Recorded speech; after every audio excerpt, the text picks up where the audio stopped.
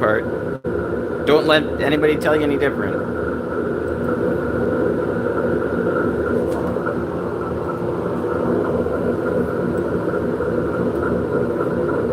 And a good time was had by us.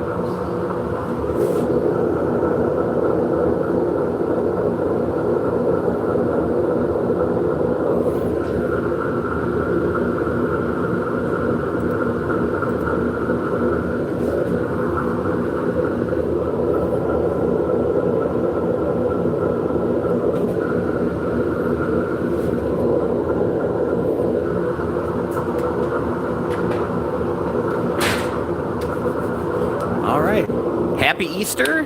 Let's make a mess.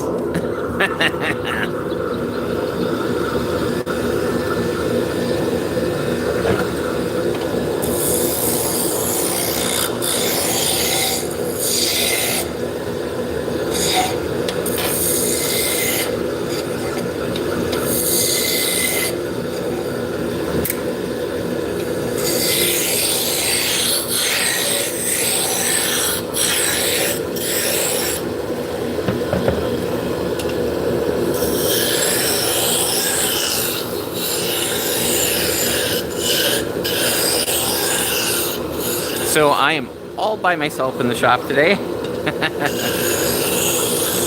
Vicky's taking today off, and I can't blame her. I wasn't really planning on live streaming. I came here basically to clean, but I got a little area clean. I'm like, you know what? Let's make a mess.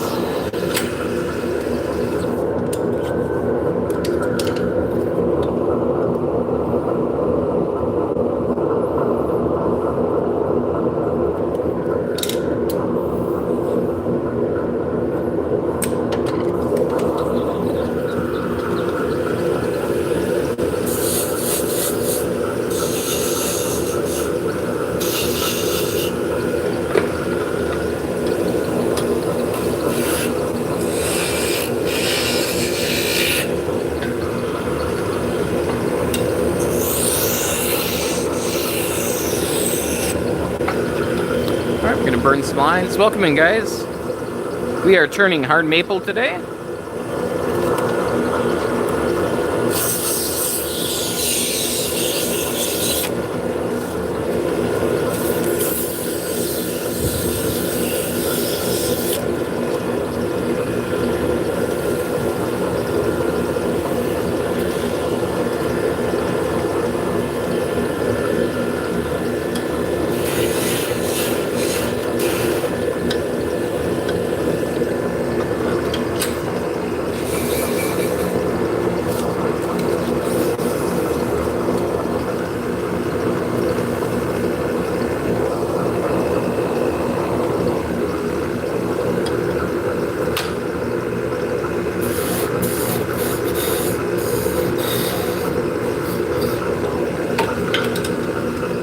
Got a 8-inch shaft here.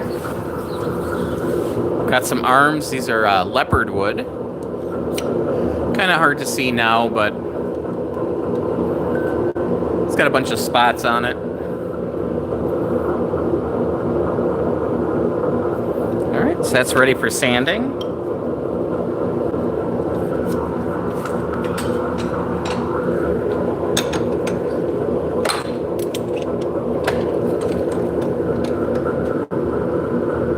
So these are used for spinning yarn.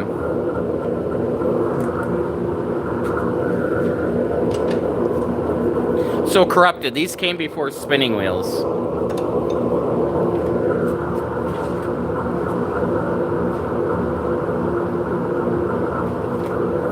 So I do have an example. So this is the yarn that I've spun on this one. Hey, Paul, welcome in.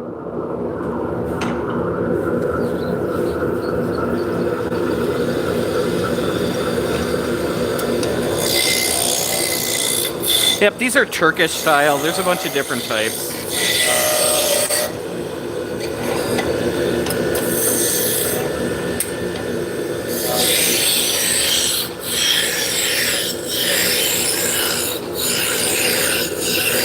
So the next question is, people actually spin yarn? Yes. Do I do paracord? I do not.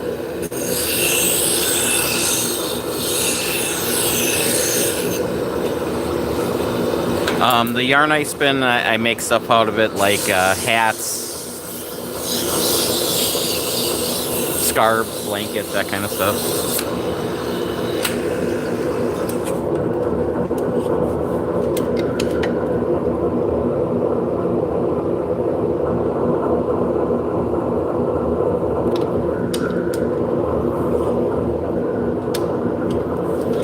So what I usually use for spinning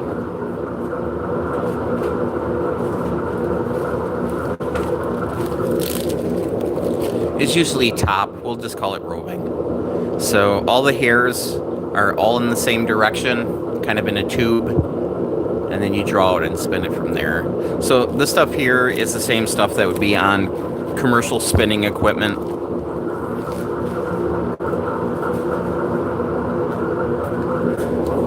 Now, you could buy fleeces and pick it apart and wash it and process it and stuff.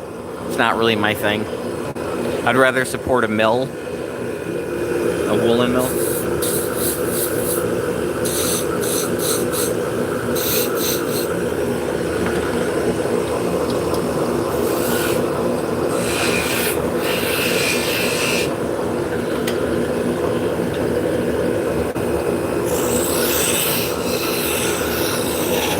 Support a what? I don't know. Fortunately, I was just rambling, so.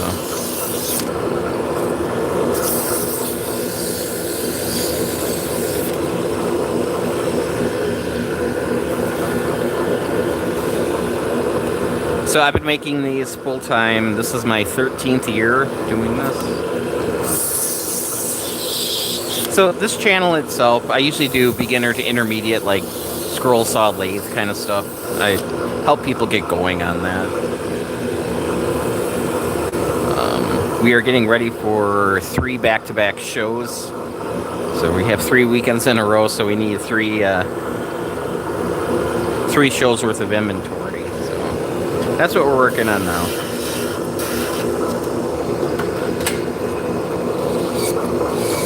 I don't have the dates in front of me, but I think it's going to be about a month away.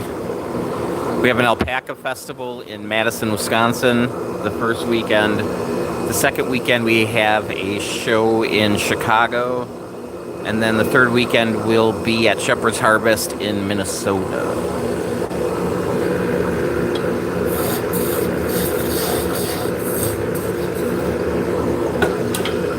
Hey, how's it going? How's Dion doing today? And then the weekend after Minnesota, we have to drive to South Carolina. So, yeah, it's going to be a long month.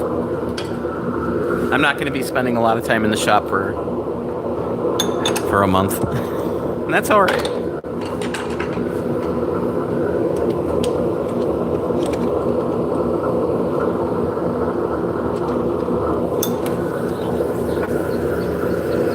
I'm doing good. I was sitting at home and I just felt like I should be getting stuff done.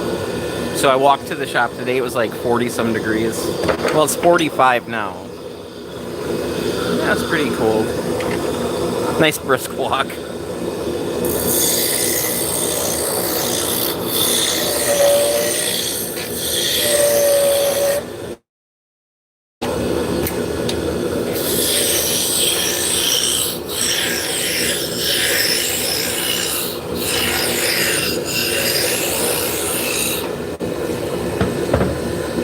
So yeah, so my main purpose coming in today was just to organize a little bit and clean up. And then all this unfinished stuff is just laughing at me. Oh, that's good to hear. I'm in a loud environment. And I'm not wearing my work watch. Maybe I should go grab my work watch.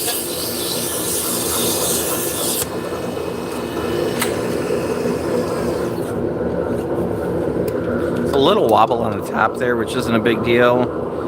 We'll just make this one into a 7-inch.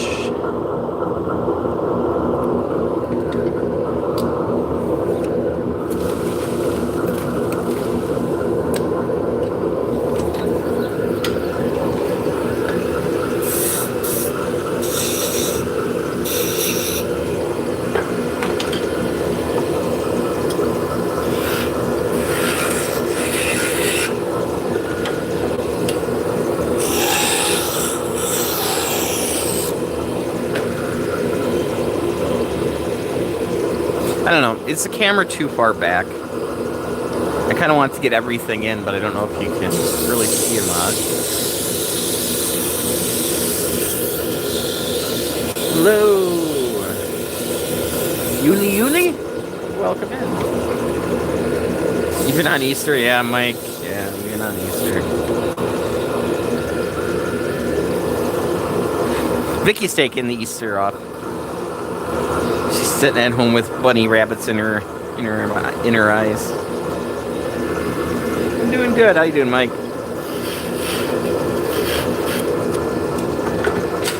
I don't think I'm streaming for like 4 hours today. I don't see that happening.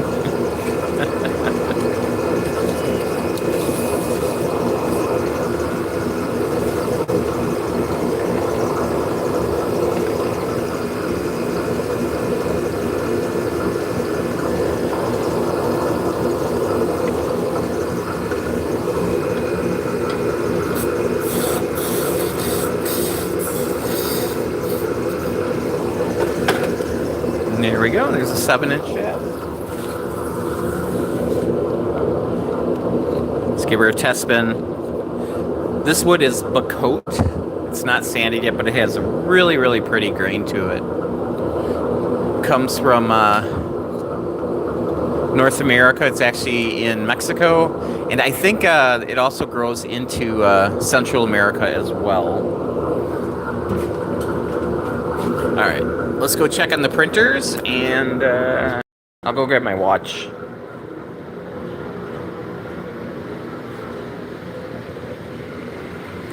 So this one is just finishing up. It's got like 7 minutes left.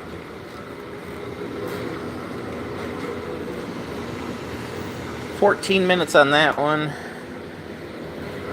And I think 7 hours on those.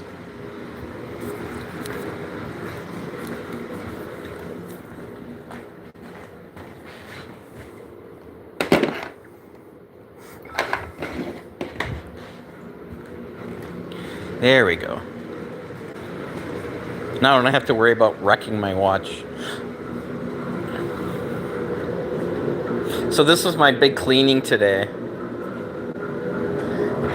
Right in here, that was pretty bad.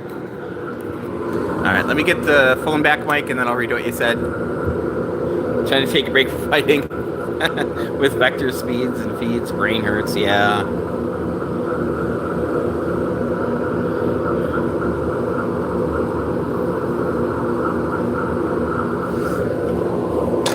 Yeah, I was just talking to Vicky, I think yesterday.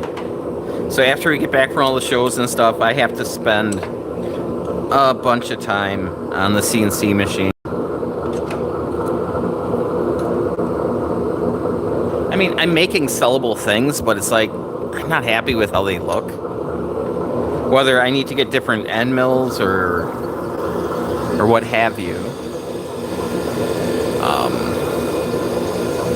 You know, the laser engravers, I'm pretty set on. I'm very conservative with them.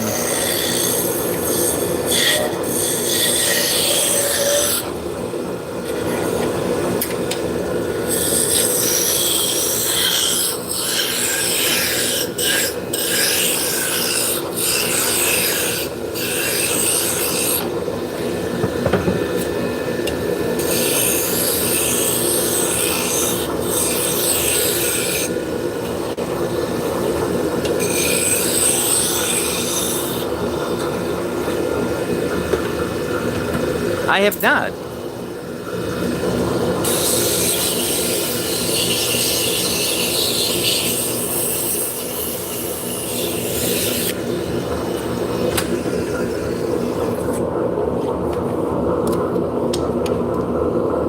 Yeah, I've been getting bits from Carbide 3D, and then I've been getting some off Amazon as well.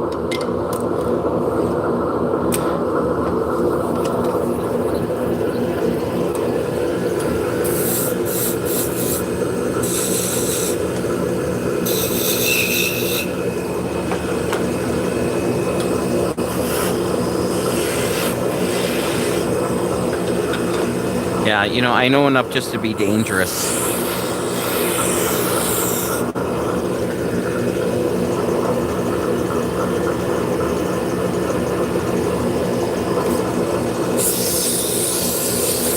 the software,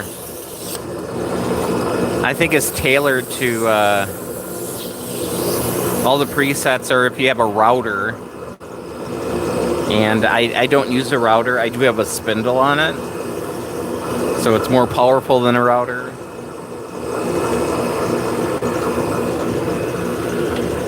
And a lot quieter. I mean, it's just a little one. It's air cooled, but for what I'm doing, I think that'd be fine.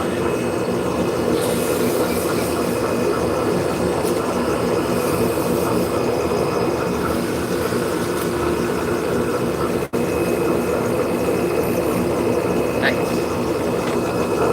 Yeah, I think mine's half that.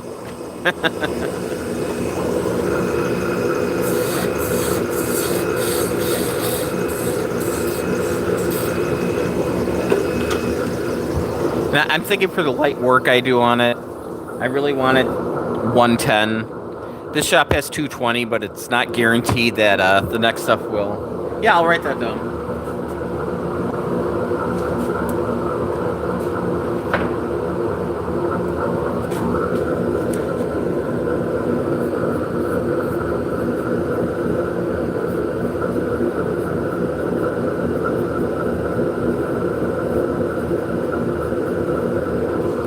Cool, thank you. I'll definitely check them out.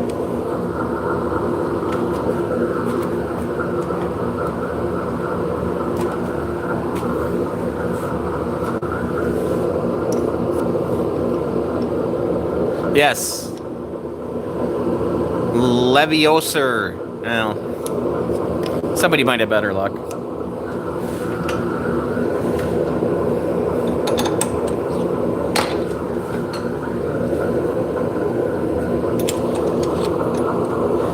We're going to try this one. It's not very straight at all, but we'll see. 110 in the basement of the townhouse. There you go. Yeah, the bigger ones I was looking at, they're all 220.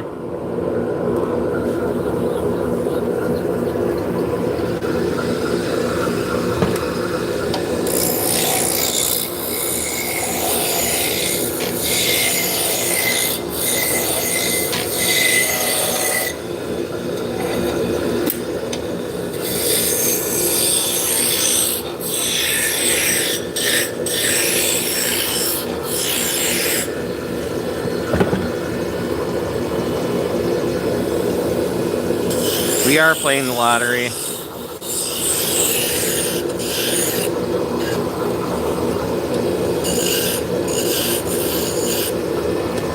And keeping our fingers crossed, that's for sure.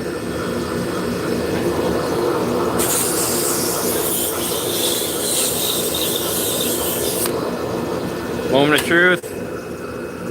It's got a wobble in it. Of course it does.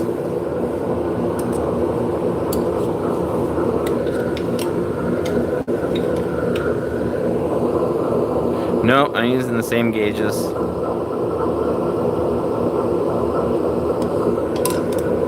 Let's see.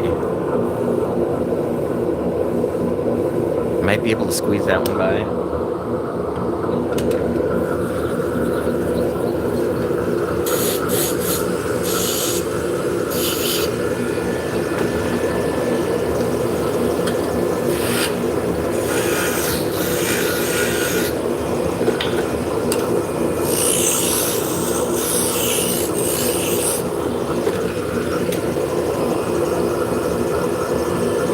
Now, the plying spindle has a thicker diameter, so I do have different gauges for that.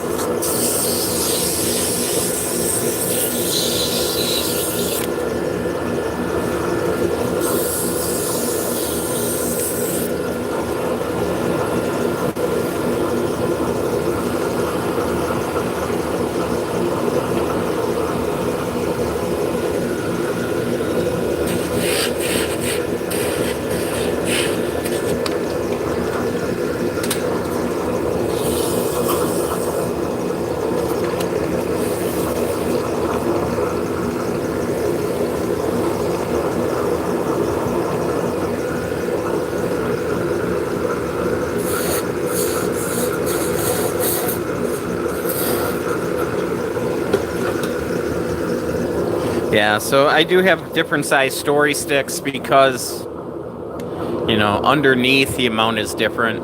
The 7 and 8 inch use this one, and then I've got other gauges for other sizes.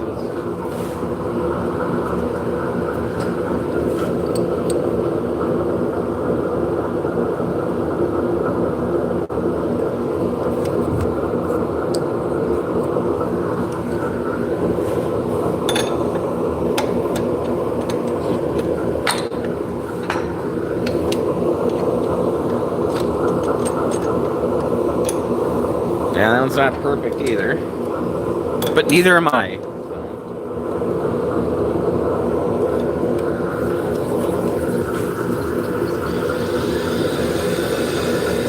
Hey, YD, how's it going? Ozark, welcome in.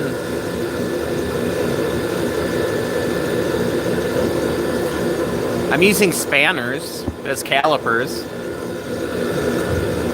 So yeah, those are the two that I use for most of this. I mean wrenches. I'm using wrenches. I'm American.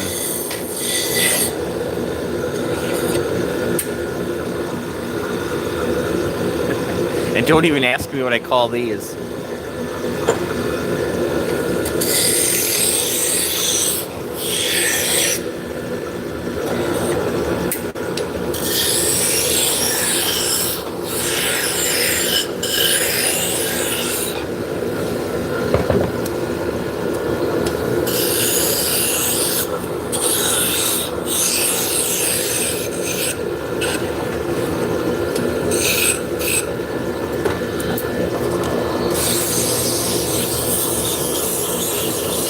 So the diameter of the hole, it's got a 1/4 inch hole in it. So this has to be a little bit less than a 1/4 inch. So I'm such a badass. I use a 6mm wrench because 6mm is a little bit less than a 1/4 inch.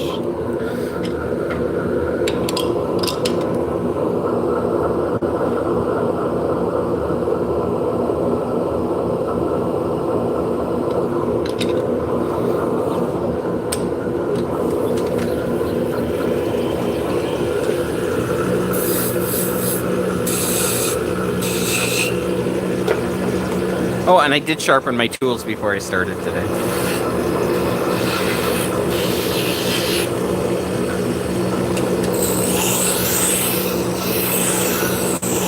I sharpened everything except for the beading tool.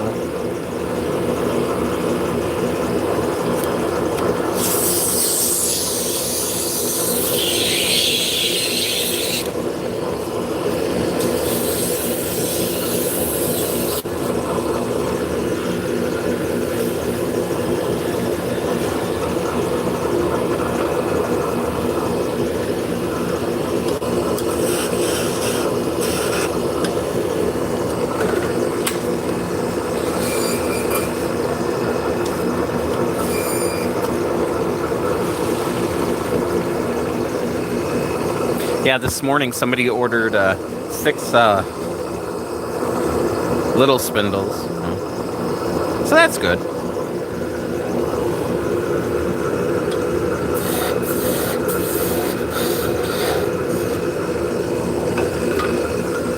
Hello! How's Michael doing today? You having a good Easter?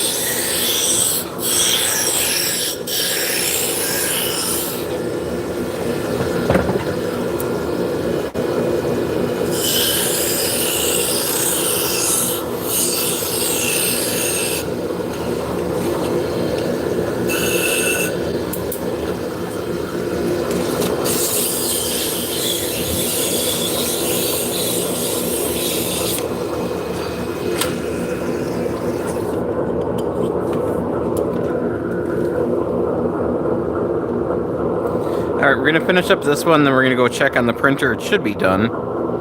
Just keep that running today.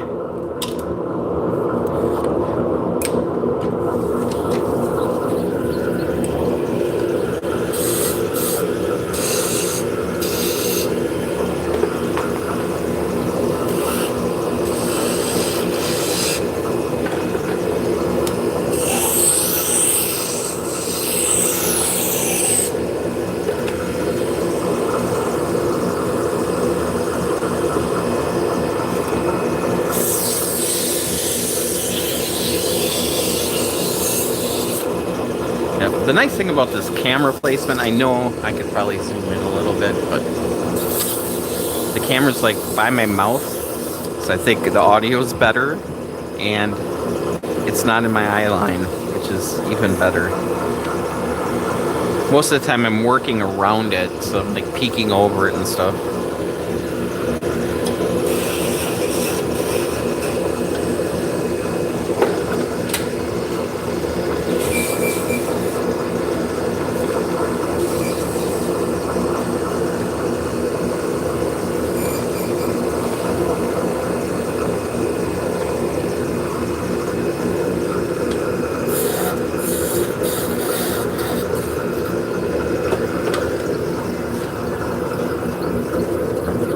So these are decos. I don't know if I've ever made a shaft for one of these before. So it's got a bunch of cutouts so you can see through it. It makes it lighter. So yes, I do material tests.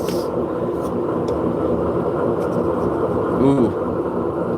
So hopefully it's not your tube. Now, you got like 100 watt CO2, right?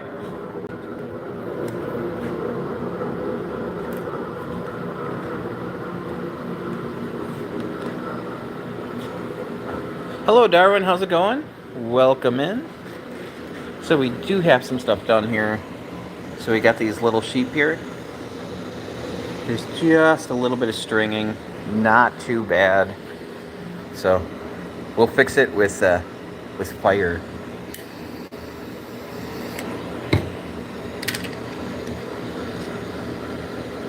Yeah, well, you can see my CO2 is under a tarp right now.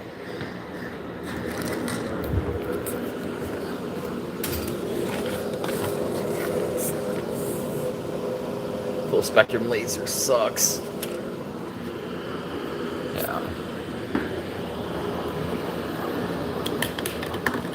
So you've been keeping your tube nice and cool, right?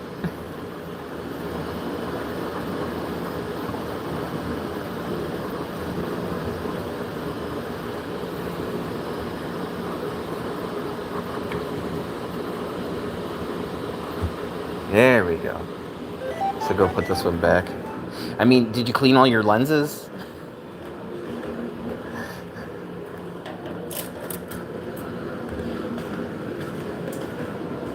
If it's consistently, I don't know, man. A lot of troubleshooting there.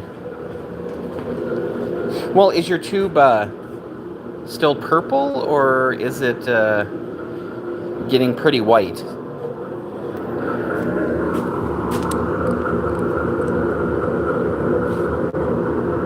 Huh, man.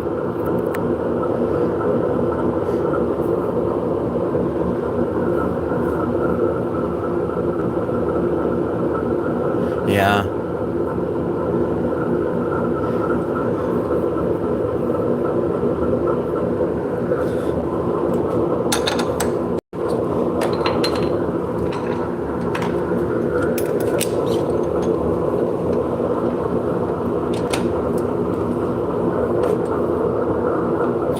And it's so painful to buy a new tube. You can't see the tube when it's running. It's enclosed in the back of the machine. Could you bypass the switch and then just do a little test and look at the tube? It should have a little purple to it. If the tube itself, if it's shooting and all you see is white, that's not a good sign. How long have you had it? It is a CO2. Less than 200 hours on it? Yeah, that should be fine. They do go bad over time. So that's why you never buy unless you're a huge company that's going to be like changing stuff out, that's why you never buy a spare tube. You order it right when you need it. Yeah.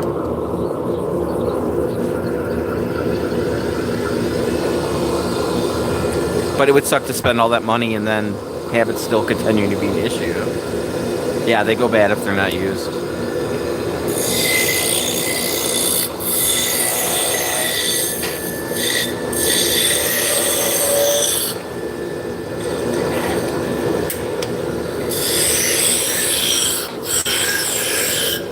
Or your power supply could be going bad too.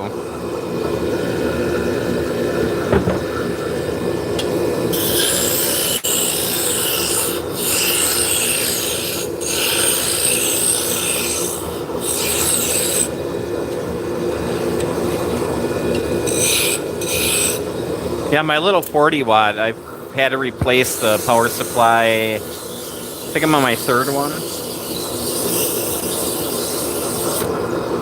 And as far as tubes go, I think I'm on my fourth or fifth tube. Although I got one that was bad that blew up within a week. It didn't blow up, it just stopped working. So that one was just a swap.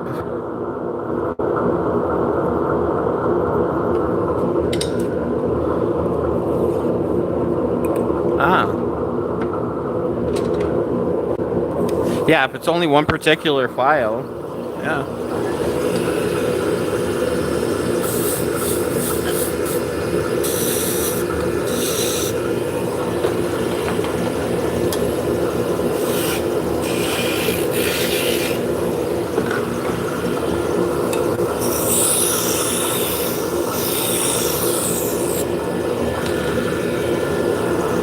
You know, those cheap little K40s, you could, adjust the power on the fly.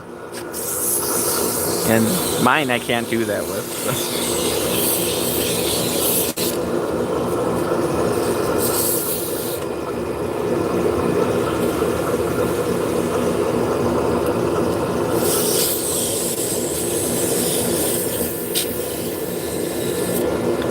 Well, it's hard not to do that. Because you're like, oh my god, what am I going to do?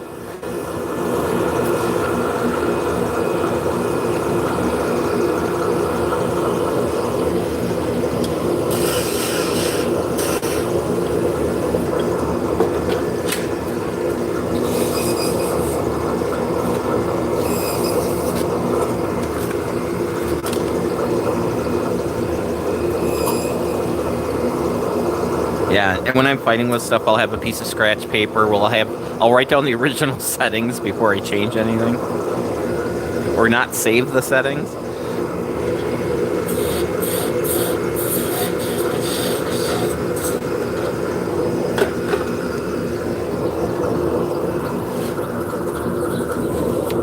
We got black walnut. So these were the ones I was cutting out yesterday.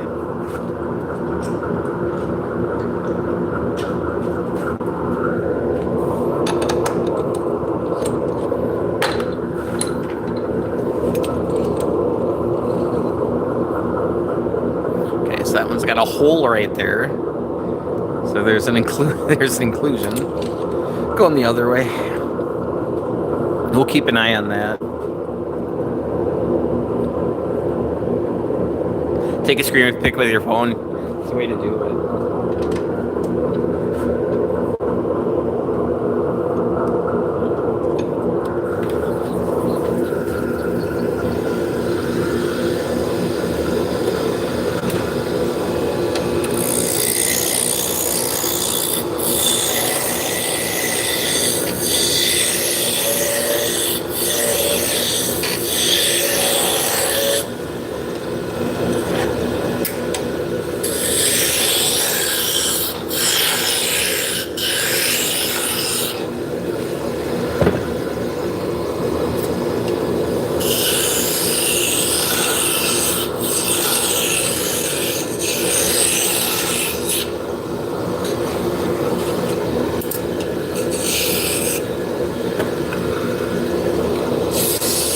don't misplace your phone as much, right?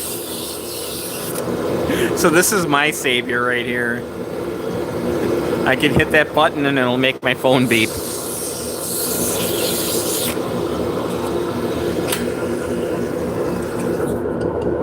Alright, yeah, this one's no good.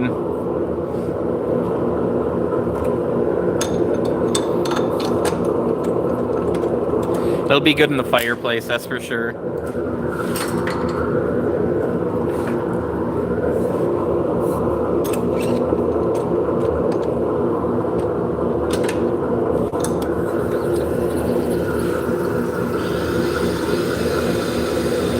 You brake watches.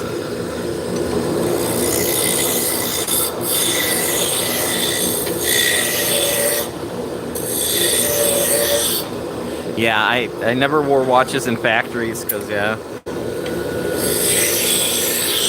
This type of work, I should be okay. And I got the silicone band on it.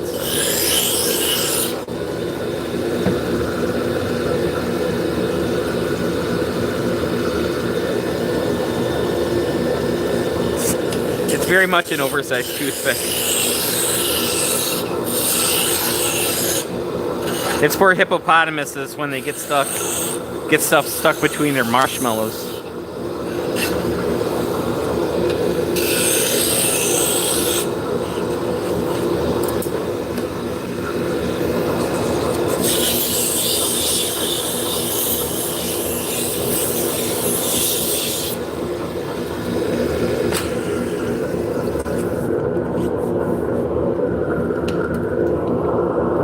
So remember, tomorrow, Easter candy is going to be a little bit less expensive.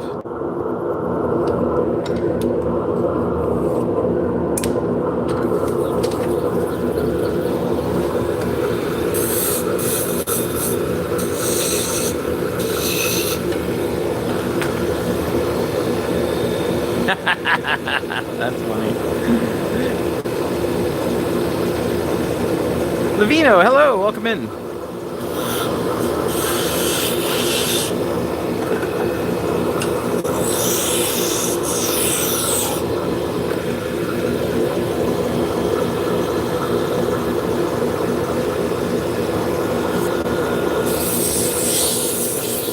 So if you guys are just tuning in, we are making Turkish drop spindles that are used to spin yarn.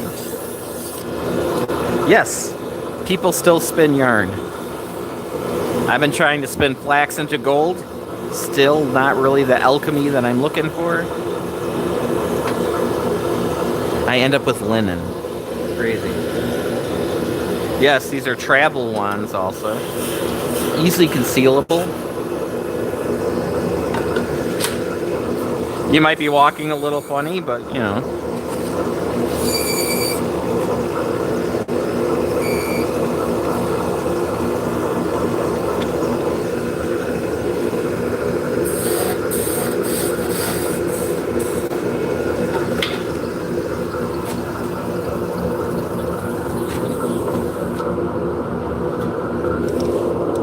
He was like Voldemort. Yeah, amazing.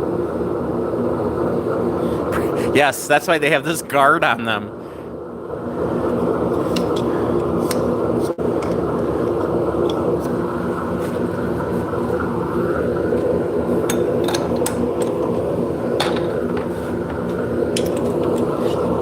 And I totally understand that it's ridiculous that this is what I do for a living. I totally get it.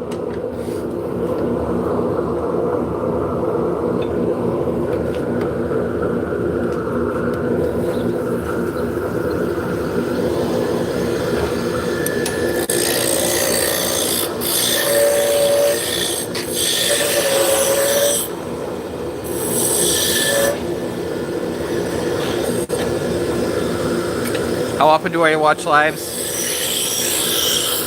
A couple times a week. Most of the times I just kind of lurk because I'm also working.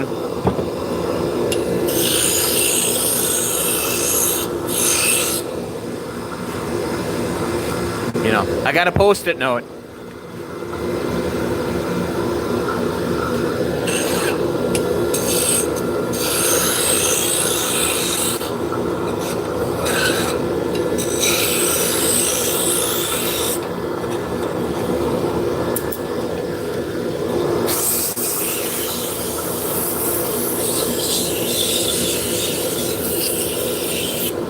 Yeah, but with things being really busy, it's just...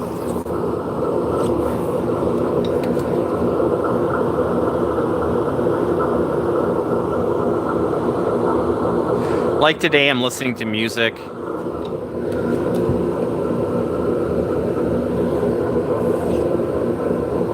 Absolutely. Yeah, just let me know when you plan on streaming next. I'll try to be there.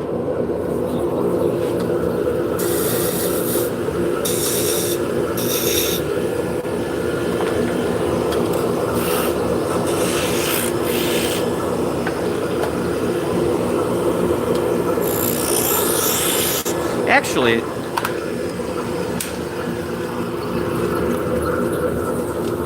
I'm going to see if I got any old live streams on my other YouTube channel to show you what we were doing as far as the setup goes.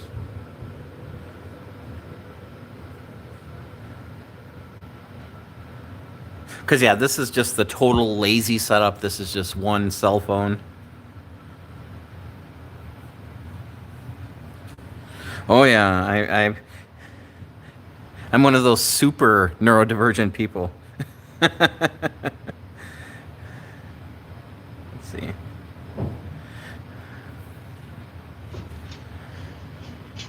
Well, we're starting out with 2 cameras here, face camera. Vicky's in the back. Got a very excited kitty cat. Apparently I was listening to music then, too. So you had the chat going because we're streaming. Scott came from the Netherlands. well, that's good. So, yeah, so...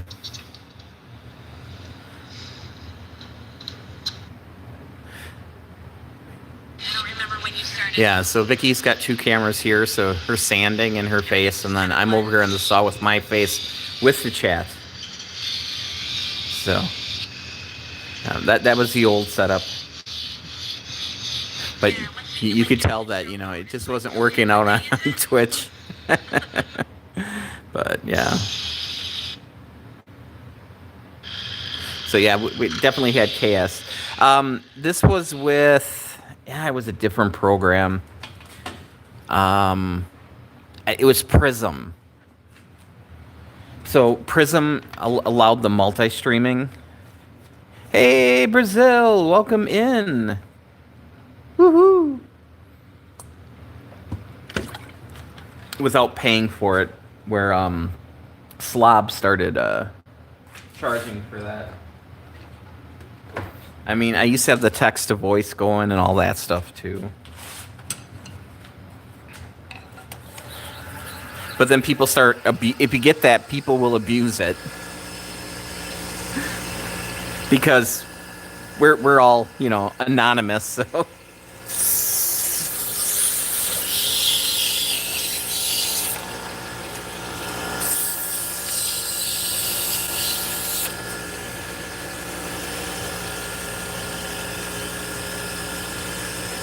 So yeah, it was based off of OBS.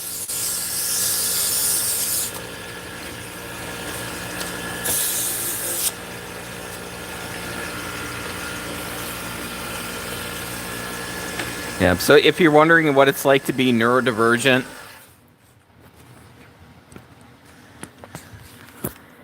you know, that's what your life is. So.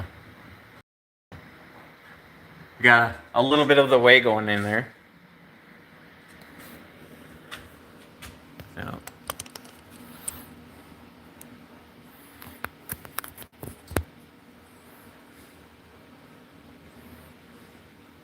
Just on your end? Yeah. That would be the way to go. Hello, Brian. Welcome in.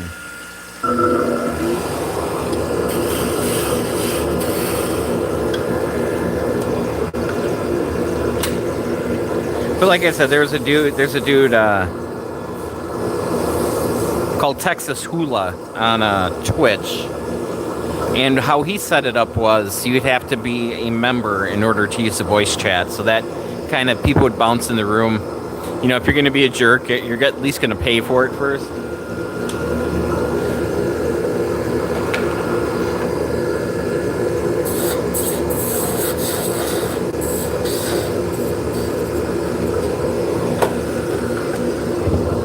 And, you know, I used to have Discord and all that stuff. It's a little too all-encompassing. It wasn't my full-time job. I have other things to do.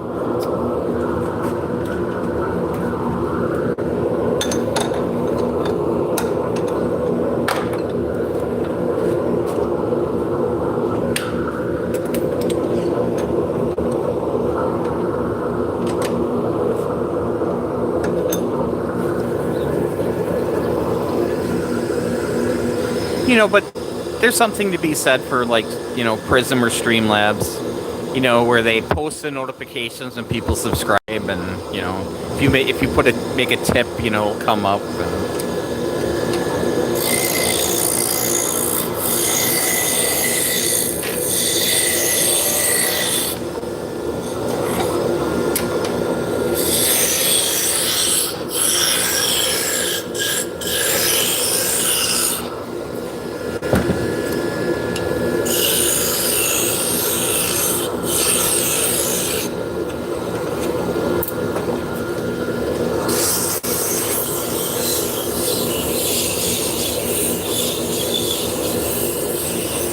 I guess that was one of the huge benefits of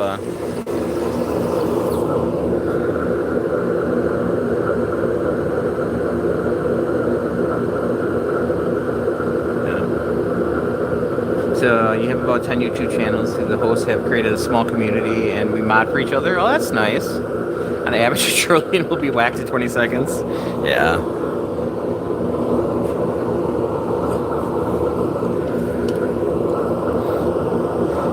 I think I'm lucky enough where I'm small enough where I'm flying under the radar. And if not, I can ban people pretty quick too. I have the finger. But I would rather troll. Yeah.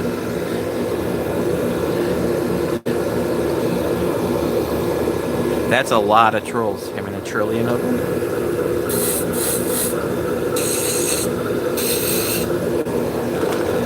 You know, most of the time I'll play with them.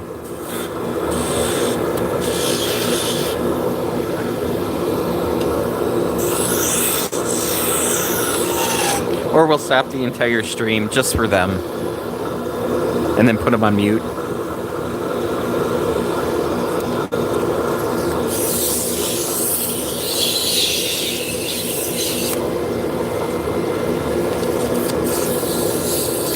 So the most important thing to remember is not to start singing, which is really hard because there's Fleetwood Mac playing in my ear.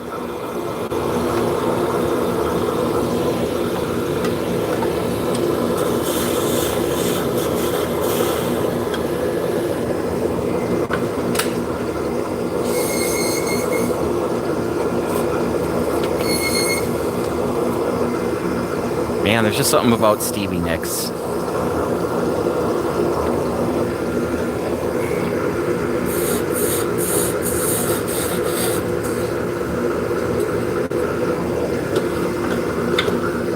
Hello. 51, welcome in.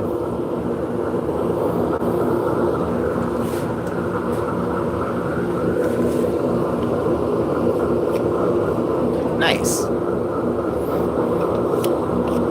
Yeah, I am not a singer.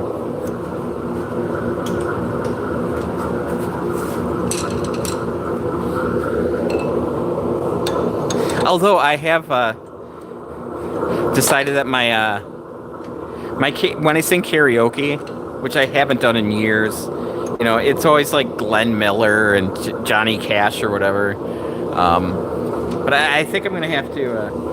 I'm not a big country fan, but I don't mind old country and western. I don't like the newer stuff very much. It's just pop music.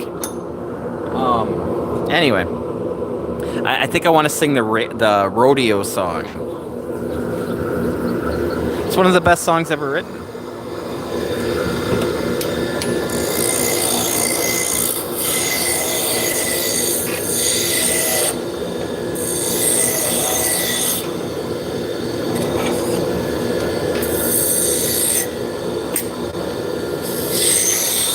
And it would be perfect for the bar because it's, you know, it's repetitive and they can see the words, and people like swearing when they're drunk. Oh, cool.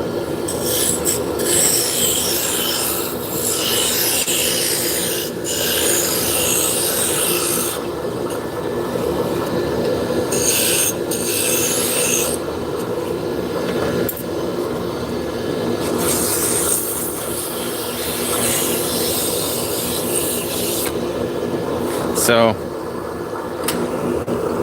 Vicky's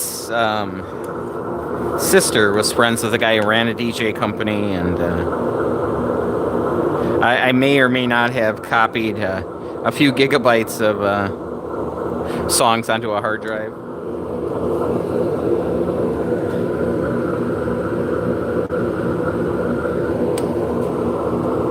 Yes, that is exactly what I'm saying. I'm saying it's 40 below and I don't give a fuck. I got a heater in my truck and I'm off to the rodeo. Yes.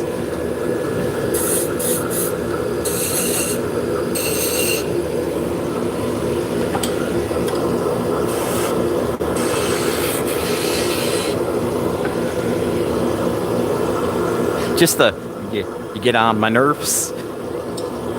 So Canadian. So good.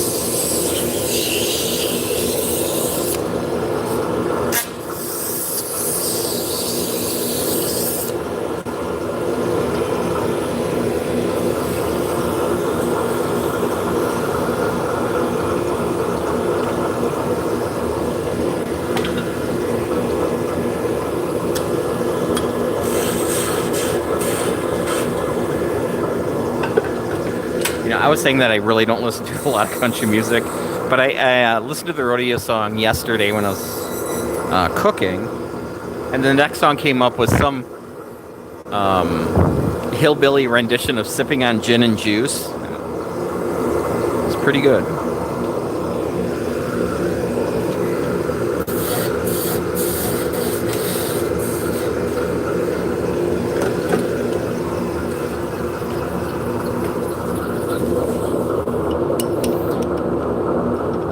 Hard maple? No, hard maple walnut. Keepers. Oh, I bet. Yeah, it's just, yeah. You know, you gotta do the right thing, you know?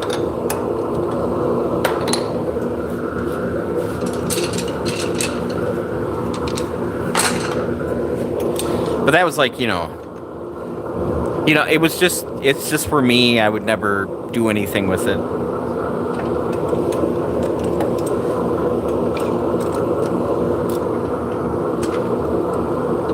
And that was like probably 8 to 10 years ago. So if you want to sing some Sugar Ray, I probably have that. But yeah.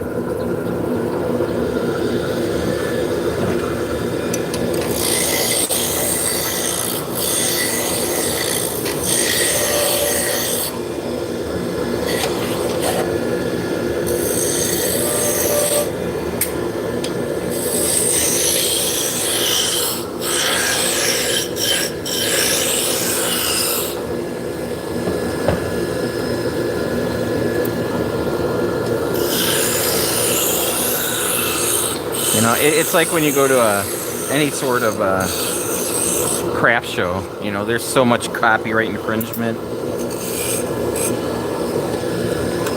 and nobody seems to care, except for me. So much trademark stuff. Like, you know, Disney sues people, right? You know that, right? Oh, nice Harley Davidson stuff. You know, Harley aggressively sues people. They don't give warnings.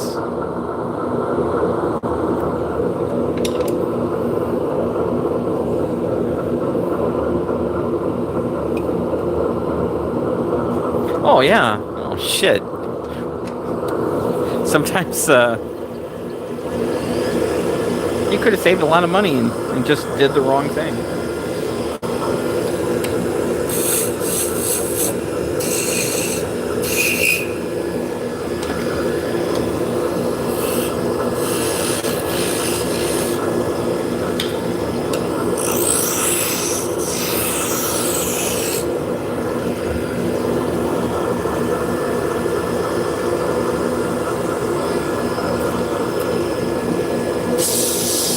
Right?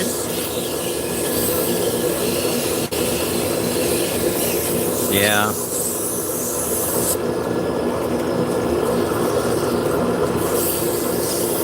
But everybody else does. Yeah, not me, man.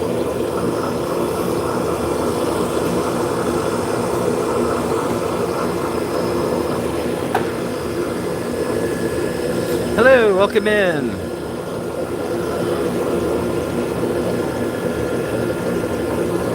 Unfortunately, it's not gold. It's just wood.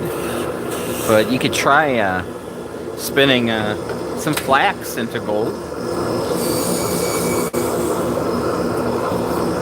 I think it worked for Rumpelstiltskin, right? Is that the wrong dude? No, that's the tired dude.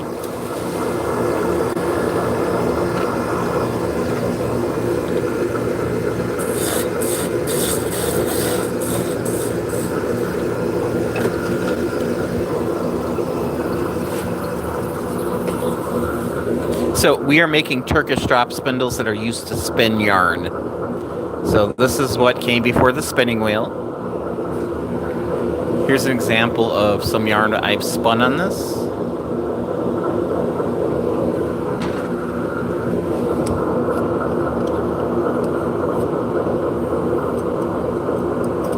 Hey R, welcome in. Oh, I just dropped 3 spindles.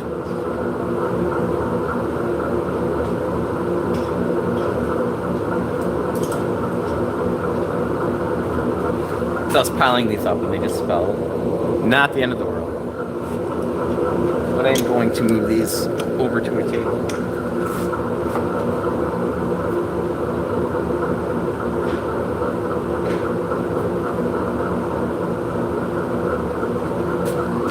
All right.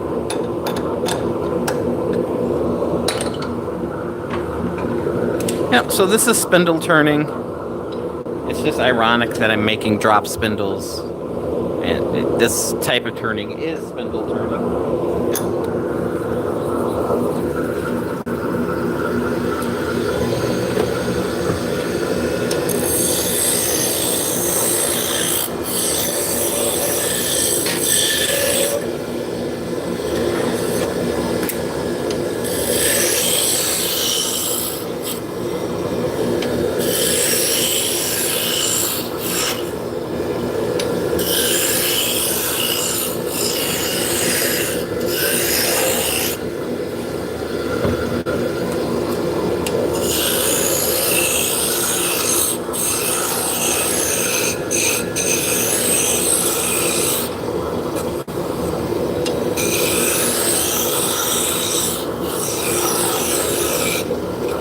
Yeah, I think I'm going to have to order some pen kits.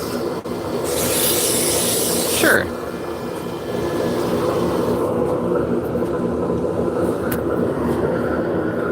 So this is a Laguna Revo 1216. So it's a MIDI size lathe.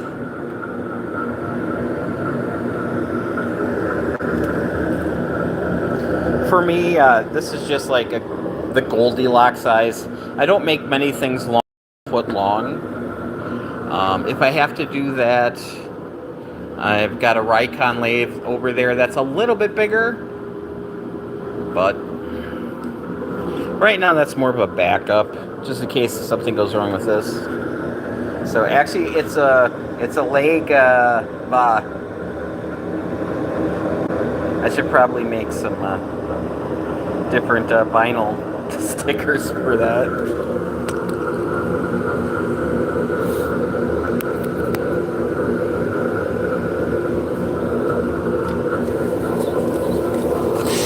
So she's a little chunky monster. She's very heavy. Honestly, I don't even have this lathe bolted down.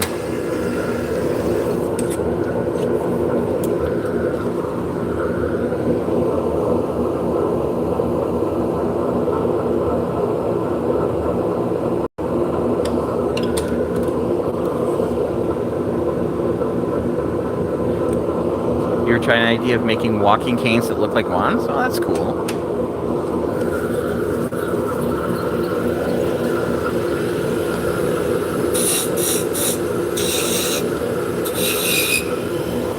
You should have saw the size of the wizard that I killed to get this thing, man.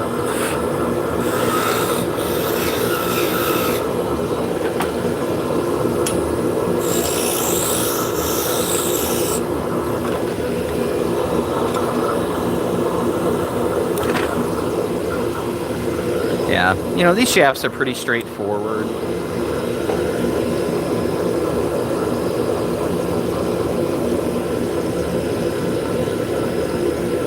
Well, there you go.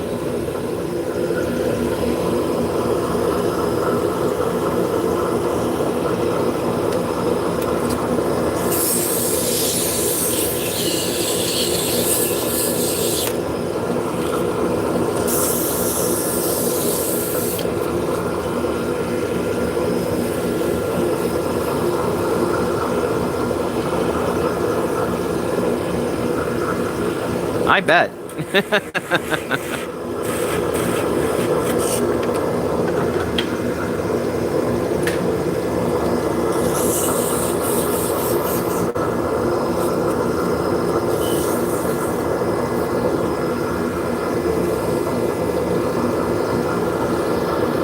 You know, as far as the CNC machine goes, I am using Carbide Creates software for that. And I'm paying for it. Their 3D is kind of, ugh, it's not fun. I should just bite the bullet and buy some Vectric software. Get some V-carb going. It's a 6-inch. Hey, how's it going, Ian?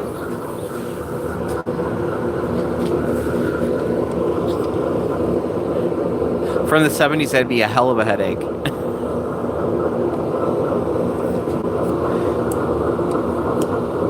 I suppose you get to know the G-code commands pretty quick. And Aspire.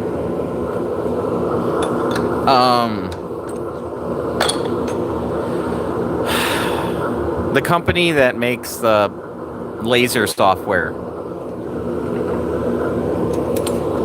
I can't think of them. Anyways, they have CNC software now too. Does my family still do the Easter basket thing? No.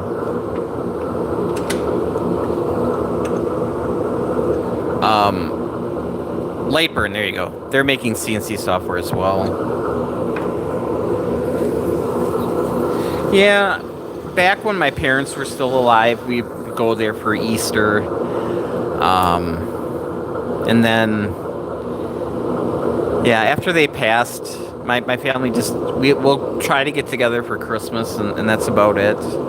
My kids are all grown. My daughter's got a couple kids, so they do their Easter thing. Nice.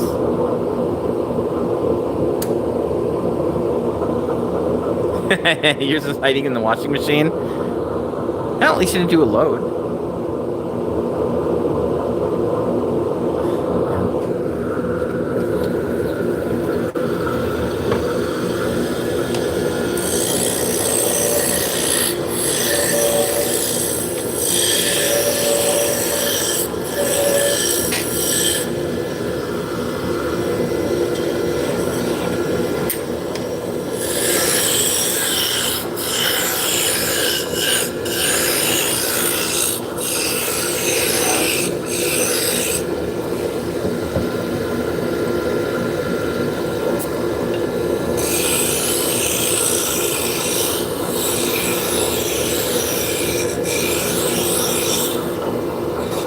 It's newish. You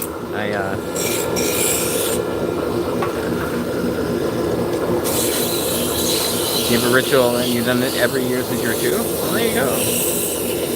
Right, the ear up the chocolate bunny.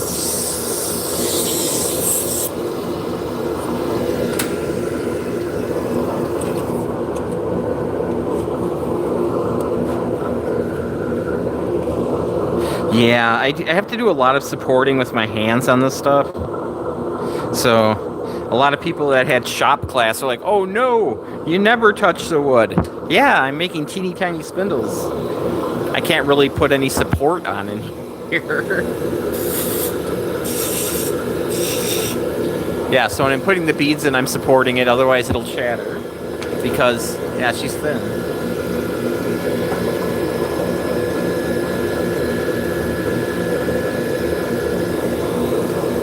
In the past, a lot of wood.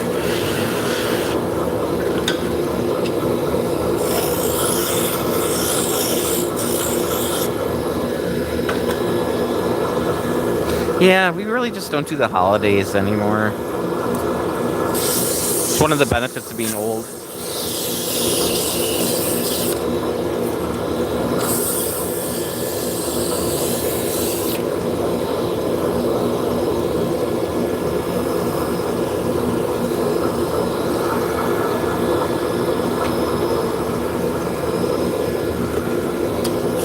Yeah, so I've been making these full-time for like 13 years.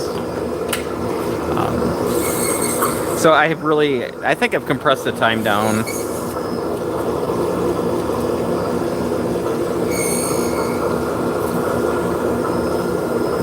I was watching a video of me making a shaft like 10 years ago. Got a little bit quicker. Yes. Well, I sell on the United States. I've got SnyderSpindles.com. If not, I ship pretty much worldwide, minus some Asian countries, which I've had a lot of shipping issues with, on Etsy.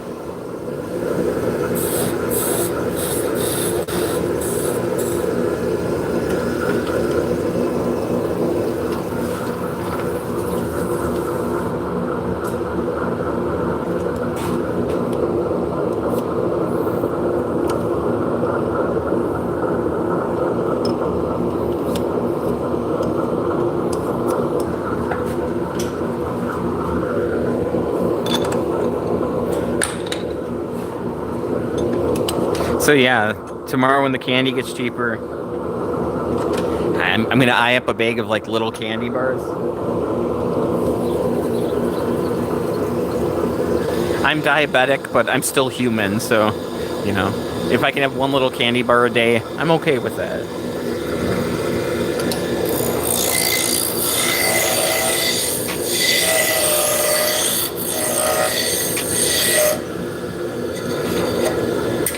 Hey Crypta, how's it going? Welcome in.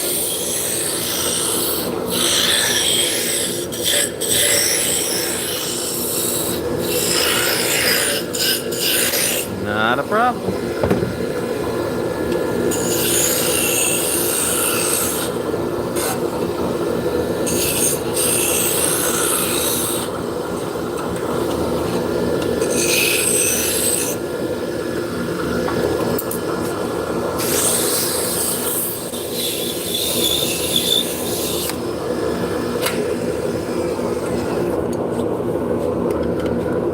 Yeah, so if you're wondering why we're just knocking out so many of these on Easter, I'm getting ready for a few shows, so we're building inventory. Do you know why it's called Easter Island? Well, I assume because the Easter Bunny's living on it.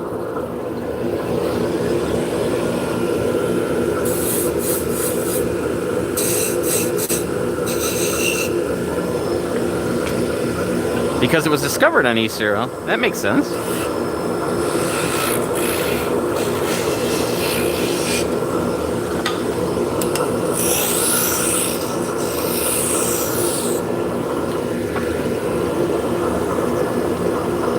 So we should be happy they didn't discover it on Arbor Day. Because they don't have any trees. On Easter Island.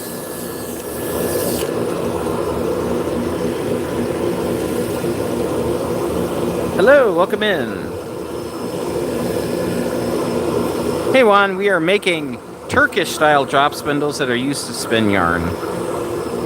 We're currently turning the shafts on the lathe.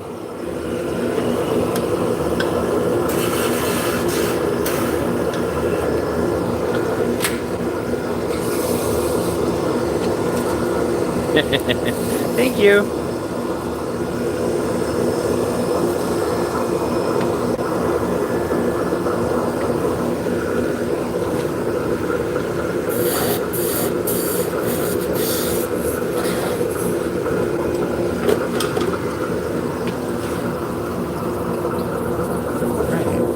there's an 8-inch shaft.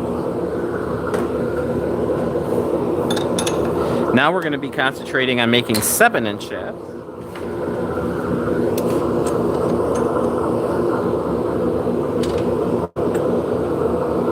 Yeah, this one is not very straight. But we might be able to get it to work. We'll see if we can get that taken off.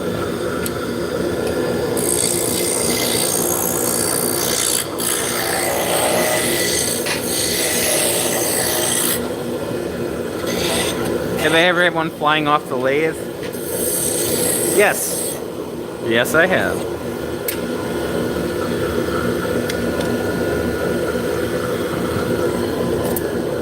So, I've got this in a 4-jaw chuck. So this is clamped in really hard. And then this side has a pin holding it. It's a little pin that has a bearing in it. So this is the live center. Alright, sounds good, Mike. Yep, snyderspindles@gmail.com is probably the easiest one. How many times? Not sure. Not a lot. If they split or break, you know, since this is clamped in, it's not going anywhere, but this part here, if it breaks, this part might go flying off.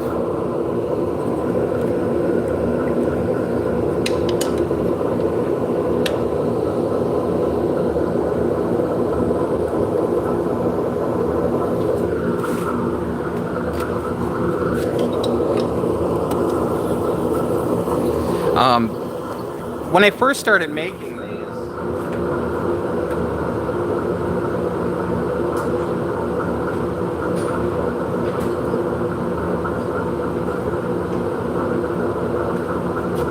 instead of clamping in there, I would use a spur.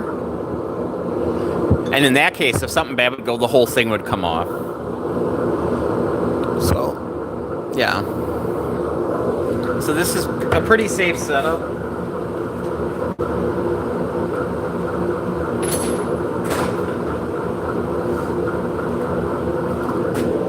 So, yeah, with this setup, I wear safety glasses, but I'm not wearing a shield. If I start turning bigger things, I'm wearing the shield, because the last thing you want is to have a big piece of wood hit you in the head. As much fun as that sounds.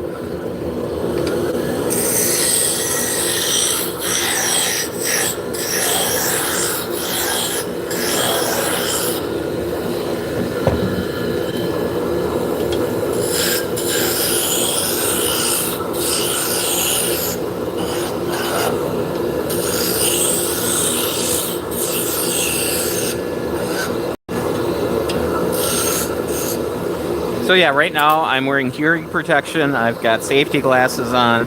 I don't have any loose clothing. I don't have any rings.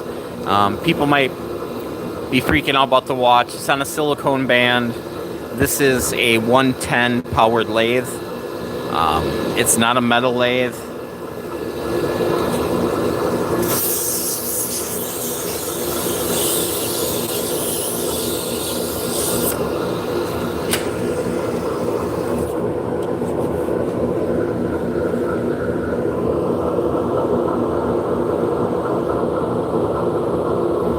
And as far as the hearing protection, yeah, they are Bluetooth headphones as well.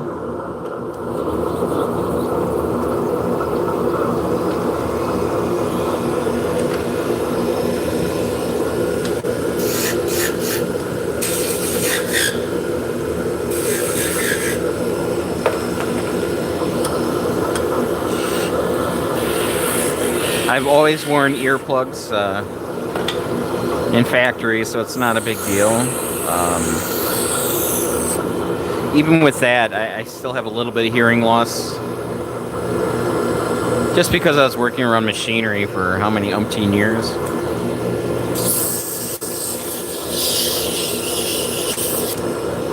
And the safety glasses just make sense. You only got one set of eyes.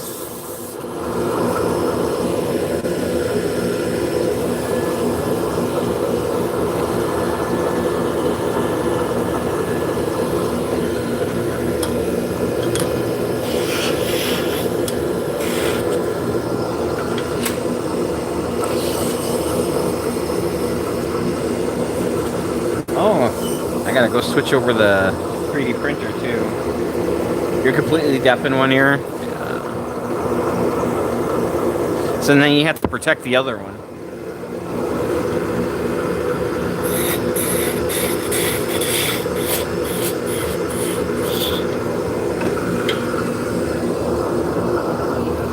Yeah, Vicky's, we're making Turkish spindles used for spinning yarn.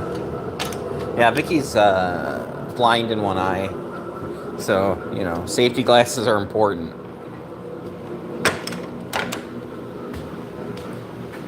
All right, let's see what's going on here. I failed to turn this printer back on, so I got that going for me. It's high-pitched sounds that bother you. Now, I've printed this so many times that I should probably just re-slice it. But, yeah, I turned it to 60 degrees. So, we got little sheep here.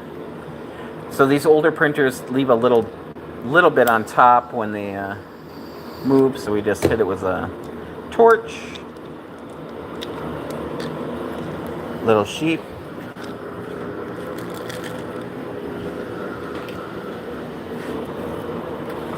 So, not a big fan of Mariah Carey.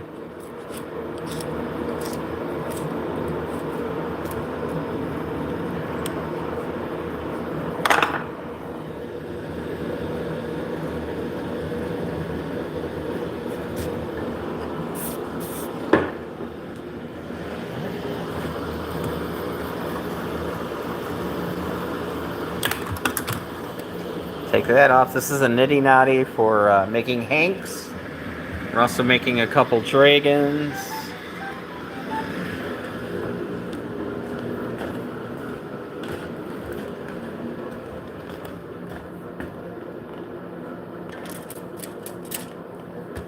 Take a peek outside.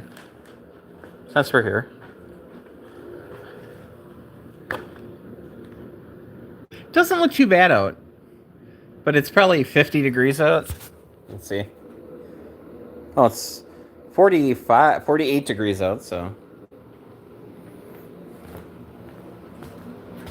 Like Tom Hanks, yes. So I have a wooden one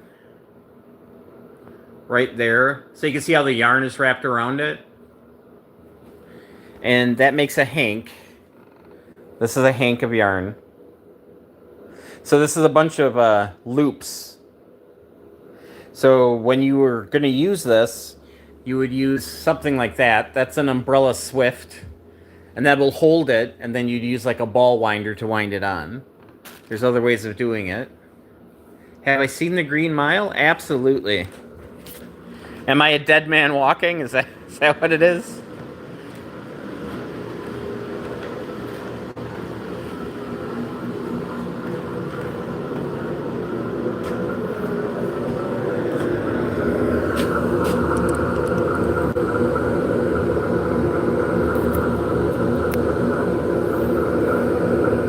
I like the Green Mile. I have that on a DVD.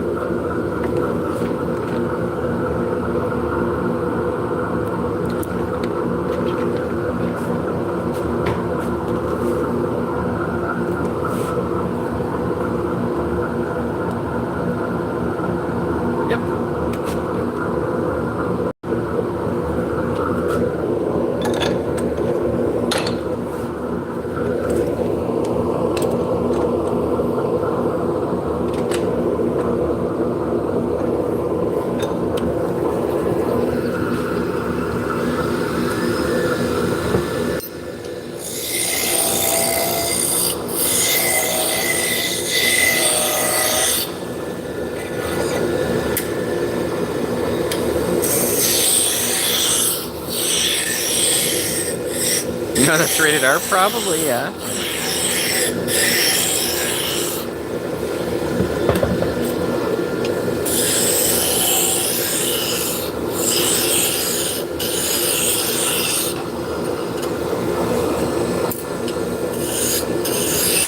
Yeah, it's one of my favorite Stephen King space movies. I mean, I think The Shining is better.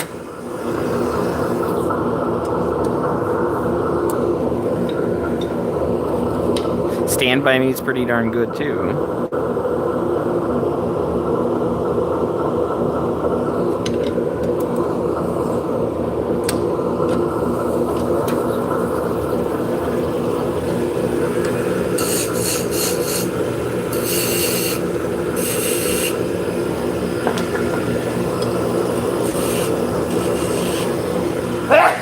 Excuse me.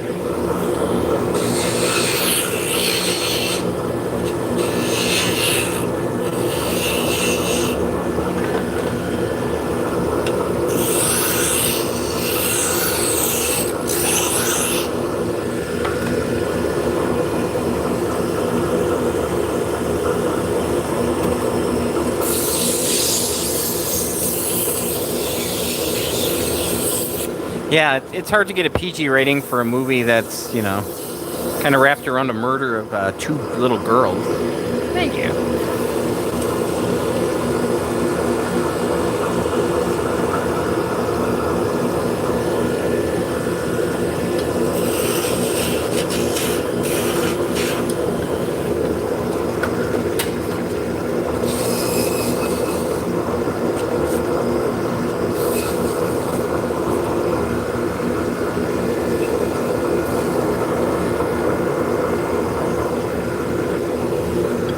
I mean, I kind of, it's right up there with like Shawshank Redemption. What's up?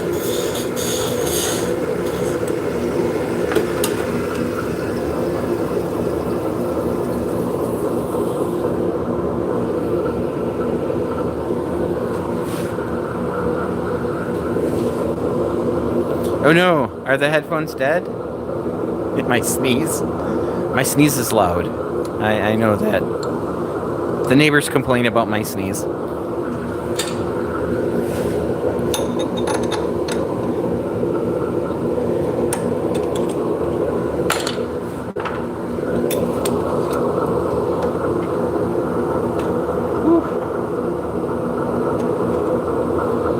I don't think this is gonna work. I think I'm gonna dream on. Dream on. Dream on. Now I'm just incorporating Aerosmith into...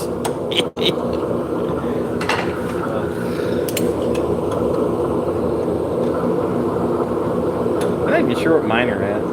Yeah. I need to...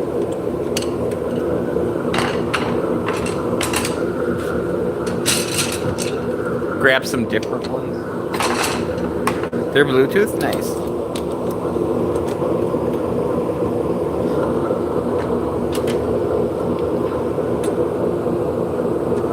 Yeah, I get at least 12 hours out of mine. I'm not sure how long they actually last because I always plug them.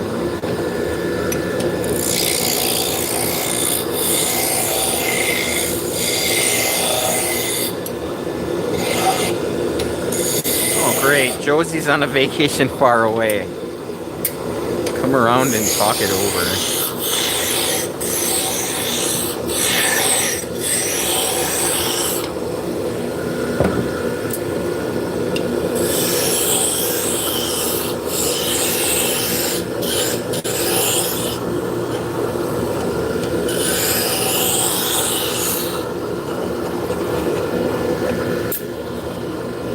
So I figured if I can get all these knocked out today that I have cut out, that tomorrow I can just concentrate on sanding all day. Hello, George the cat. How's it going, my friend? I hope you're having a wonderful Easter. I hope the Easter Bunny left you a basket full of delicious treats.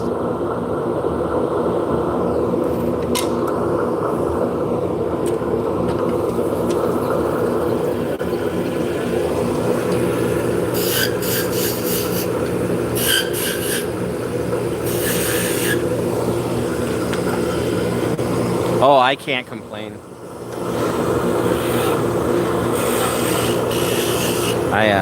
I got up this morning and I was just playing on my phone. We had a nice fire going and I felt guilty, so I'm like, you know what? I'm gonna walk to work. So I walked here this morning, so Vicky's got the van.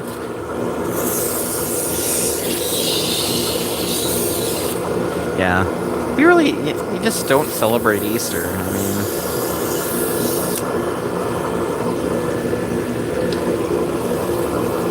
you know, it was different when my kids were little.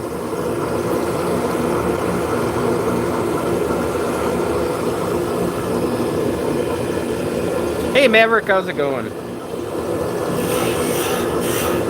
You know, growing up, it was just awesome because I didn't have to go to church every freaking Wednesday because Lent was over. What do you call a cow with no legs? I don't think it really matters, does it?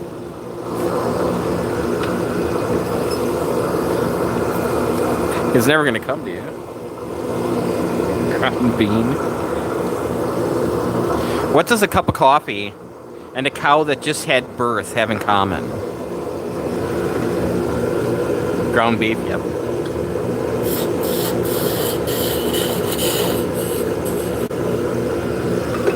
The answer is they're both decaffeinated. Waka waka.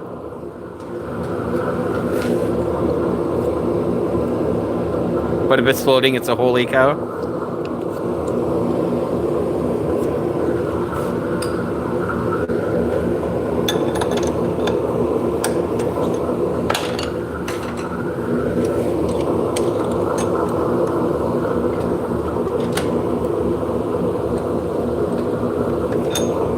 With the price of beef, I think I'd call it mine.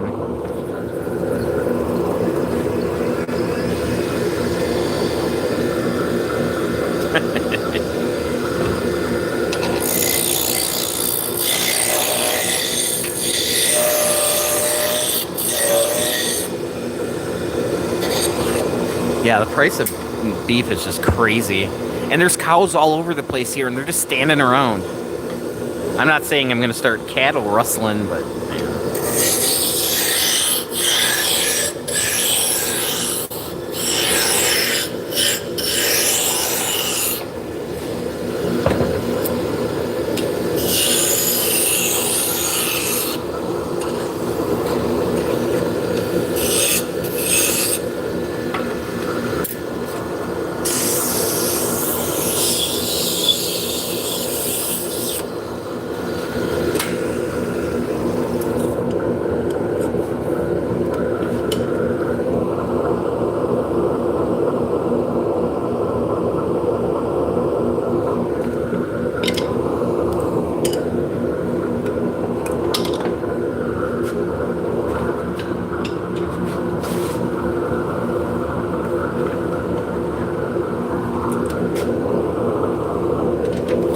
So, back at the homestead, the neighbor started getting a lot of Jersey cows.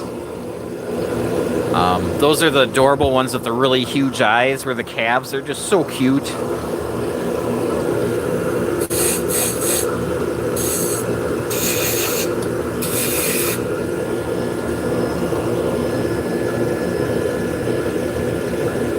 All right. What happens if you hit a potato with a hammer? Mashed potatoes? Why is diarrhea hereditary? Because it runs in the family? Let's see. Yep, it runs in your genes. That's true.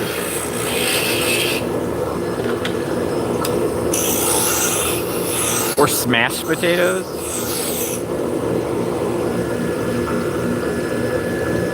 You get OnlyFans?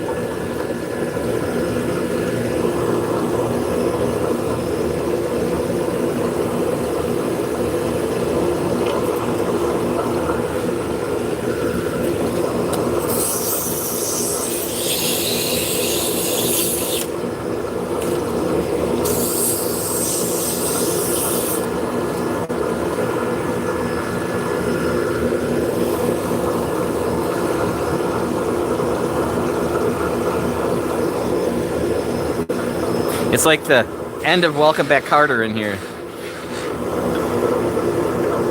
We're just missing Arnold Horshack and Vinnie Barbarino.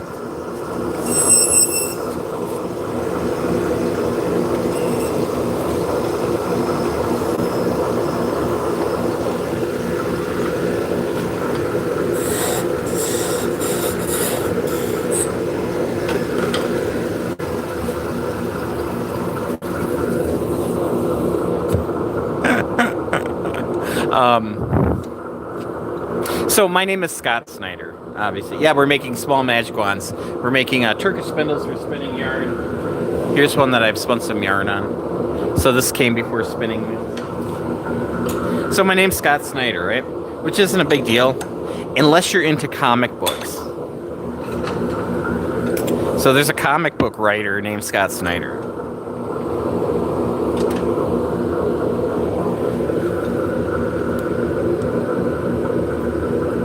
How do you know when a tree is shady? I'm not sure.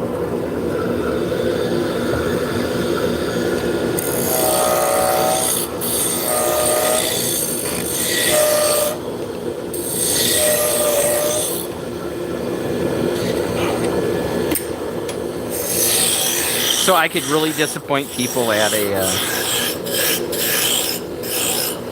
convention.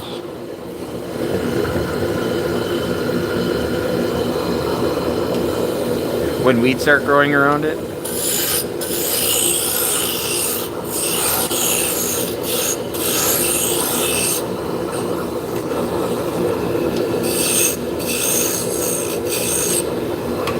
You know, I always know when I'm south, when I get down and I start seeing those vines, those Japanese vines. Oh, I can't think what they are. Kudzu. You know you're down south and you see kudzu everywhere.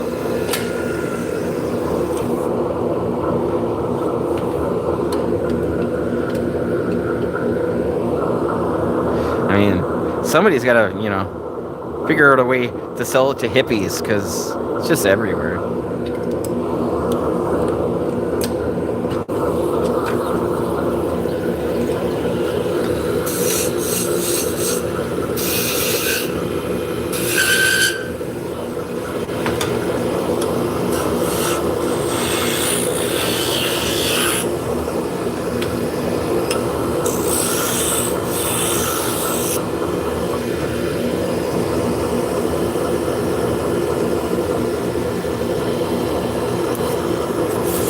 Oh, and I'm not a big fan of whooping cranes either. I'm glad they're not endangered anymore, but oh my god. They're loud and they do things like stand in the middle of a highway. What's my least favorite potato? I don't think there is such a thing. Now, it depends what you're doing with them.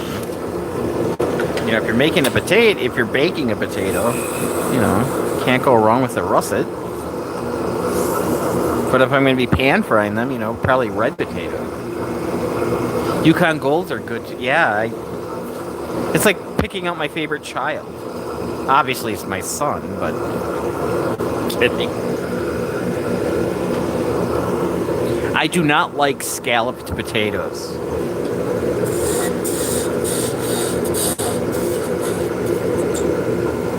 I don't know why, I just don't like them. It's not the potato, it's the preparation.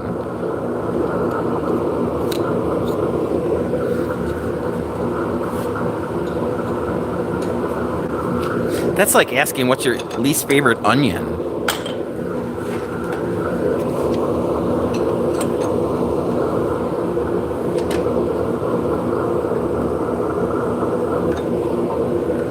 I've been buying those Little Potato Company where they've got the really small potatoes that I could just cut in half and pan fry. Oh, so good.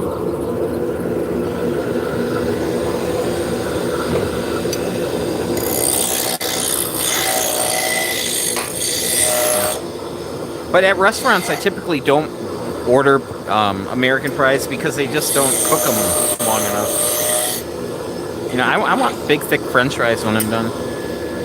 What's my least favorite fruit?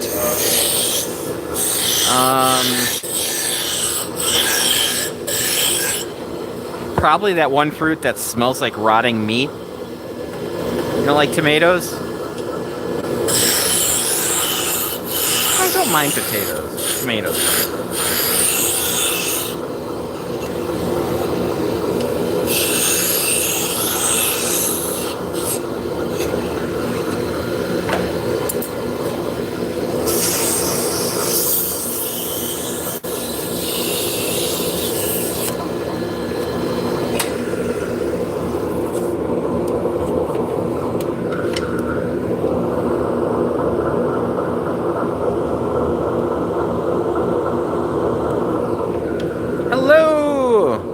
is Tomas doing today?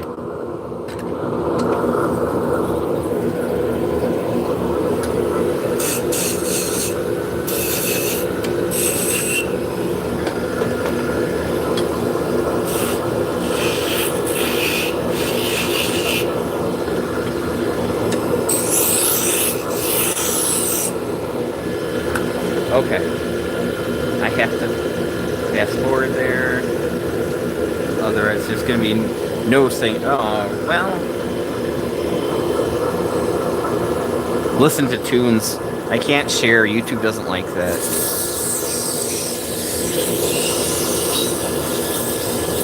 But Third Eye Blind is on. How's it going to be?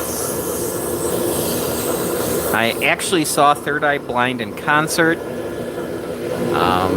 It was a while ago, but definitely not during their prime.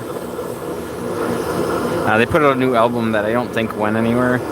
But one of my friends won a radio contest, so we got to be there for sound check, and you know, the singer is really cool. As far as very gracious to dealing with a bunch of people sitting around when he's doing his sound check. And that was in Milwaukee, Wisconsin. And the night before,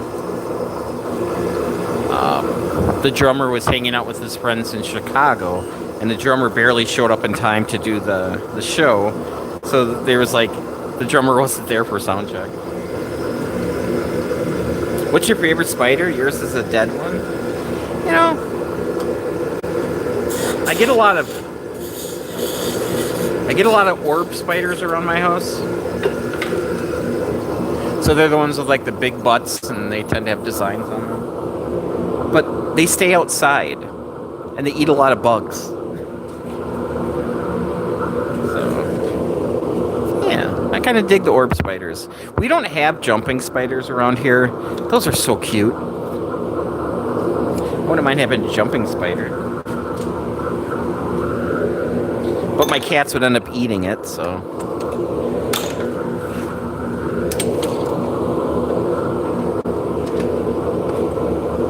Yeah, if they're in the house, they may have to die. If they're outside, they're cool by me. They can hang out on my porch as much as they want to.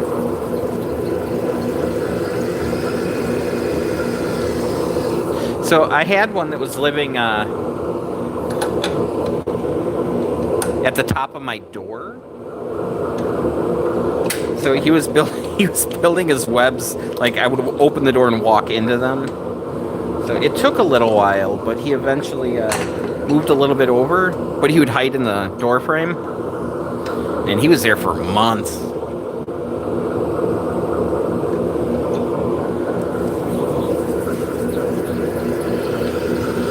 You know, the same thing with like mice and rats. As long as they're not in my house, I don't care. I love squirrels, but when they are living in my soffits, it's time for them to go.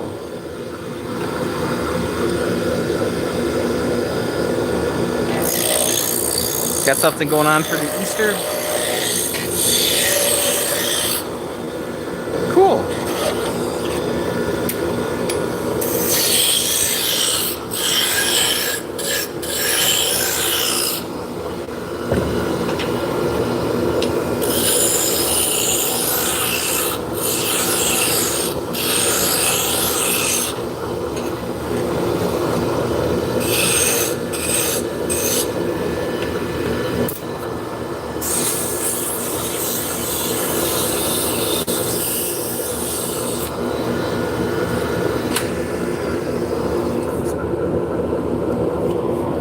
Yeah, they definitely are. You know, I have to do a lot of supporting because, yeah. Now, I've been doing this this is my 13th year making these, and yeah. You know, I'm supporting here. I'm pinching and pushing here because I'm going to come in to make the beads with this beading tool. And if I don't do that, you just have so much chatter. So I'll set it in, and then I'll give it a little wiggle to make sure I don't get any chatter on that. But yeah, I mean...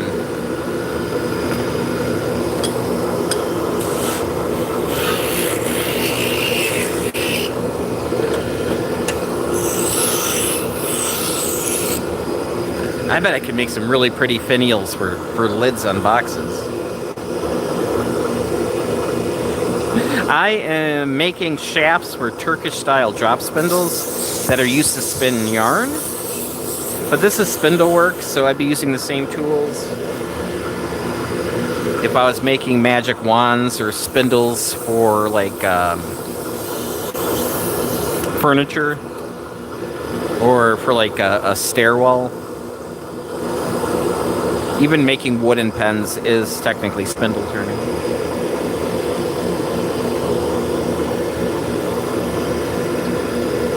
My lathe has many features. Well, for this, it's on and off.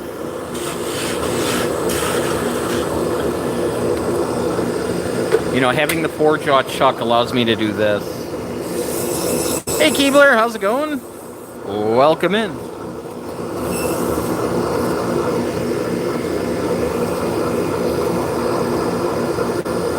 So yeah, this is not my first lathe.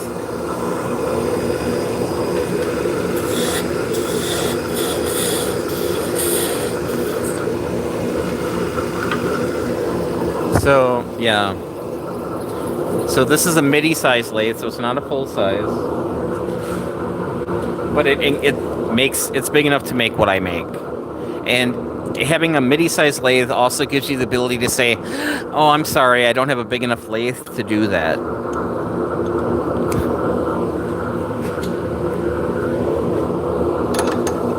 Because I rarely make anything over a foot long. I do have a Rikon that's a little bit longer, but...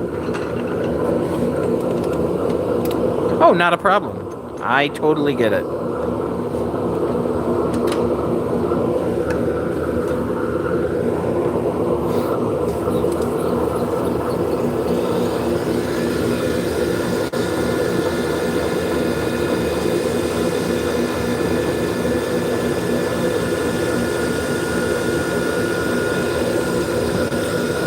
So, what's the original language?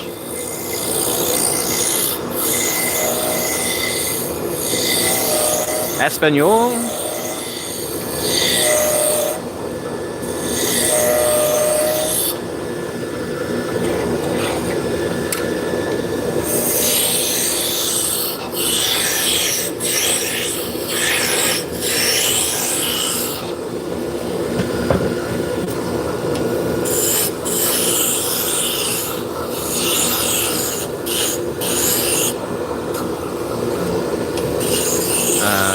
Turkish?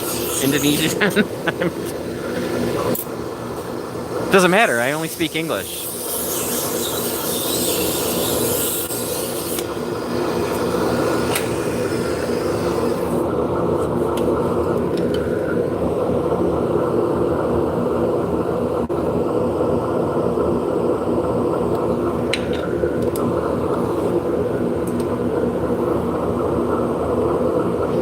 This is hard maple.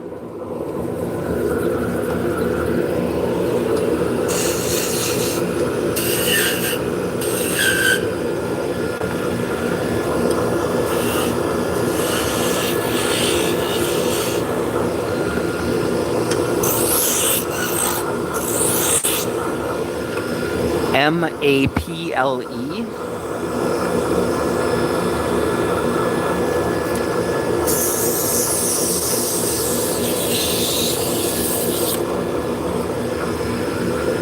These arms I've been using, these are African Padouk.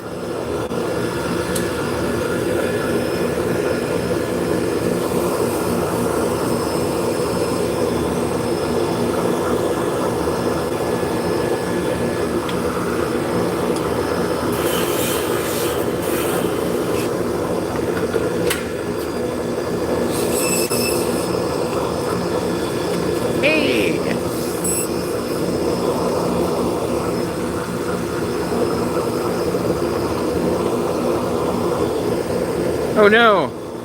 Potatoes!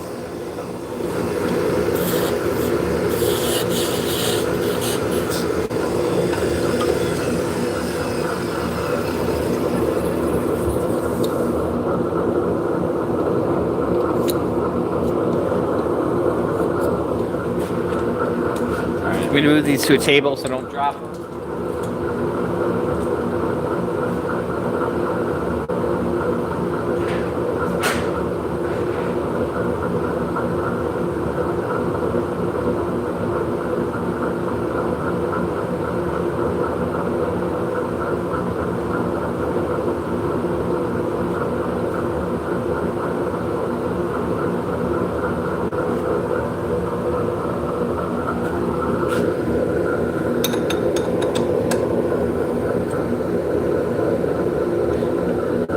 I buy these already round.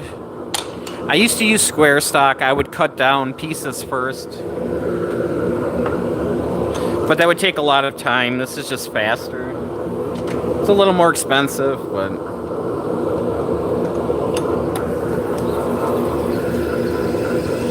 it saves me time.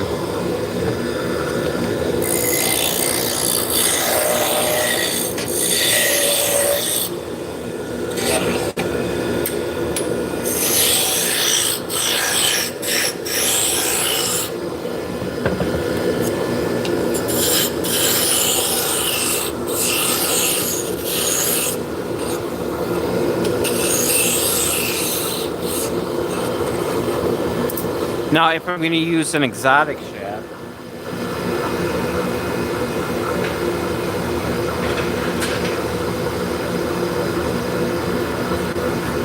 then I would just start out with square stock like this, and then round it off while I'm working it.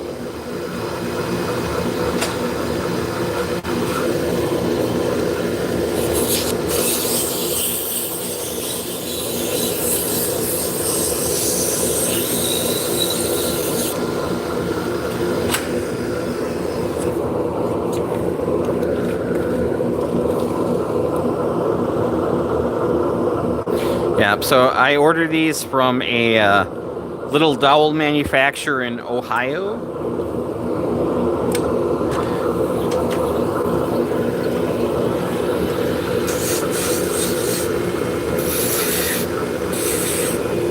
Granted, they're not that little. It's a pretty big factory. But everything's made to order. So I'll call them and tell them what I need, and then in a week or two, I will get what I ordered.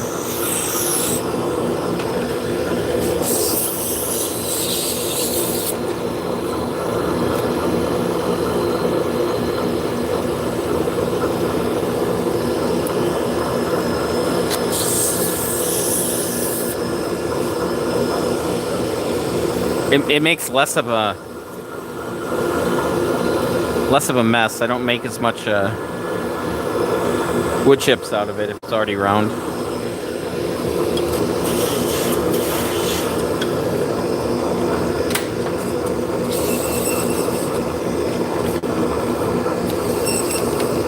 I make them by hand because they have to be straight. If I would, pay a company to throw them onto a CNC machine to dump them out, I would have to go through all of them and test them all.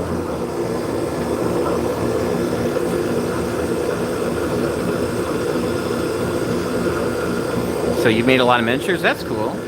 You used to make a small coat rack that you use for a jewelry display? That's awesome.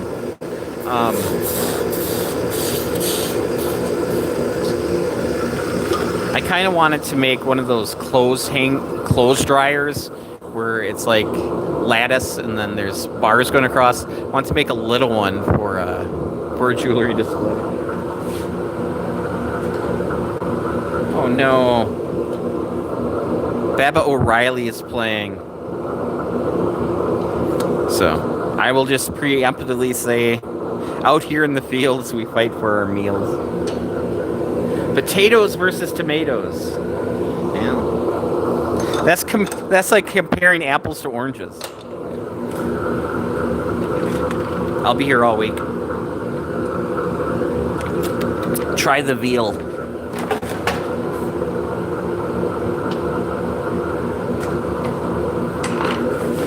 And don't forget to tip your waitresses.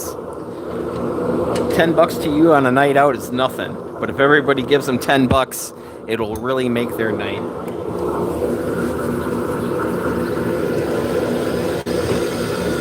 Apples are better than oranges? I don't know, man.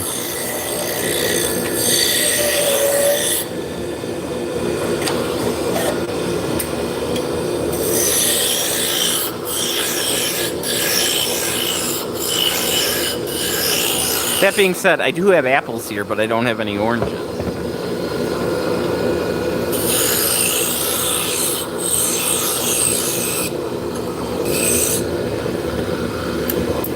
Happy Easter! Yeah, we're putting in time. Just knocking out shafts. So I have 3 back-to-back shows coming up. Originally, we thought we only had 2. We were going to drop 1 show, but apparently at the show we decided to pay for it, so now we're going to go to it.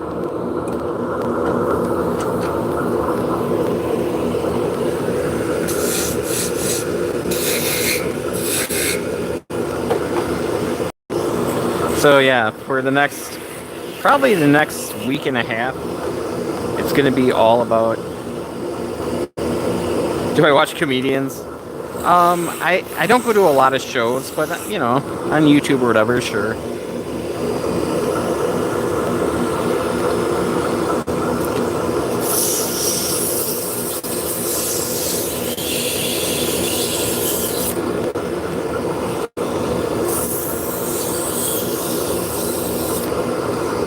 So I have something called SAD, which is social anxiety disorder. I have an issue with crowds. I do have an emotional support Vicky, which helps. Having a girlfriend helps. I can do fiber shows. It's what I do for a living. I mask the whole time, so it's very tiring to pretend you're somebody you're not for, 8-10 hours. But yeah, it's gotten better over the years. I am not a public speaker. At shows, I'm spinning yarn all the time. So it's like, if people are looking at me, they're looking at me spinning. They're not looking at me and thinking negative thoughts,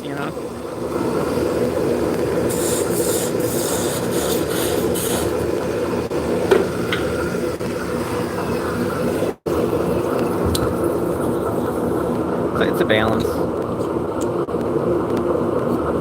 Hey, if you enjoy this, that's great. There is something about making stuff, ideas, or watching people make stuff.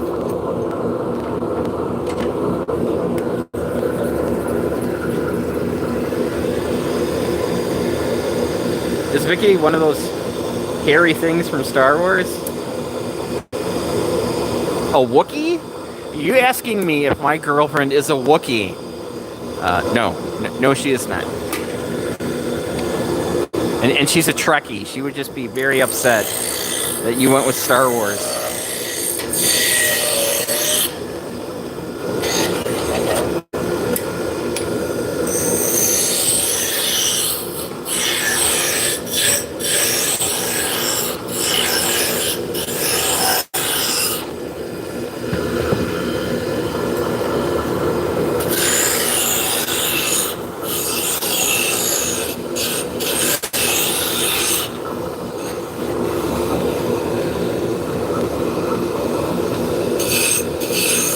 So Vicky be cooler if she was a Wookiee.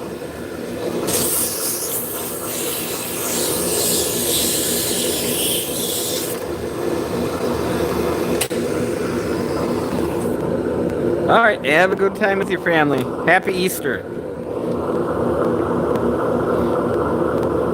No Hassenpfeffer on Easter.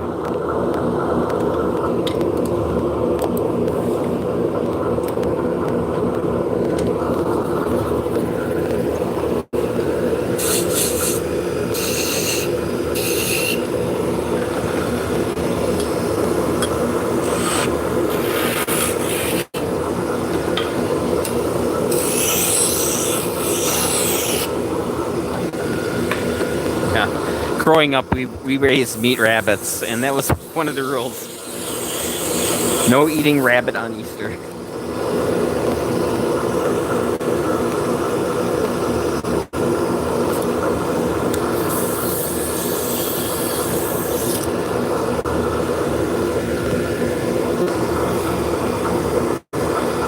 Alright. We'll finish this one up, and then we'll go switch over to the 3D printer.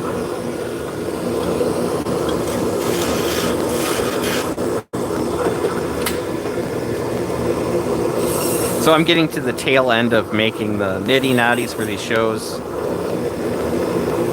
So that'll free me up to use the 3D printer for something else. That 3D printer, at least.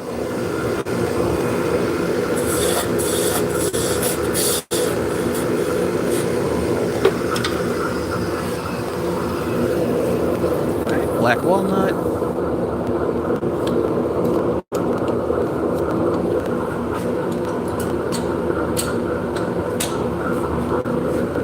All right, let me put the shaft in, and then we're gonna go for a walk. So, I've learned if I hold it out in front of it, then you have something to focus on, and then it's not so bad. Because, yeah, I don't have this on a gimbal or anything.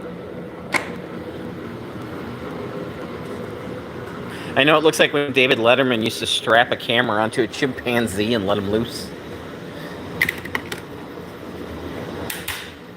Got a little booger right there.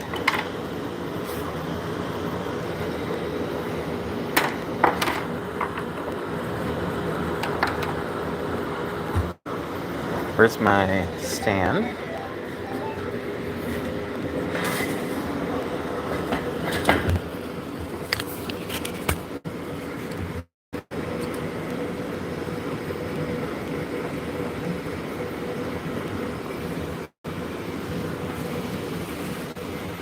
So we just gotta clean that up. So I'm just gonna grab a little deburring tool. Yeah, one layer just got messed up.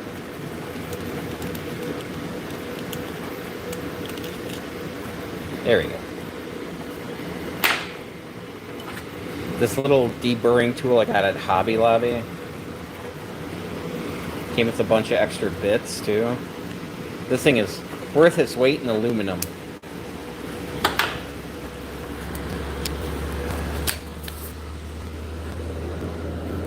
How did I zoom in? Stop it. All right.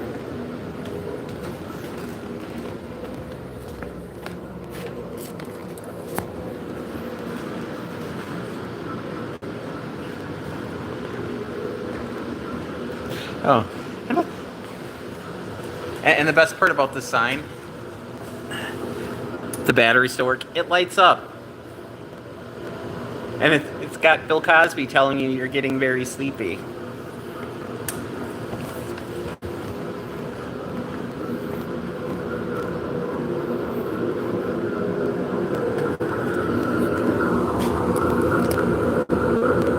I'm just saying.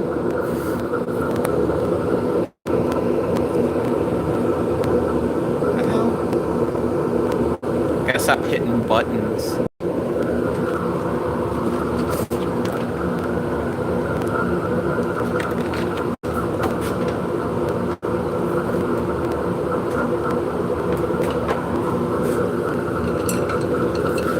Well, they don't originally come with Bill Cosby. You have to add Bill Cosby to them.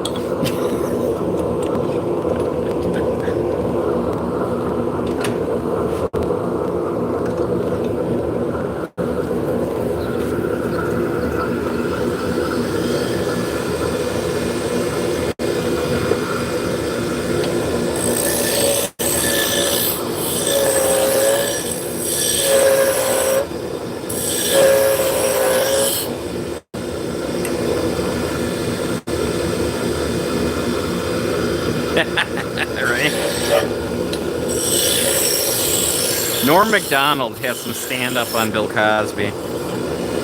Oh. You know, it sucks, because, you know...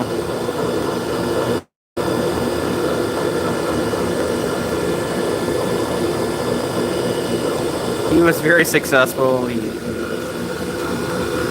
Good at his job, but yeah. I'm talking about Cosby, not Norm. Norm, yeah. Norm was amazing.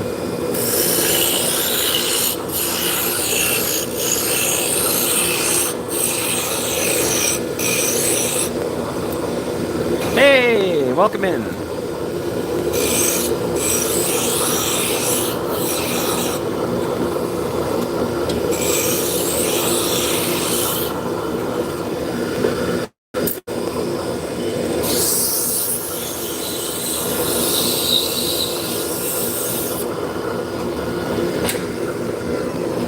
There's too much vibration in this one, right on the top, so we are actually going to make it into a 4 1/4 inch shaft. So this is a shaft that goes on my minis, the smallest ones. Eventually I might have one size smaller because people like little cute things. But then you're getting more into decorative, ornamental kind of stuff.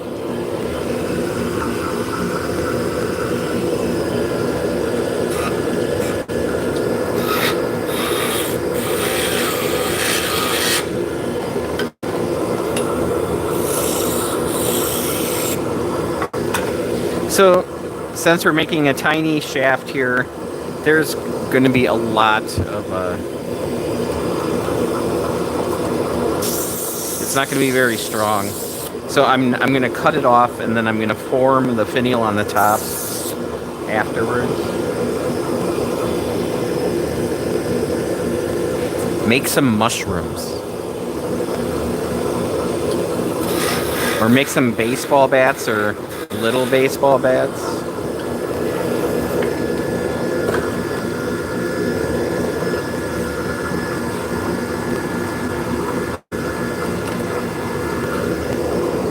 Oh, and hello, Jay. Welcome in.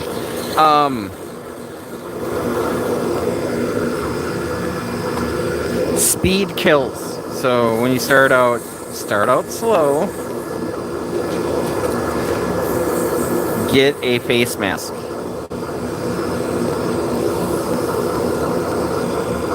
Get a face shield. Especially when you're first starting out, because things might want to leave your lathe at a very fast speed, sometimes directly at your face.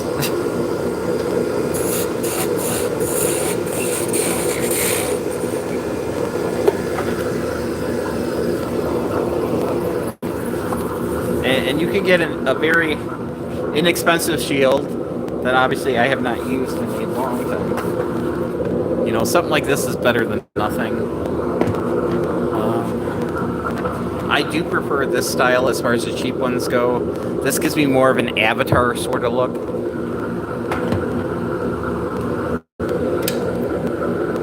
Well, the biggest thing is just put yourself in a position where if something goes bad, you're prepared for it.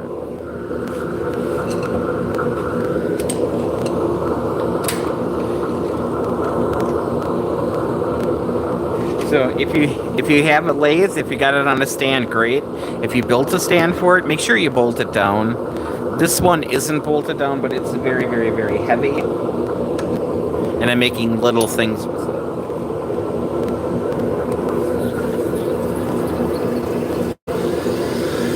I personally would start out with some smaller wood. You know, I wouldn't start out, oh, the first thing I'm going to turn is this huge bowl. Yeah. Progression.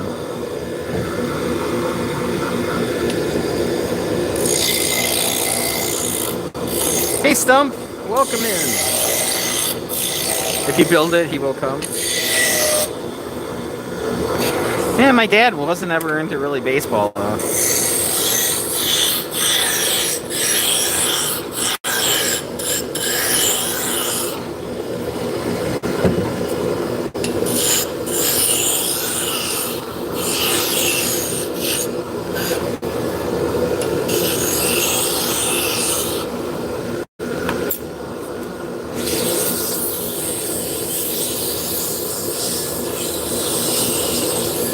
It's that time.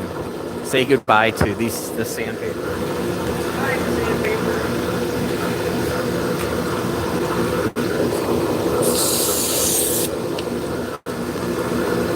I worked in metal lathes and I have anxiety when you go badly. It really goes badly. Yes, it does. And you're working with more pressure and cutting bits. Metal, that's hot. Yes.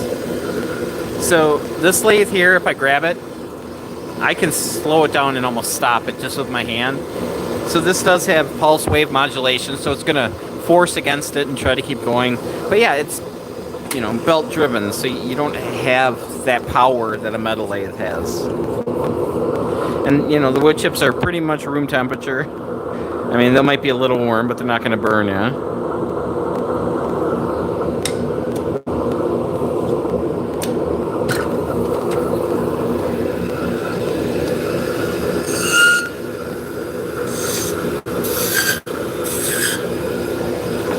Yeah, obviously, don't be so handsy as I am with this. This is specialize in very small work.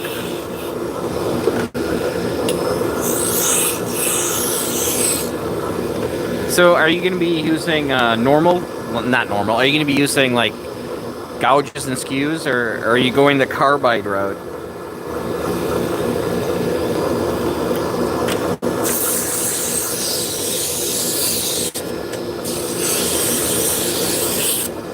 Thank you guys for clicking on the screen. Much appreciated.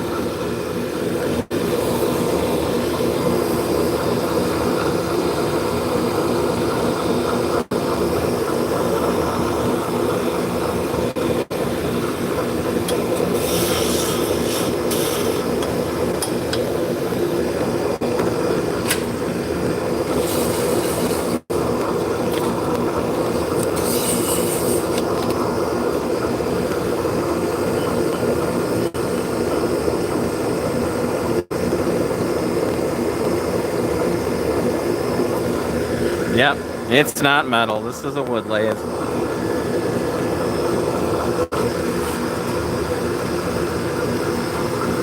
You know, if we're making larger things, I'm not touching them. It's just if I don't touch these, they're so thin.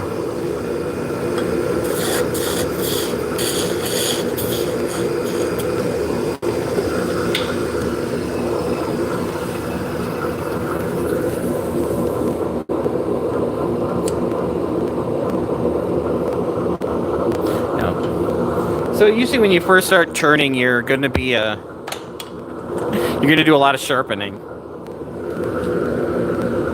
Sometimes I feel like you're more learning how to sharpen than you are turning.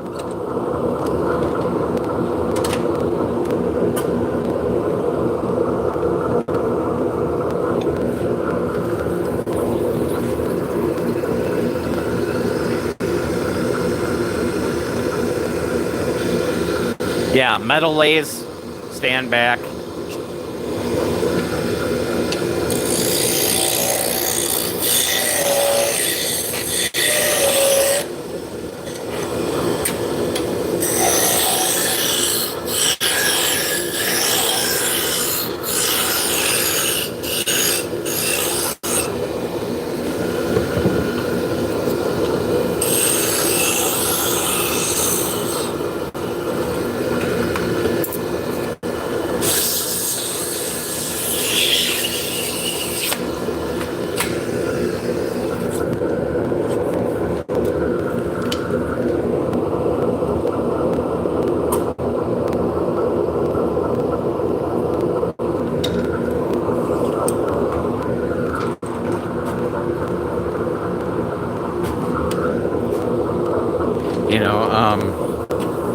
Making wooden pens is really good for practicing as well.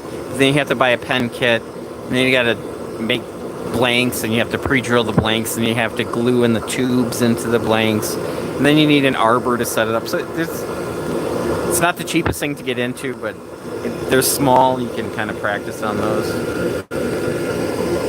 Yes, I'm using this wrench as a caliper to measure the size.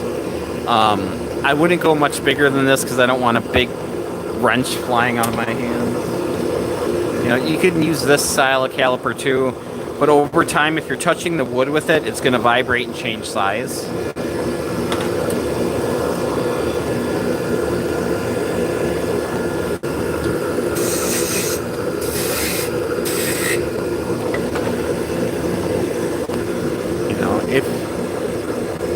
This is for top whirls. This is the diameter I need.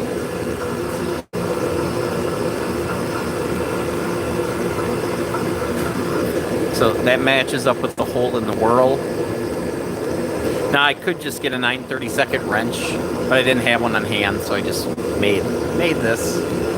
It's ugly. It was scrap. It was to test to see if it would work, and since it worked, I'll never replace it.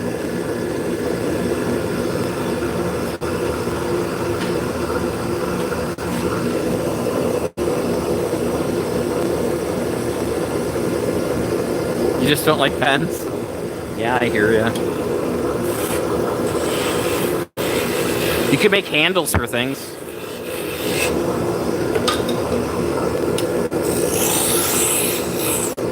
You know, nice, big, thick, round things, little swoop. Ugly doesn't matter if it works, yes. That's what Vicky says about me.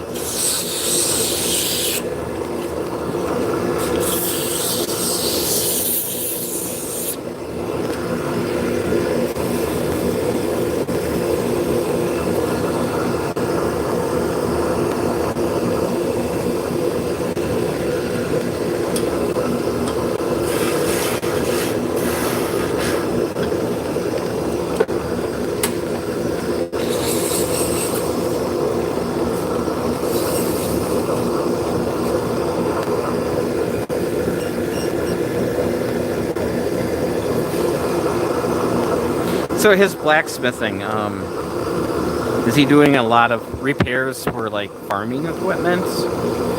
Because I know there's a lot of money in that. Not that there's not money, you know, feeding a farrier.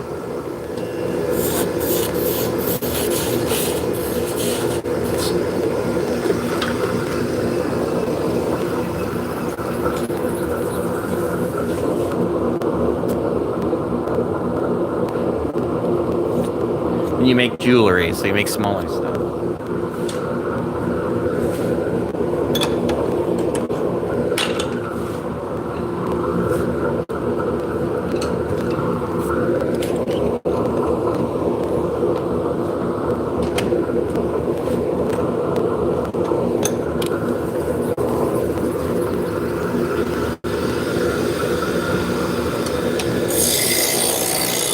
I'm actually making progress, guys. I'm not getting ahead, but I'm making progress.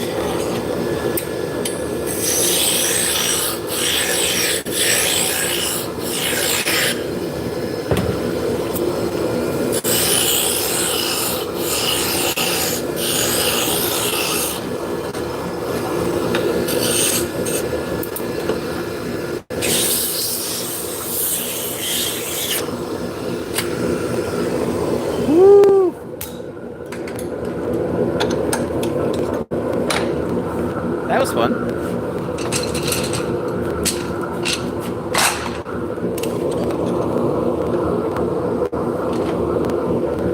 Knives and decorative stuff. But if he does horseshoes, because it's Amish country, right? More to hooks and swirls, handles, holders. Sweet.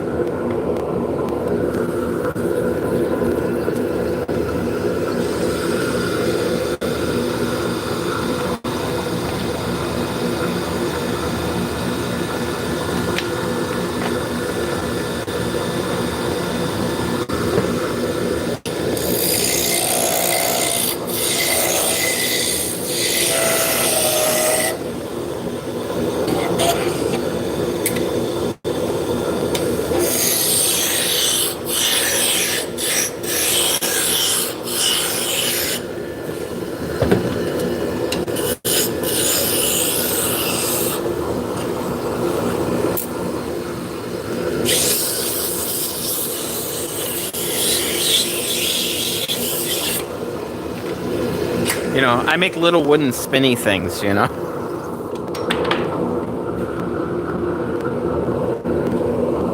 I'm sure there's somebody out there who makes wooden tops for a living.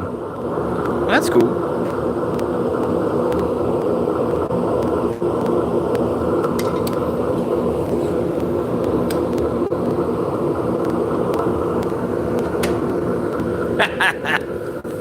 Yeah.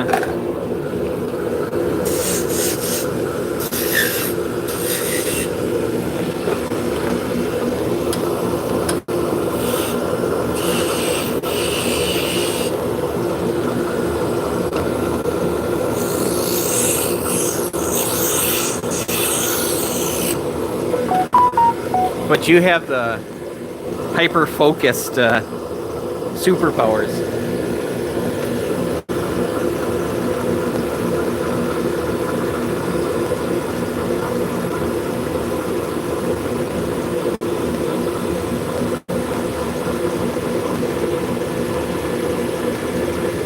H&R Block sent me an email You know, your taxes are due in a short period of time. Yeah, no shit. It's not the 15th yet.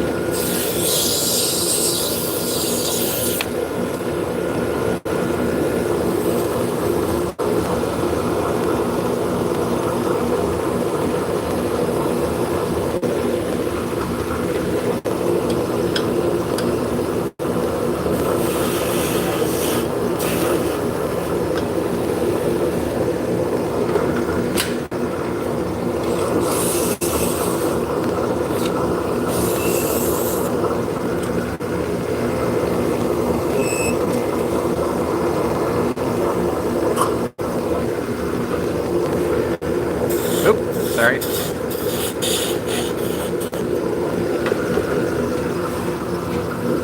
Alright, now we're down to leopard wood.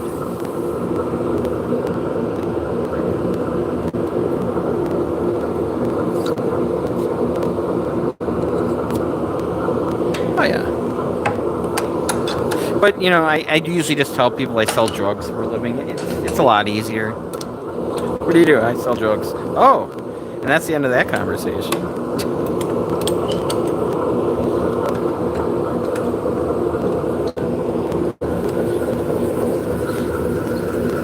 This way you never dish yourself on others' work. Yeah.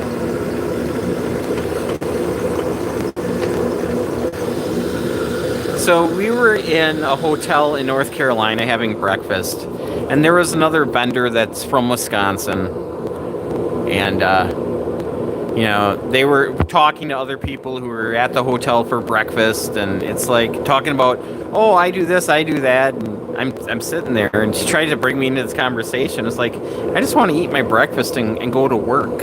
You know, it's like, yeah, I'm to the point where, yeah, I don't tell people what I do unless they ask. I mean, it's like, ugh.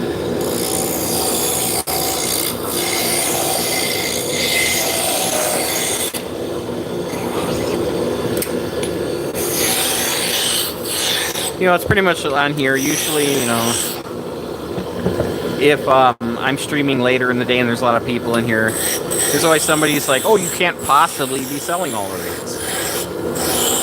Well, that's okay if that's what you want to think. I'm not going to argue with you. I'm not going to pull out my taxes.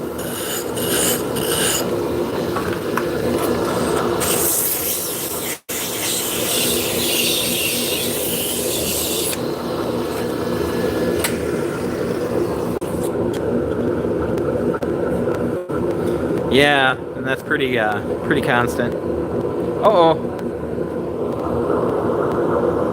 Did your family abandon you? Welcome back. Yeah. I make wooden stuff for people. It's good enough.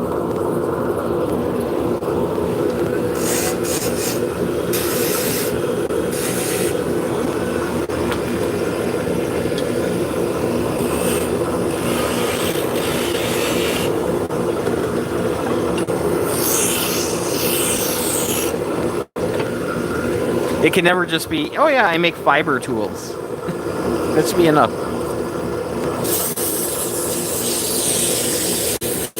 Your parents are hiding Easter eggs right now. Nice.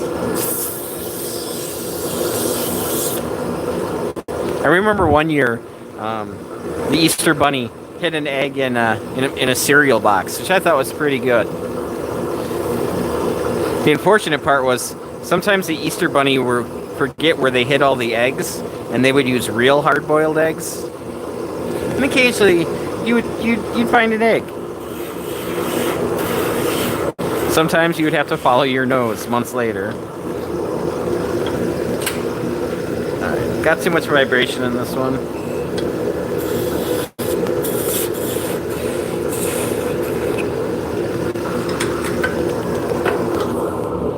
So, not a total waste. I should be able to get one out of here.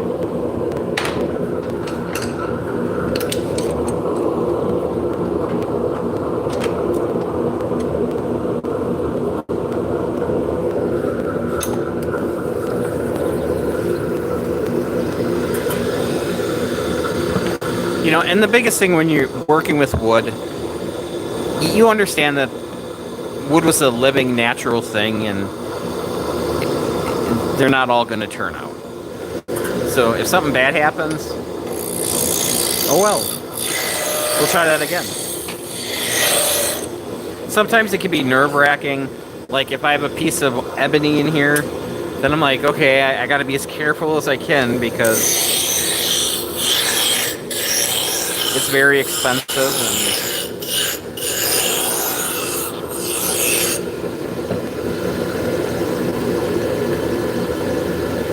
COVID got a ton of people into spinning and fiberwork. Yeah, I think so.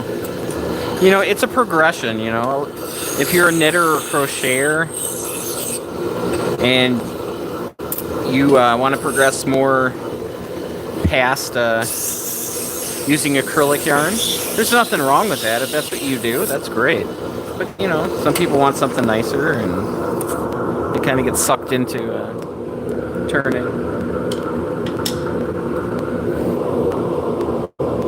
What do I call a cat named Scott?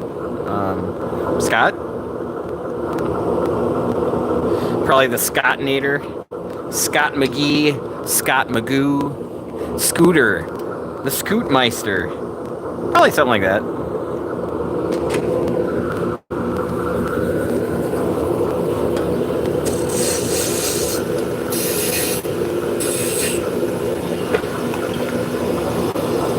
What's my cat's name? I have two cats. I got Geordie with a G, like Geordie LaForge from Star Trek The Next Generation. And then our other cat's name is Luna, because she came with that name. I kind of wanted to call her Normal. But, you know, they're both gray striped tabbies.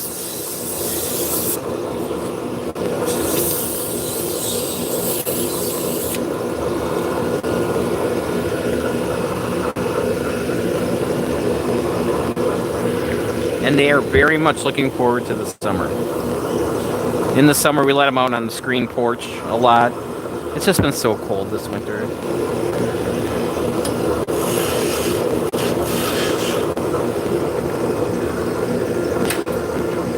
Hey, Lindsay Buckingham.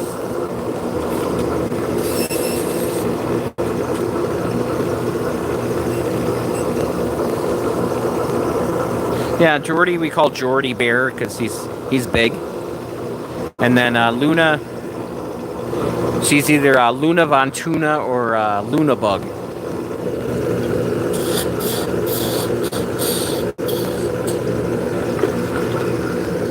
Terry Crews, you didn't name him? Is it a very muscular black cat?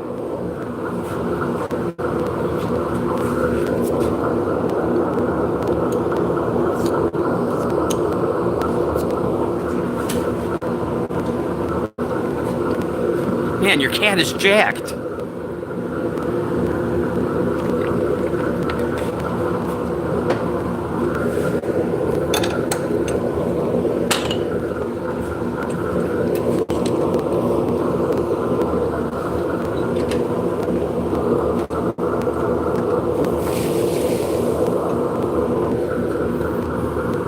He's thin and dainty, but has 7 toes.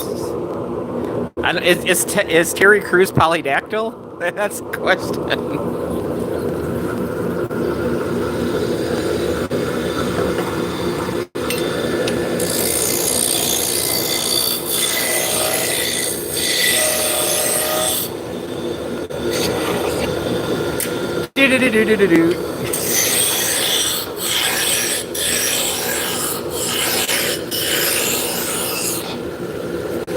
You have 2 polycats? Awesome. You're like Hemingway.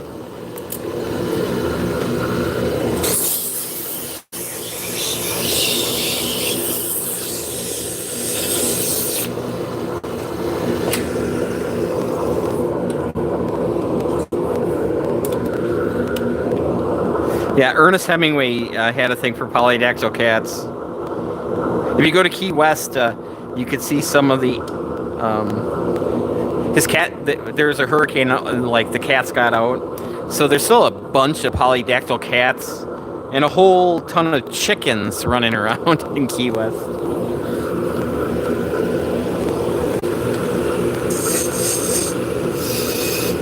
My battery's low in my headset.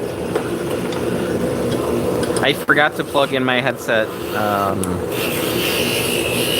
yesterday. You got a cat named Toby and he's fat? That's awesome. Do you call him Kunte Kinte? Please tell me you call Toby Kunte Kinte.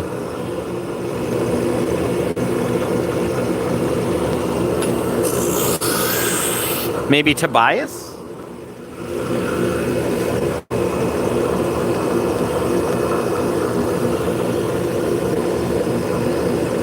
Oh, Tibby. No, that's... LeVar Burton played Toby in Roots. His name was Kunte Kinte. I still think it works.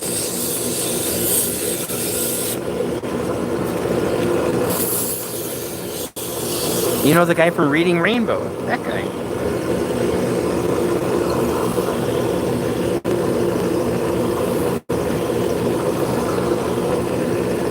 Be nice. I am being nice.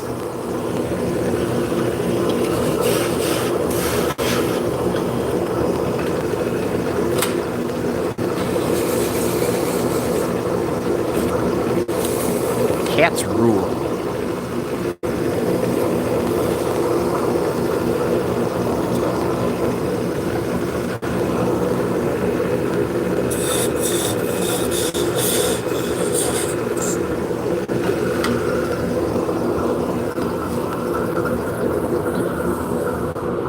Yeah, it's definitely worth a watch. It's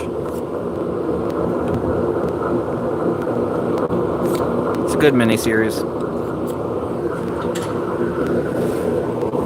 It's kind of like Schindler's List, where, you know, it's a movie you really should watch.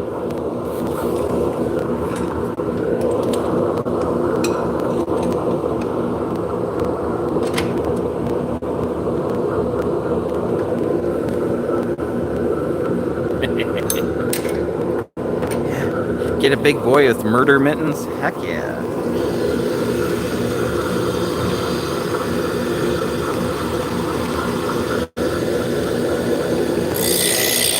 Here's something about a fat cat.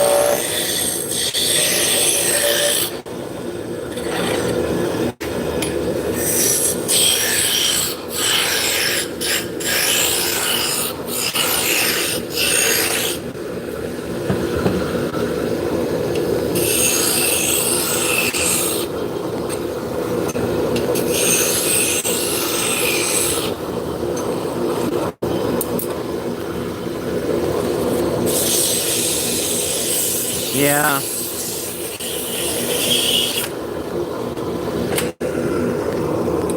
You definitely have to be in the right mindset for that.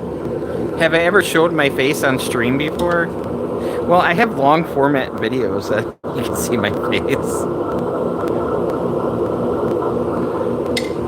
So, I do have a face.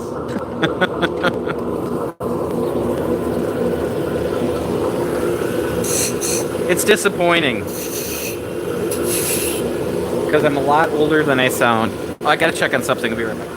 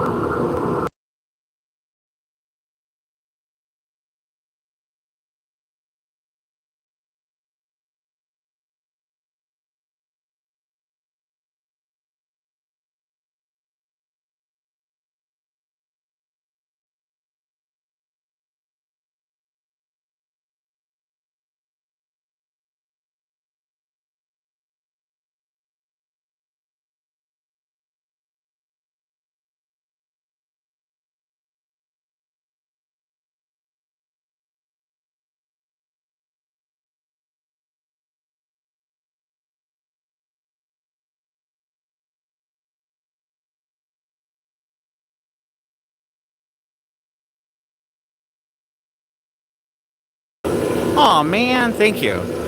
When I switched it from front camera to back camera, I must hit the mute button. Now it's too late to say. So, Maverick, your fingers are green, so you're stained. So you could sing with Fred Durst.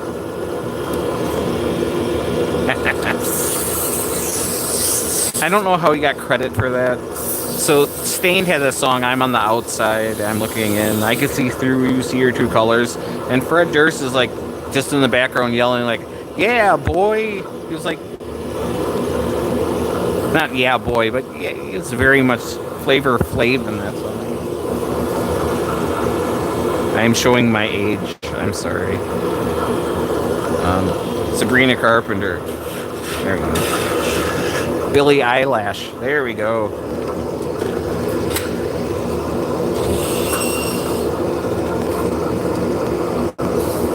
You look younger than I think you do. I look younger than I... Well, I'm 51.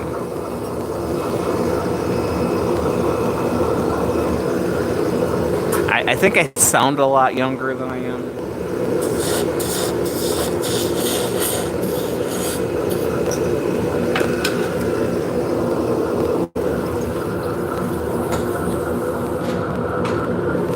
But yeah, my girlfriend looks a little younger than she should as well.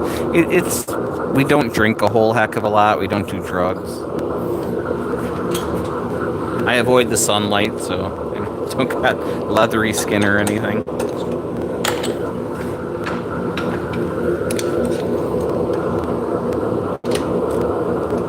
But I am still given the senior menu at restaurants, so who knows? Yeah. Easter's all about the kids. Some people, it's about the resurrection of Jesus, but yeah, it's all about the bunny.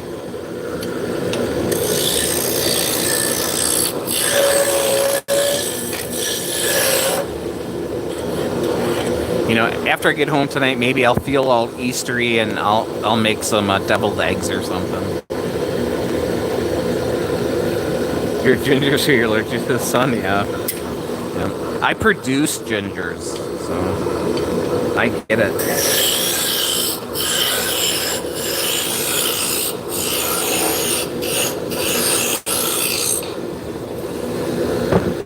My beard used to be bright red. My mom was a ginger. My daughter is a ginger. I'm sure she would appreciate it if I showed a picture of her.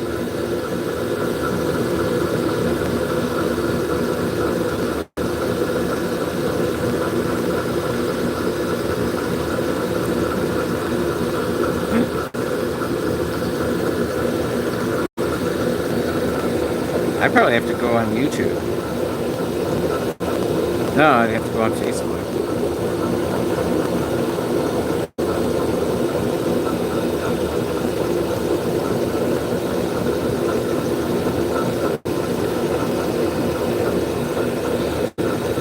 Yeah, I don't think I have any pictures of her on my phone.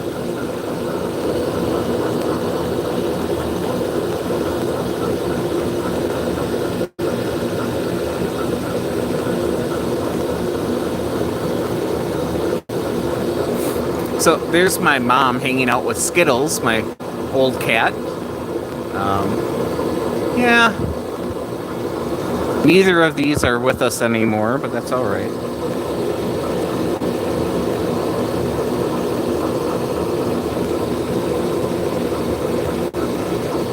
You know, don't get me wrong. There is a benefit to outliving your parents. You know, you can't disappoint them anymore. I think is the biggest.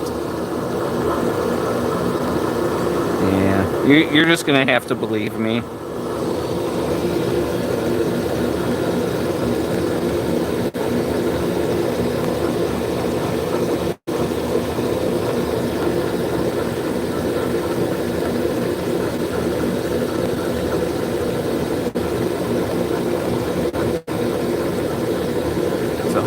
See, I do make redheads. Alright, I missed a bunch. Let's see. That's funny because my parents had no red in there, except for your dad's beard, and he had 4 redheads. Yeah. Just think about all the extra money you have to spend on anesthesia.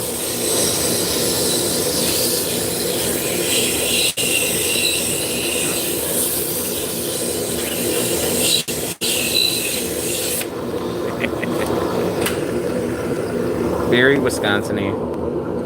Hey, thanks.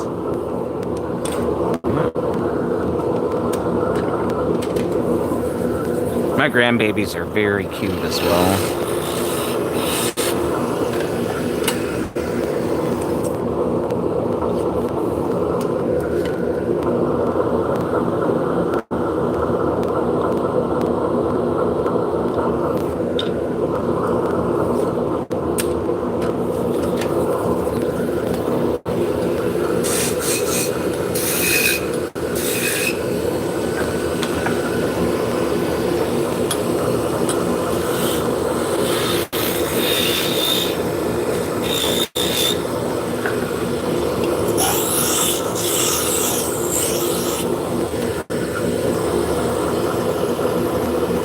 You know, and I'm lucky. My son lives same town I live in, so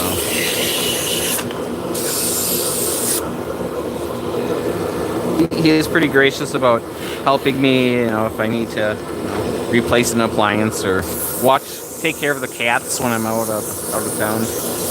And yeah, my daughter lives about 10 miles away, 15. Not too bad.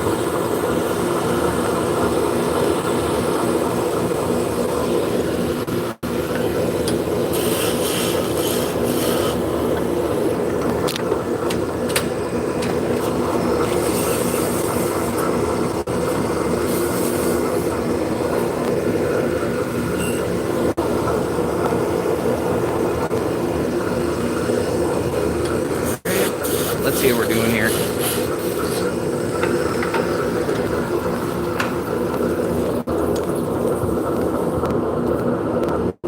Stop yelling at me, phone. It's like, change your orientation. No, this is how I want it.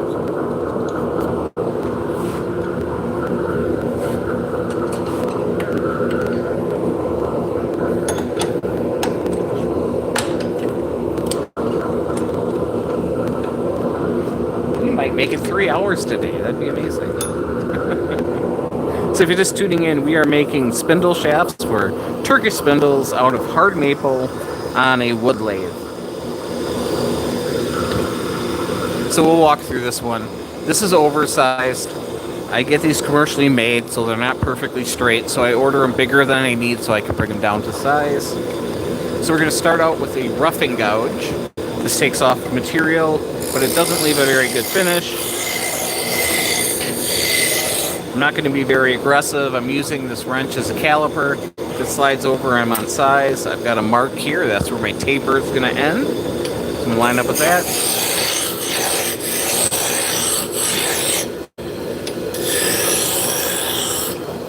Now we're going to switch from the roughing gouge to a spindle gouge. It's flatter. It's not as aggressive, but it leaves a better finish.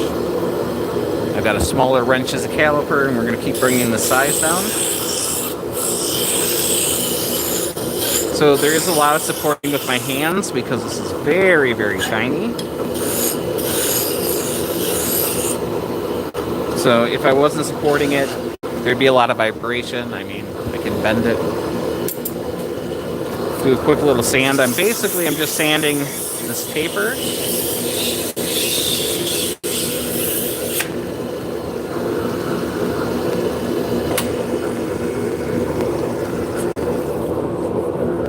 So that's my, what do I call that? That's my arm. So this is a story stick. It's got the lines on it. So I'm just going to register it against it and transfer the lines over. Yes, call your mom. Definitely call your mom.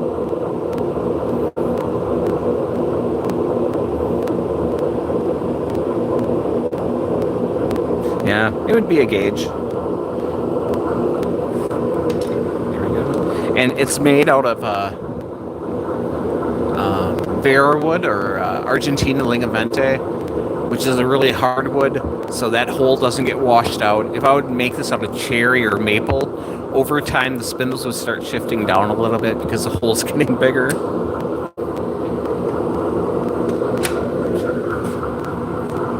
Yep. Yeah, because your parents aren't going to be around forever.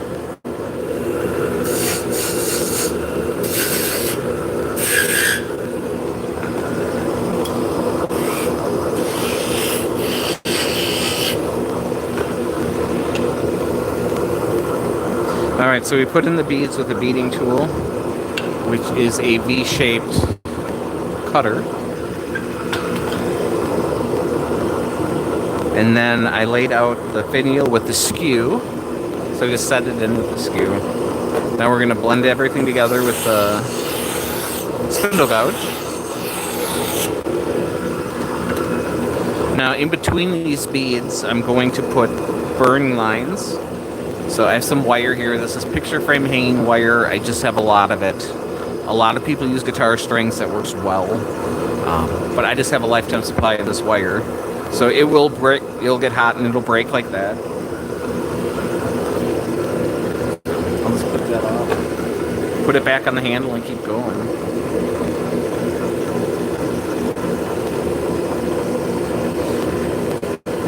Oh yeah, you're talking to this motherfucking guy. This is a good name.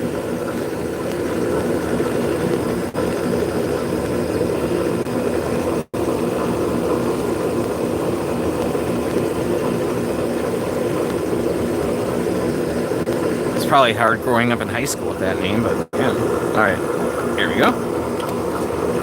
We're going to turn the speed on a little bit. We're going to sand. I'm going to start with a medium grit. So, yeah, the shaft, it's a tool. You're going to touch it a lot when you're using it.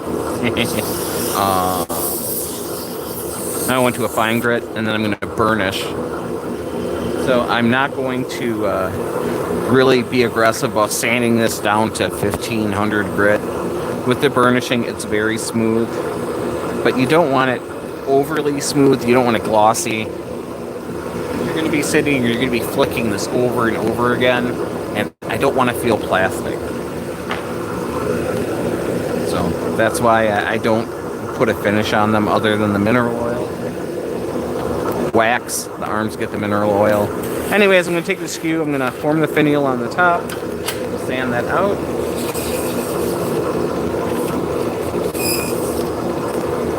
Burnish.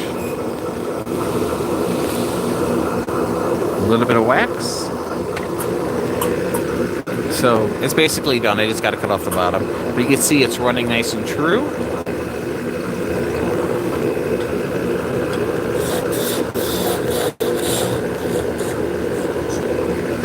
If you're a wood turner, you'll know that that's not the easiest thing in the world to do.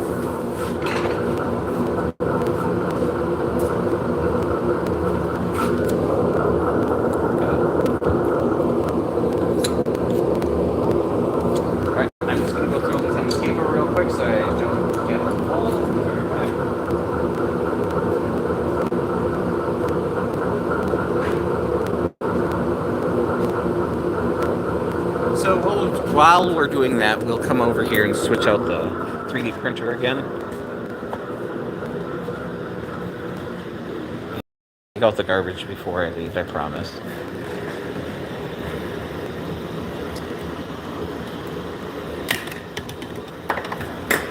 Perfect.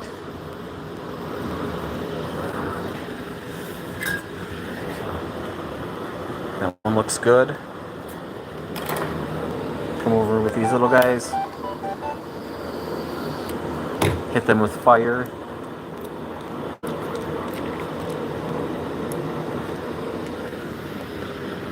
Oh, it definitely does. If you guys would all click on the screen, a lot of people would come in. And maybe they would ask questions you don't want to, or didn't think of. Or maybe we'll get a bunch of trolls in here, which also can be fun.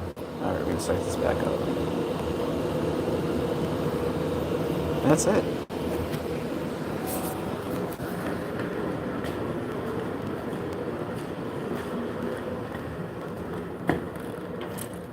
since we've made it this far, we'll go peek outside.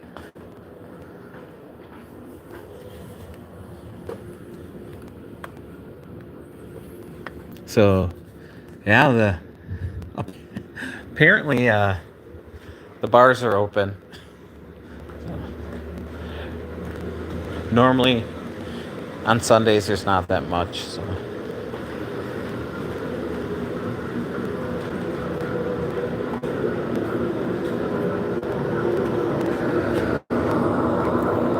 I had this totally clean when I started.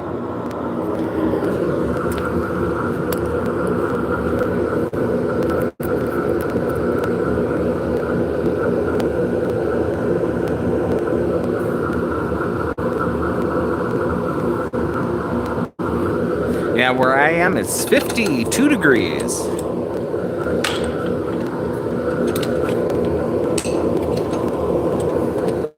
When I walked here this morning, I think it was like 40 something. I was wearing a winter coat. It's kind of nice out. Not a light breeze, sunshine. She's in Oshkosh? Nice. I used to work in Oshkosh. At Oshkosh. Amazing.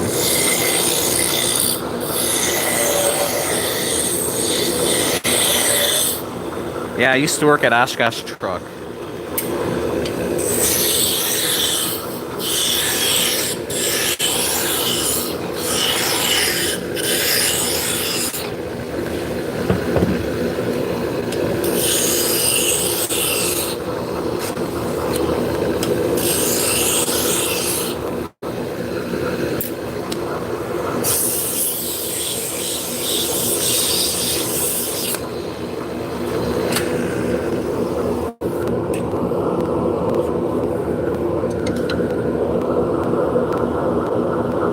So Oshkosh has the Experimental Aircraft Association there, the EAA, and every year they have a big fly-in.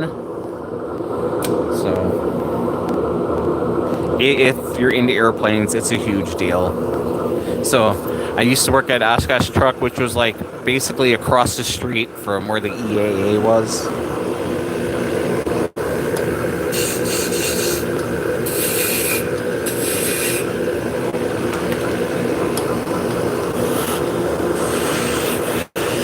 So you'd be working and all of a sudden, I have never been there. I've never been to the museum. I would like to go. So you'd be working and they do a lot of flyovers with like,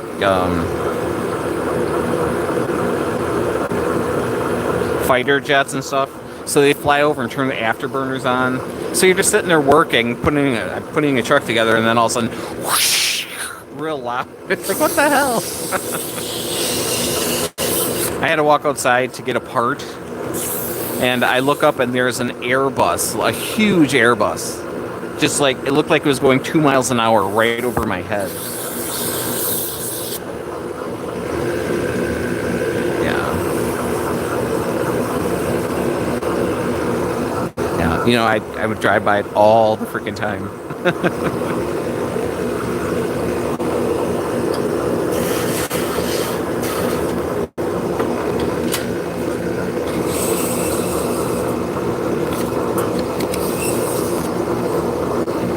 So Oshkosh is about 20 miles north of me.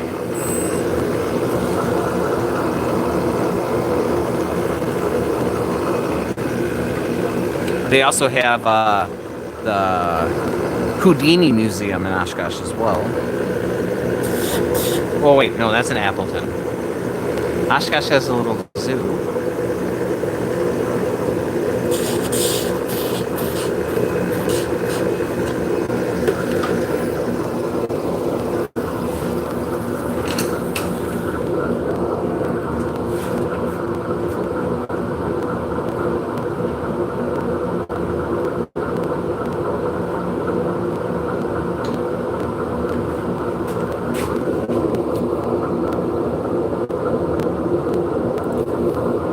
Hello, welcome in. R indeed. Yes, Willem Dafoe. Appleton is home of the Green Goblin.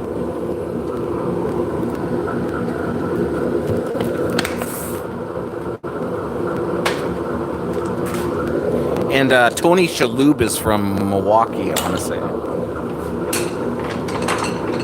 And Chris Farley.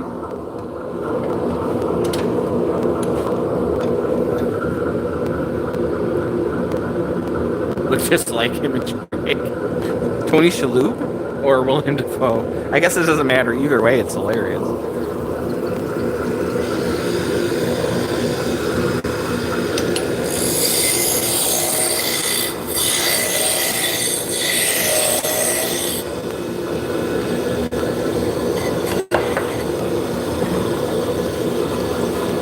I was so proud of myself. I put these little blocks on to keep it from falling off, but they're still falling off.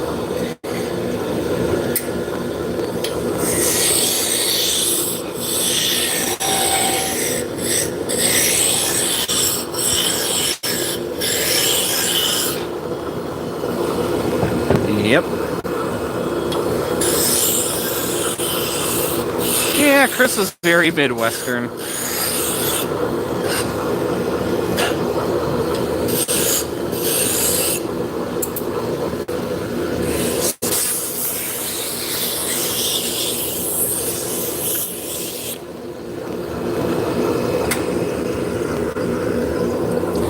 Yeah, so when I was younger, my second wife, you know, you got to collect wives. My second wife, I'm not in Utah, so only one at a time, but my second wife got involved with a stupid pyramid scheme. I can't think of the company. They sold vitamins, and it's all about, and I went to one of their meetings, and one of their big things was, oh yeah, one of our salespeople is Tony Shalhoub's brother. I'm like, wow, that's pretty impressive. That Tony Shalhoub's brother can have a pyramid scheme selling vitamins.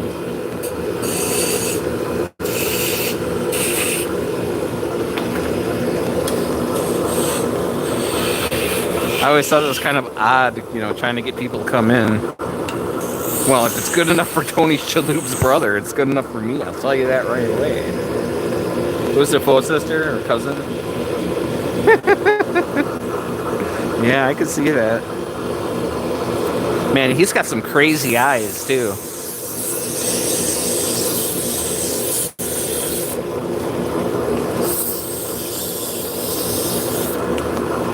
Why was he at Miles Kimball? I don't know. I mean, Star Brand.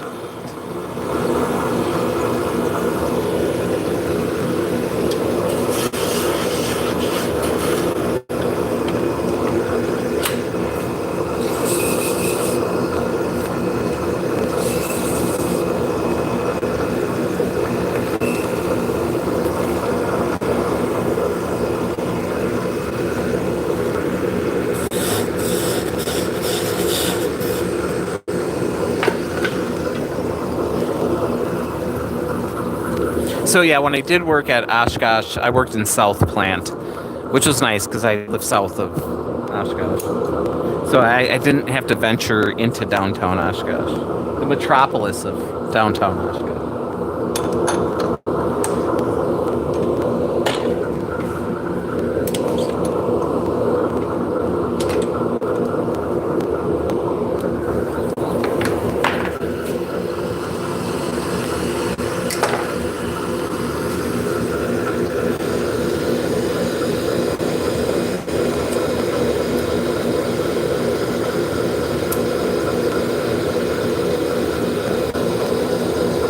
I bet he would.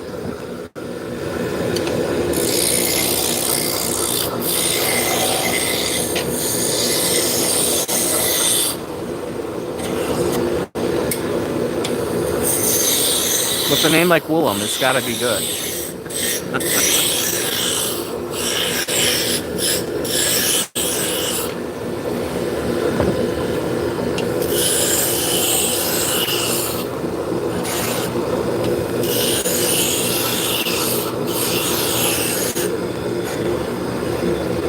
Now, I might be the only one.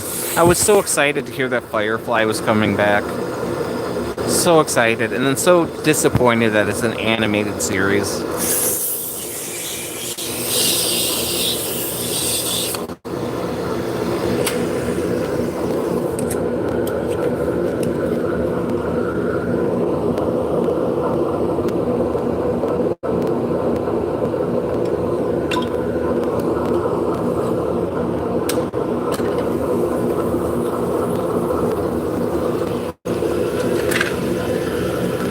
Yeah, we deserve better.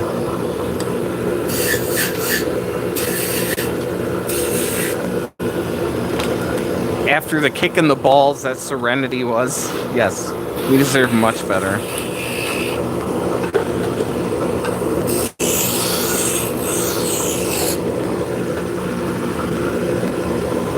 I have all of them.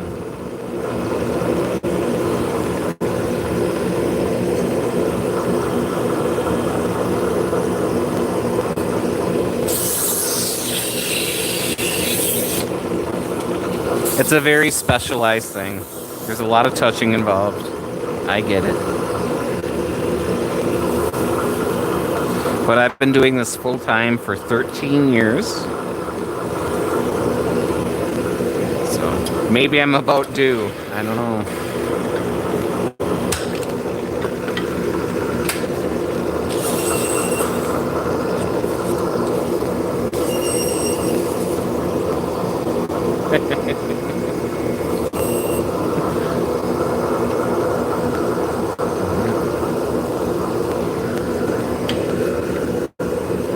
You know, it's the lathe is spinning at 3,629 RPMs right now.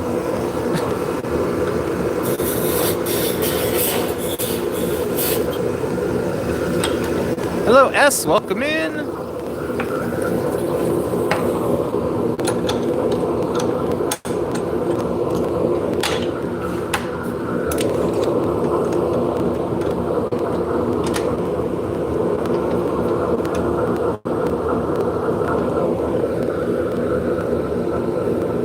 Hello, Lovelace. Welcome in.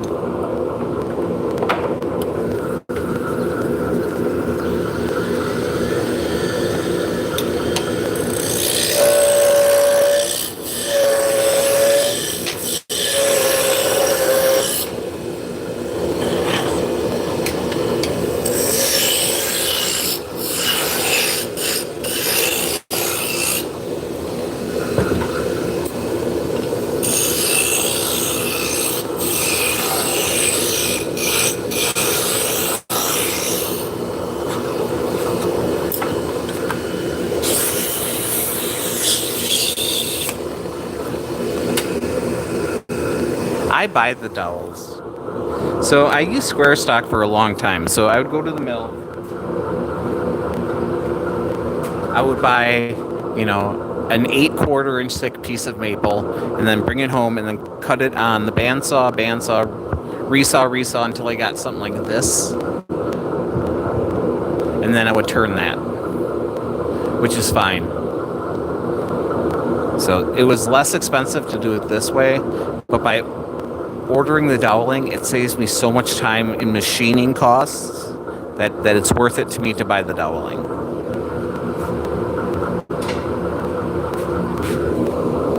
Plus, starting with square stock, you remove a lot of material to get it to round. So that's a lot of extra wood chips and sawdust.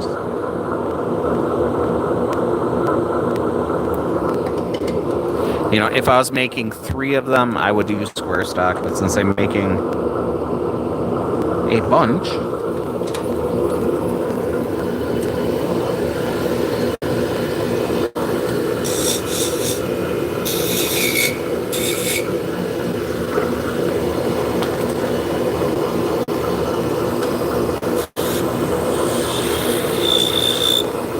so Adam Savage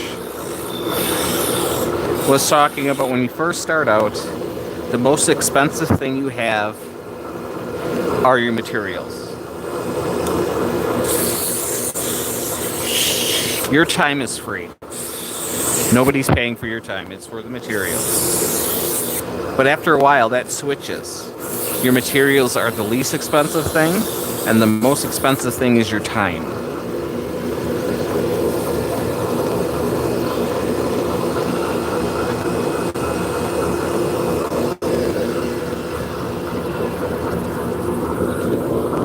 You know, if there's a snafu, if I order them too late, you know, if I got like a show coming up and then I go to the show and I come back and, oh, I don't have anything, I will go to the mill and buy a 8/4 inch piece of maple and cut it down to keep me going.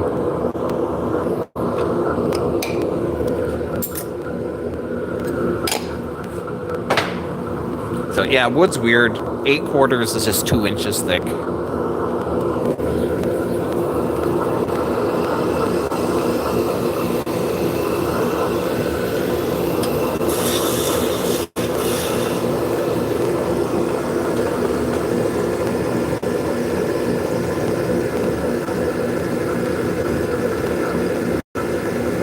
A lot of new makers have trouble switching over, and then they quit because it's unprofitable. Yeah, or you get sick of what you're doing.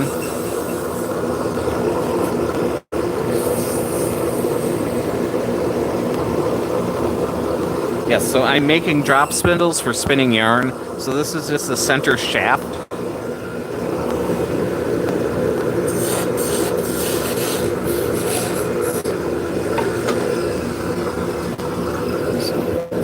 There's wooden arms that go with it. So you spin yarn on these. And the cool thing about these are when you're done, you pull the shaft out, the arms come apart, and then you have a center pull ball. Other spindles, you store it around the shaft. You store the yarn around the shafts, then you have to unwind that onto something else. Hey, Carol, welcome in.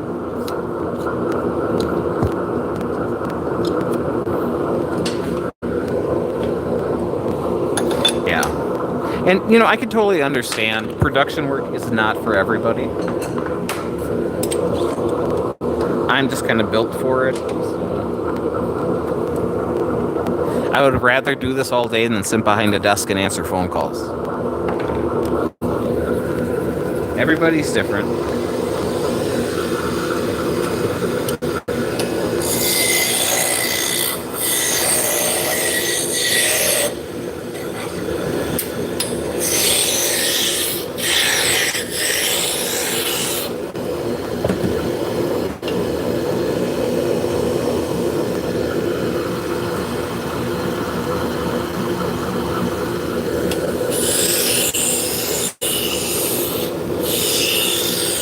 Anything other than, yeah.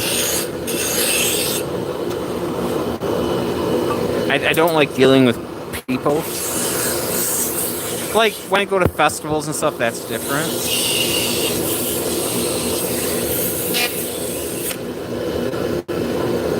Yeah.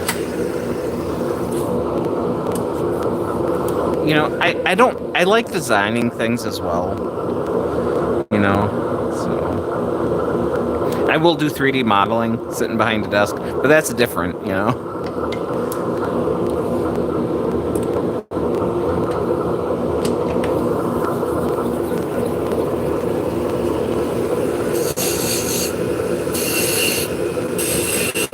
So when I vend at festivals, it's a totally different atmosphere.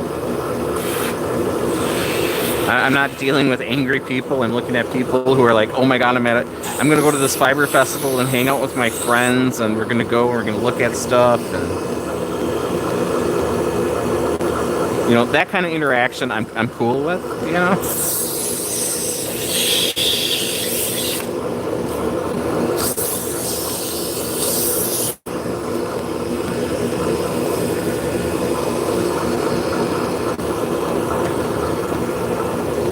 Hello, alone. Welcome in. You are no longer alone. You have us.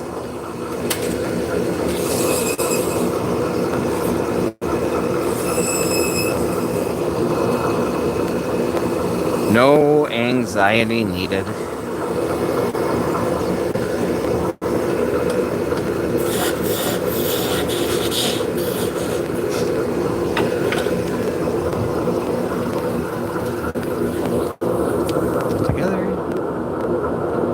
This is ready for sanding and balancing. We'll also sand out the bottom in the next step and add wax to it.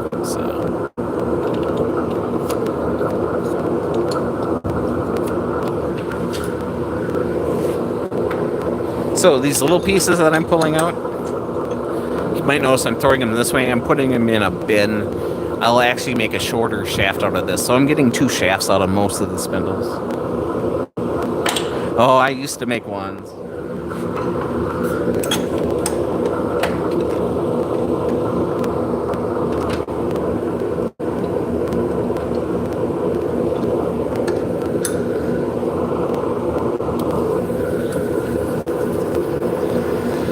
I'm basically making very small, fragile wands right now.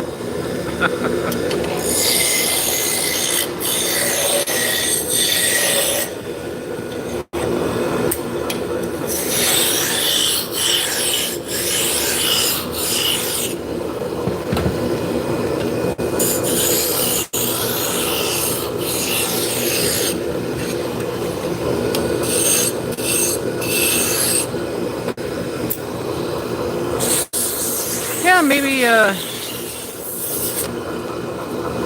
when things settle down a little bit, maybe I'll do a wand stream or two, make some nice wands. Maybe do some 2-wood wands, like, ebony on the back and then a rosewood on the front or something.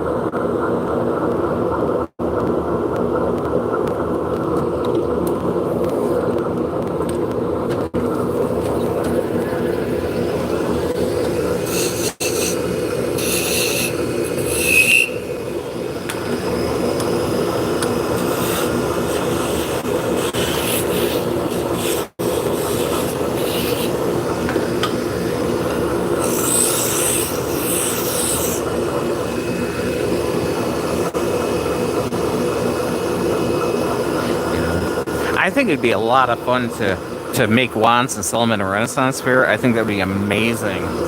Because then I could just walk around with without a shirt on and suspenders hanging by my legs and really play it up. Gut hanging out, yeah. That'd be funny. But if I did go to a Renaissance fair, I would dress up in a Star Trek uniform and scan everybody. That'd be my thing.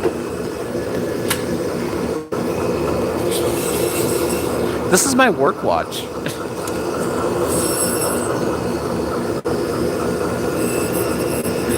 Hey, welcome back. Maverick, welcome back. Yeah, it's got a silicone band, so this is not a metal lathe. This doesn't have the balls a metal lathe has.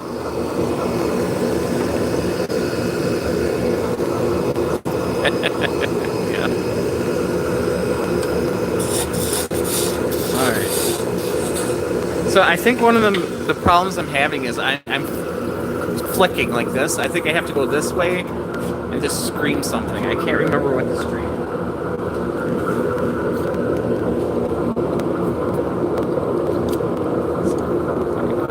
And they store flat, which is a nice thing.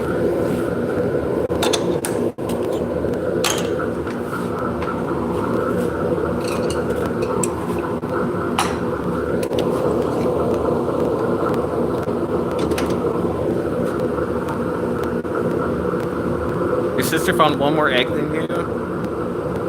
And she got both the money eggs? Man. At least you have dyed fingers. That's the important part.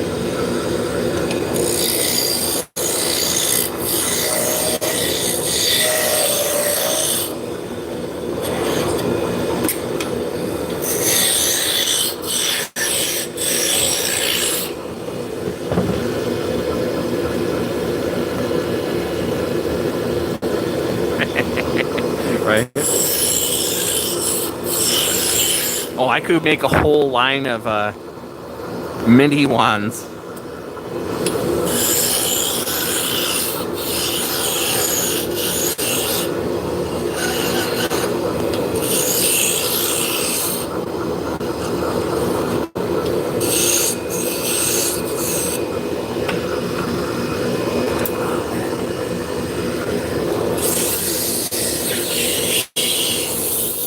Yeah, and I did see what you did there.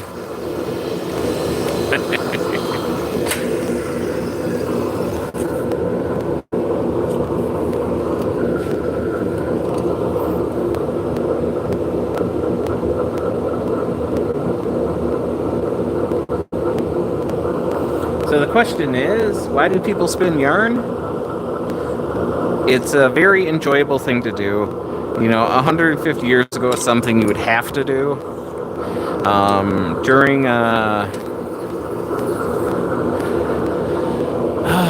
when people started coming over here during the early times. We were actually forced to spin X amount of yarn for the city you were living in. And if you weren't going to do it, you could pay somebody to do it. A lot of times, unmarried women would end up doing that for a living. And that's where we get the term spinster from. You can spin cotton. A lot of people up here spin wool because it's warmer. These are pretty much more for wool or other fibers with longer staple lengths. When you start spinning cotton, you start looking into smaller supported spindles. But yeah, 1700s.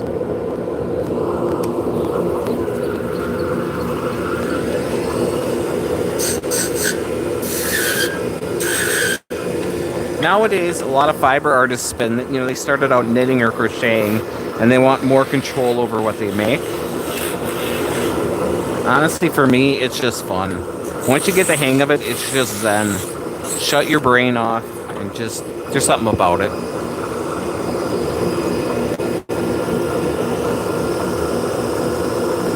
Actually, probably...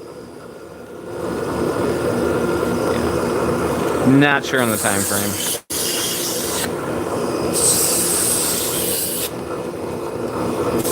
Just back in the day.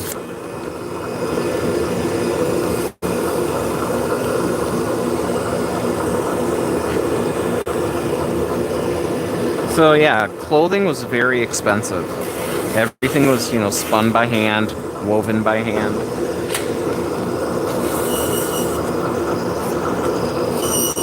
And that's why you had undergarments to protect your outer garments from sweat and soil, because you didn't have 10 outfits to wear. You had like 2.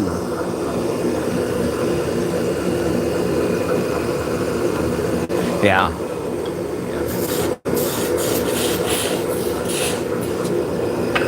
If you go to a festival, even the commercially made decent yarns are hell of expensive. And then if you start buying yarns that are actually even spun on a spinning wheel, you're going to be shucking out a lot of money. So I like to say, when you start spinning and you're a knitter or crocheter, you will stop giving away what you make.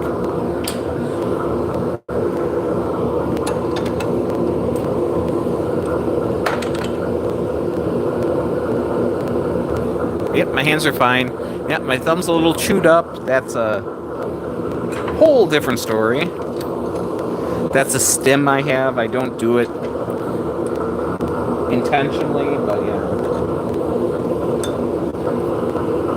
I will pick at my thumbs.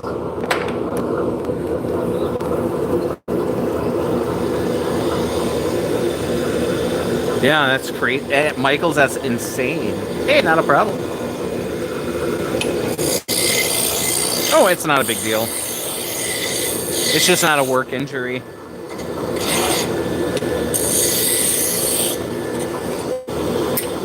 Yeah, I'm quite comfortable with myself. Yeah, I'm very neurodivergent, so it's kind of my superpower.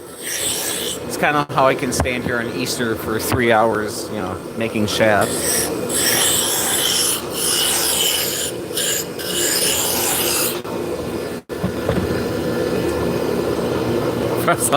Sandpaper. Yeah, that'll work too.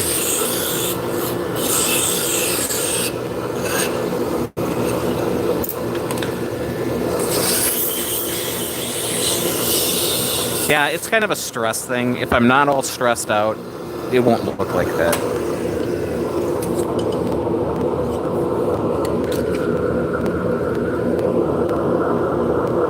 Although I do have a bruised fingernail.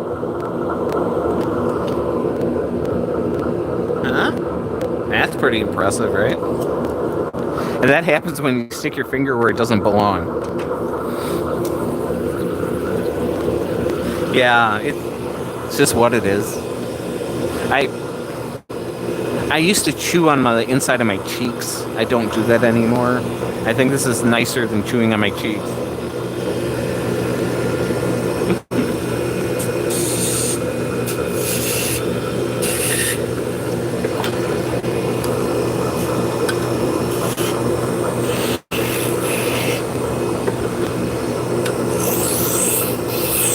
think they're hammer thumbs.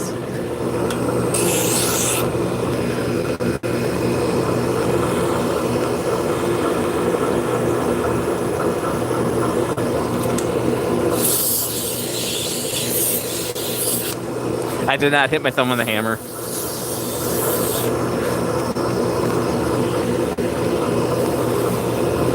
Although it's hard to see now, but right there, that was from a hammer, and I missed it when I was like 6. Your mom pulled her eyelashes out. Ooh, your sister pulled her hair. Yeah, I got what you mean. You have to give me a while sometimes.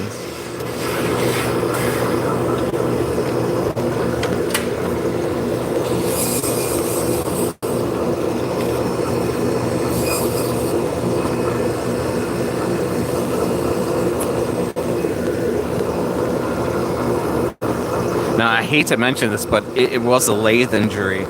I was working with a larger piece of wood that was not good, and it came apart on me, and I came over here to support it so I could reach the stop button, and I got whooped in between here. But if that's the worst injury I have in my life, I think I'm doing pretty good.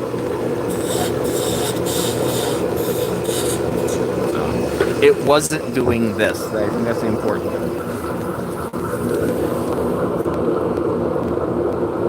It would have been easy to say it was a hammer.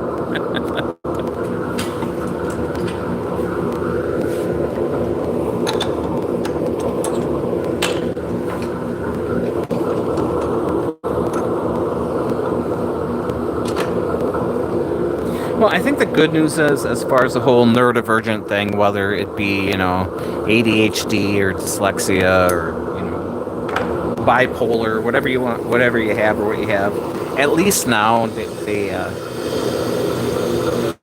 they're way better about the schooling goes. I graduated in 1993, and it was just a nightmare.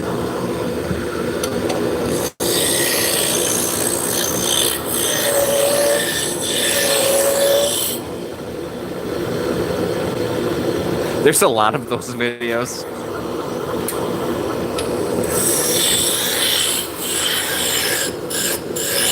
They're not funny, they're terrifying. But as Homer Simpson said, it's funny because it's not me. Hey Len, welcome in.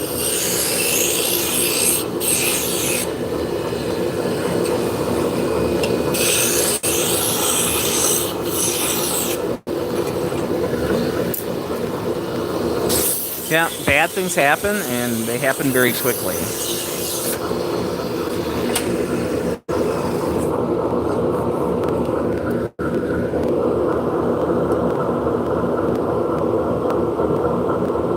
So when I'm working by myself, my cell phone is right next to me, just in case something happens. Hello.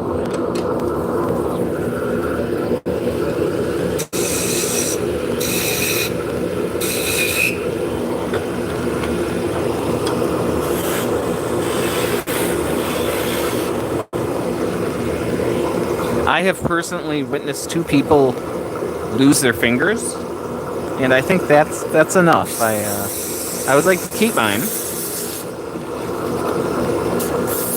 One person lost 1 finger, the other person lost 2.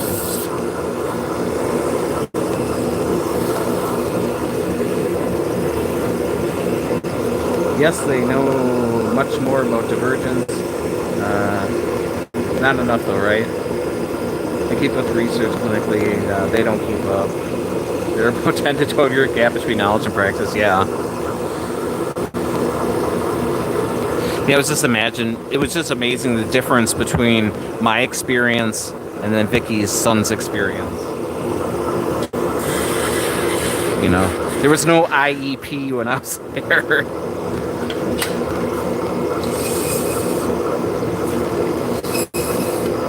There was a lot of abuse.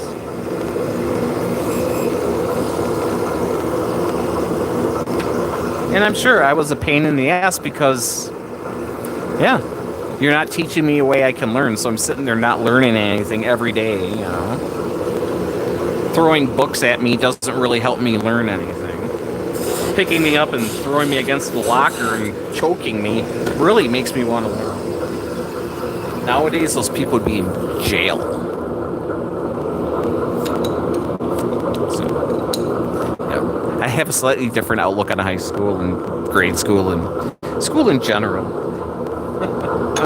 But we got through it. That's important.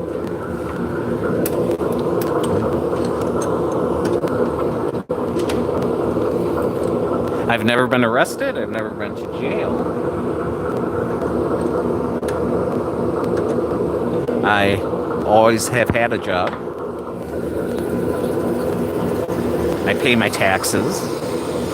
So I turned out all right.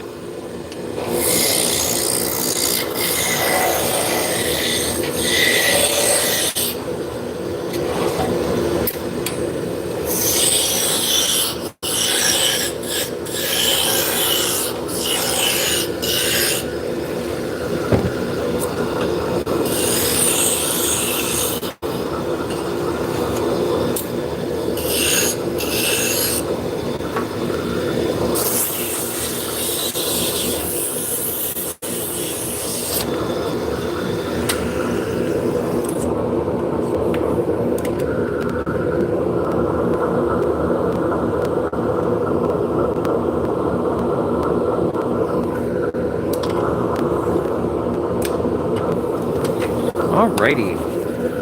Sorry about that, guys. Yeah, a little frustrated.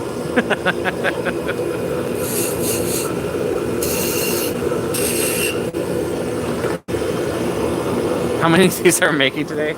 Man, I don't know. I'm getting close to the end here. I've got about another dozen. If I make that, I will catch up with what I have cut out. So yeah, I'm getting towards the tail end here.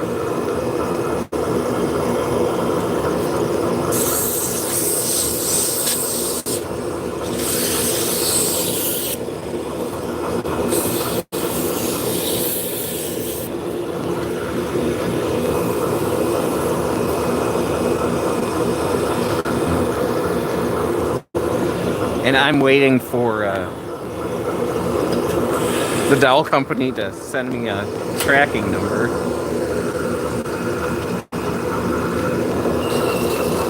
I think I got about another probably 50 of these, and then I'll be done with making the big ones.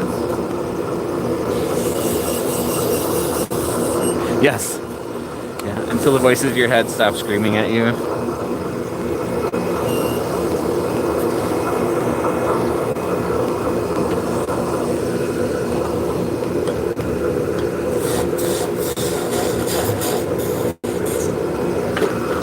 So yeah, so I'm diabetic. I have neuropathy. So they had me on gabapentin to help with the nerve damage. And that has really mellowed me out. Using it for nerves is kind of like off prescription or whatever. Typically it's for people who have seizures. So I think that's really, it has mellowed me out a little bit.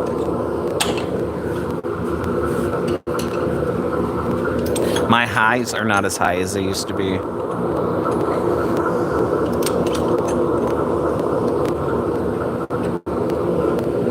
You continue to sell? Yes. Yes, I do. 3 a day.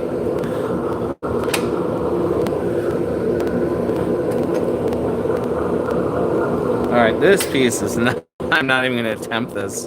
So, yeah, it's chewed up, but if you look at the grain, it's a nightmare. It's going to split. Yeah.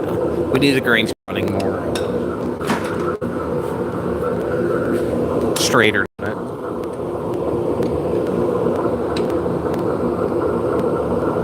I guess I'm not sure what that is. Eden, what the heck is that?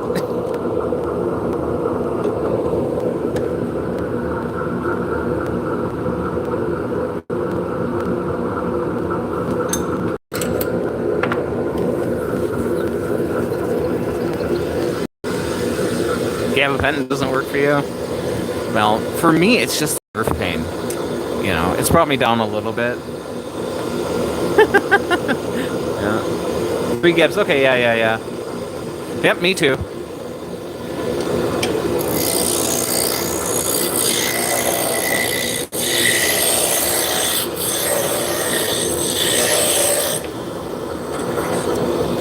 You know, it has settled things down a little bit.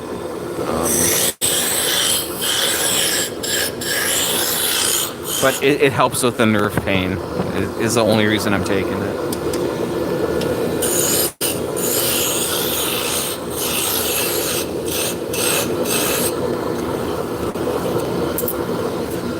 Hello! Welcome in.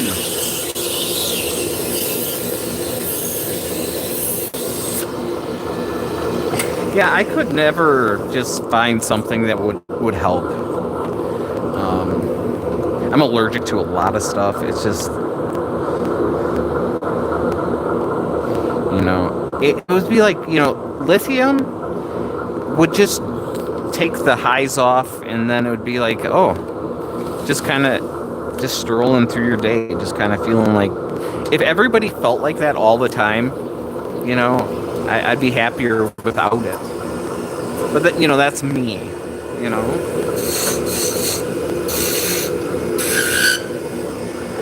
I personally, I have built my life around what I'm good at, what's positive.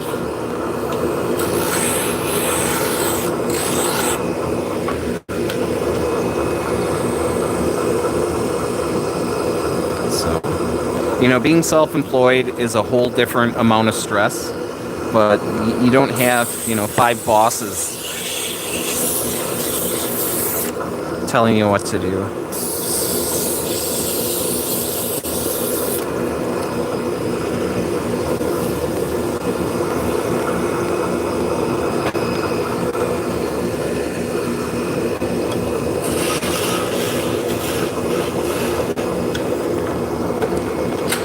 Okay, that one's got too much vibration, so this one is going into the fireplace, which is okay because fires are good when it's cold.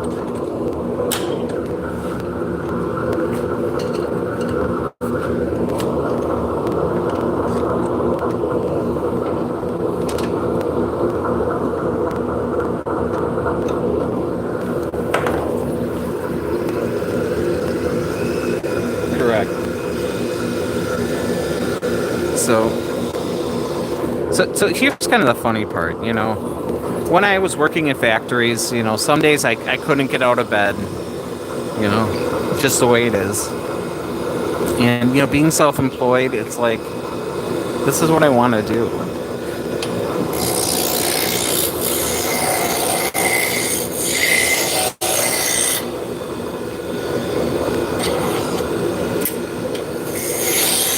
And I'm very lucky. I have a very understanding girlfriend.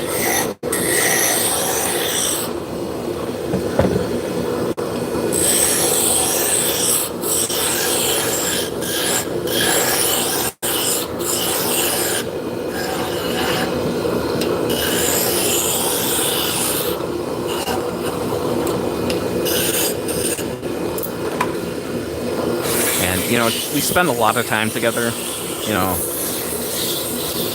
This is kind of an oddity that she's at home because it's Easter and I'm at work because I was just sitting there playing on my phone feeling guilty about not working. Because the more I get done now, the less I have to do later.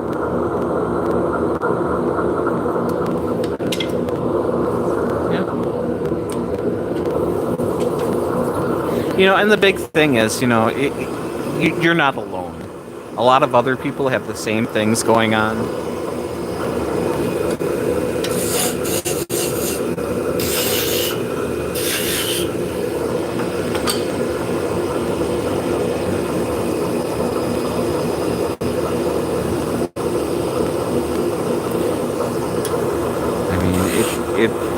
It's nerve death is very painful. So it feels like just lightning bolts shooting down.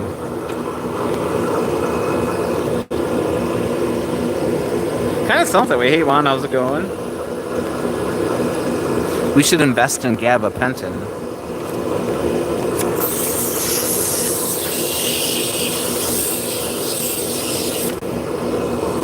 So I think I'm going to ask my doctor if I could get on some diabetic medication that makes me skinny, because, man, I can't.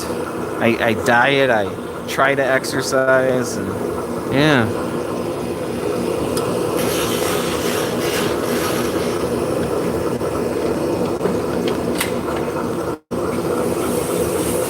Gabapentin is a terrible med. It might be, but without it, oh my God, I could not sleep.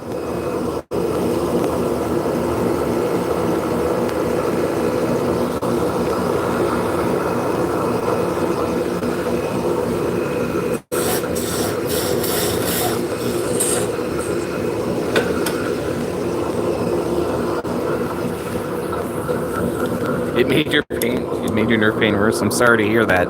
It really helps with mine. And yours is for epilepsy, which is what it's intended for.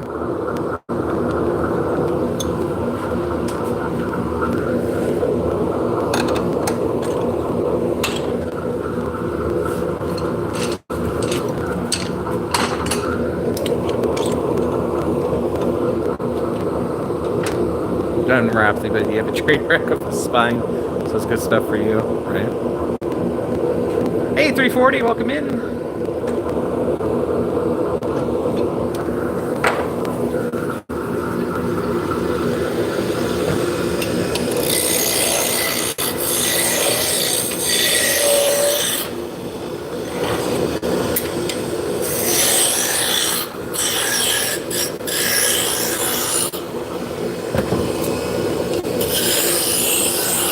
But I ask myself, when does the stream end? When I get tired? Yeah, that could be. Because I think there's got to be something better than metformin for me. I'm having some eye issues, and it's like, maybe there's something better out there. And if it's a GLP-1 or whatever, that won't be a bad thing. Drop spindles are used to spin yarn. So it's what came before spinning wheels.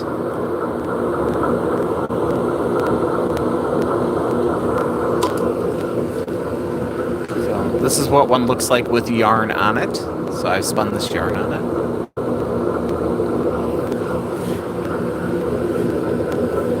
Yarn and it's working for diabetes and for weight loss.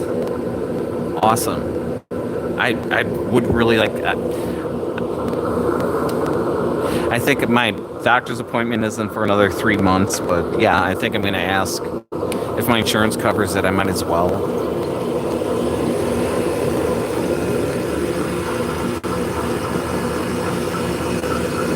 You crochet? Yeah.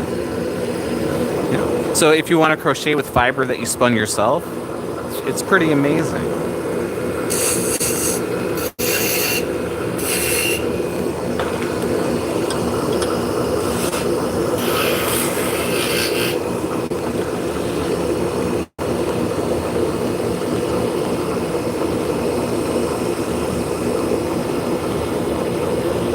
So yeah, that's the big thing is, you know, if insurance will cover, that's fine. If not, I need to try something else. I mean, I kind of want to nip the retinopathy in the butt because I would prefer not getting shots in my eyeballs. And my grandmother went blind from diabetes, so I definitely don't want to go blind.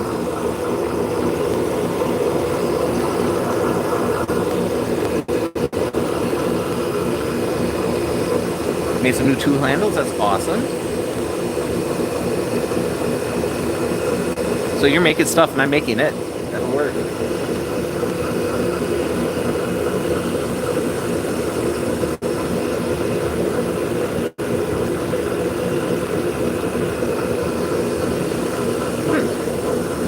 That is interesting.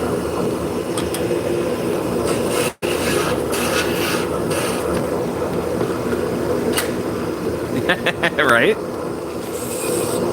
And next we'll start telling the people, up your nose with a rubber hose. It'll be amazing. Oh, and welcome in, Scuba. I haven't said anything.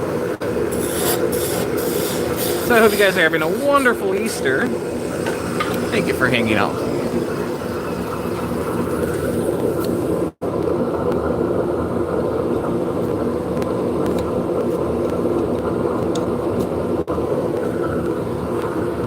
Such a tiny lathe, I know. It's a little midi lathe, isn't it?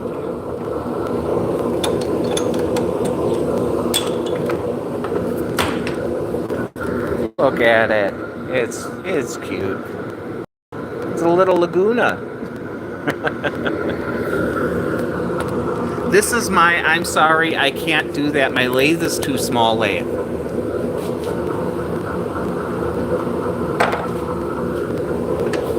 I need some new spindles made for my banister. I'm sorry, my lathe is too small for that.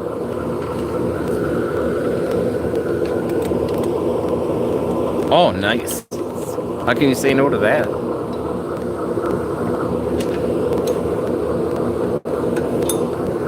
Yeah, this one was a little more than 80 bucks. Maybe for a dollar.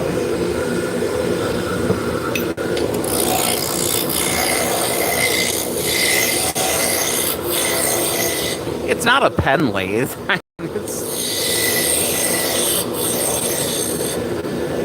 I make a living with it.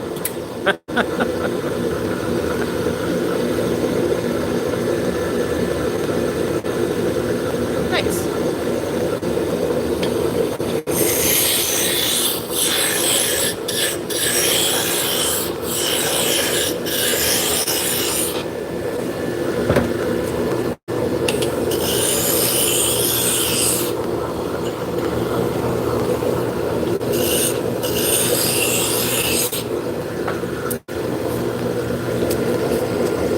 Lathes can be scary.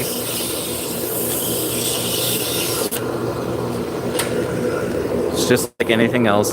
I'm more comfortable on a lathe than I would be, you know, cutting out tiny things on a bandsaw.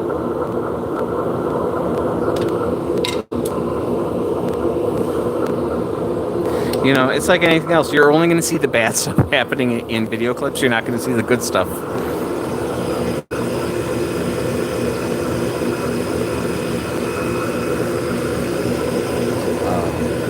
I've seen plenty of, you know,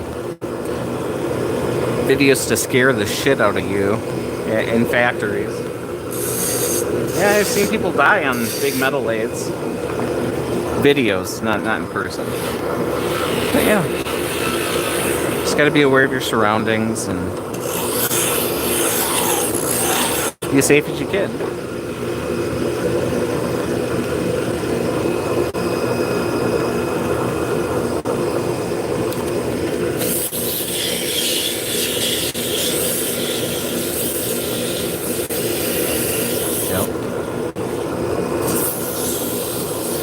Yeah, I am actively chatting with you guys, paying attention to the stream and turning at the same time. My headphones did die, my earplugs, so I am no longer listening to music, although it's playing. If I had battery life, I'd be listening to Stacy's mom right now. Last time I heard, she's got it going on.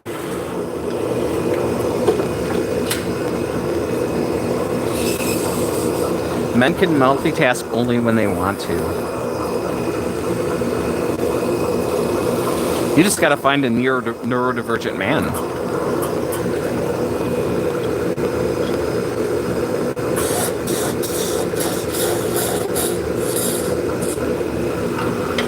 You know, I'm doing all this and my brain is writing a rock opera about the Smurfs trying to kill the Snorks. I think the Smurfs would win. Something about the Snorks. I just don't like the Snorks. Hey, Elle, welcome in. Lots of muscle memory.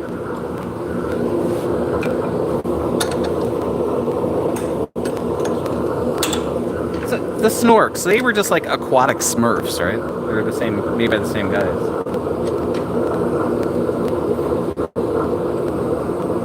So you must have a very patient man, like I have a very patient girl. And we don't have anything. We're lucky to have them. Put up with us.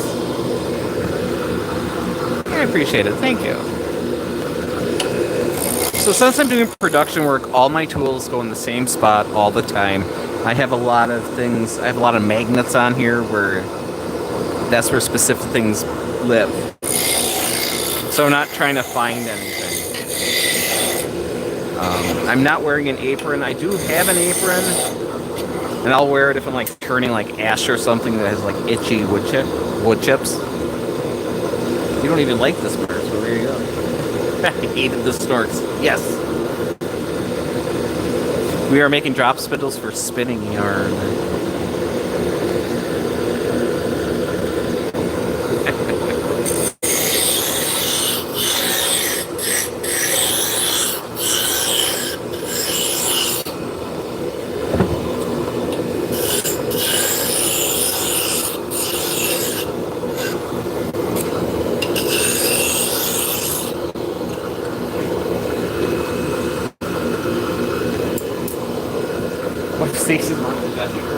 Jesse's girl?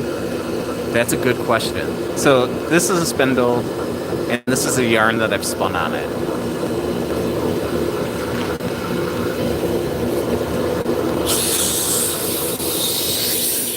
And phone number started with 867.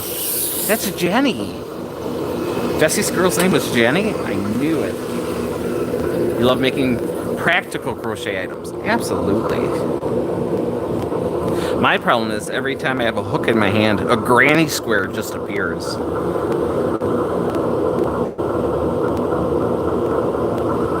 And then it keeps going, and then I got a mat, you know.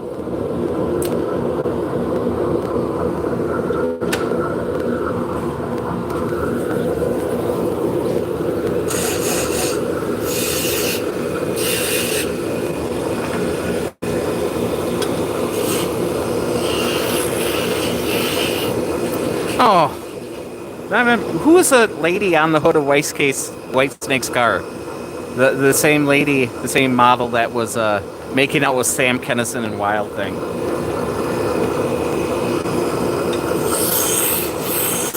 And that's how old I am.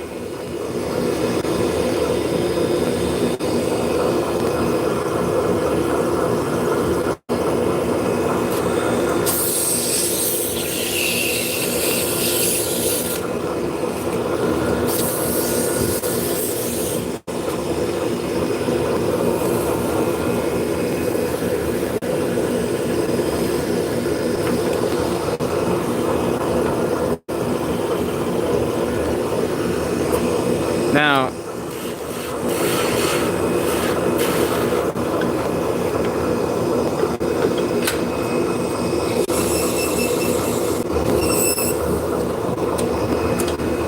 who were the guys that did a lot of stuff for Phineas and Ferb? Is that Bowling for Soup?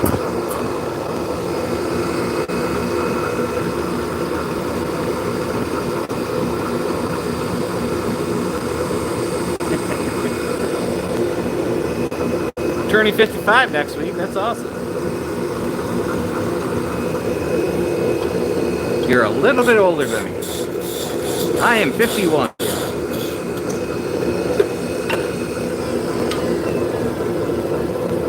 867 is Waiawega. Wisconsin area code.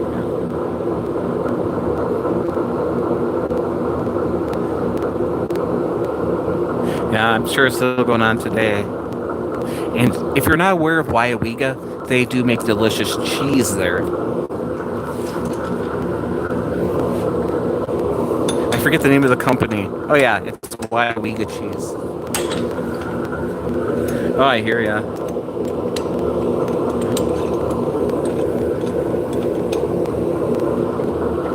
Old people unite!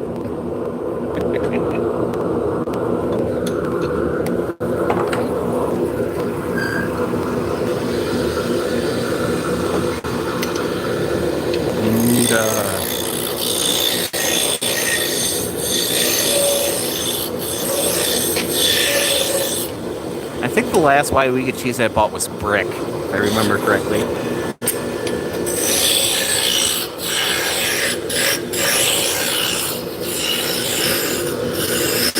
And yet, Caconic, it's it's all the cheese glory.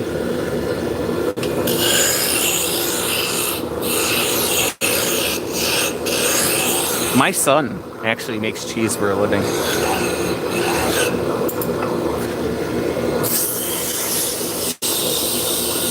He makes string cheese.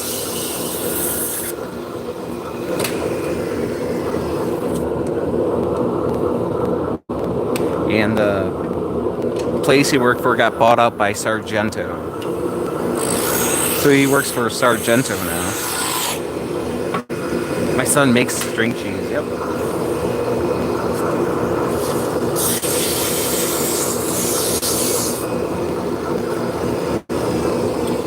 It's a living. Speaking of It's a Living, that was a pretty good show.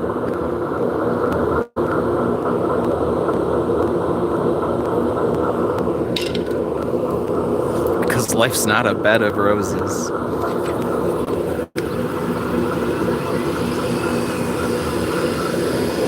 They probably don't even squeak. Other states cheese, cheese curds.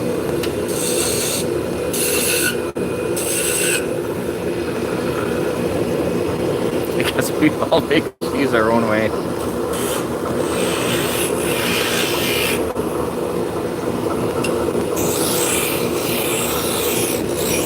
So the first thing you gotta do is butcher a baby cow.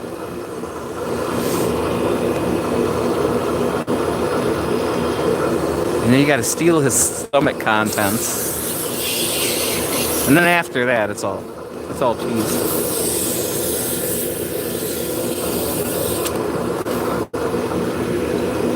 Actually, they do make a vegetable rennet now, so you don't necessarily need that.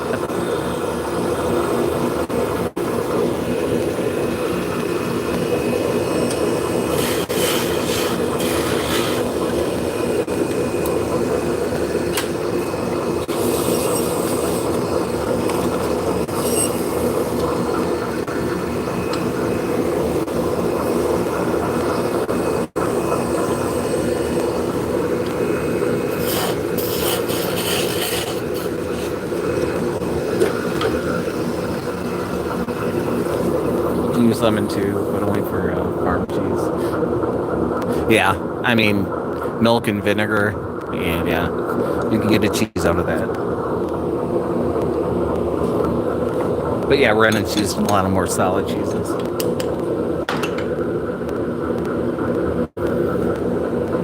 Do you use a jig or something when you make the same design?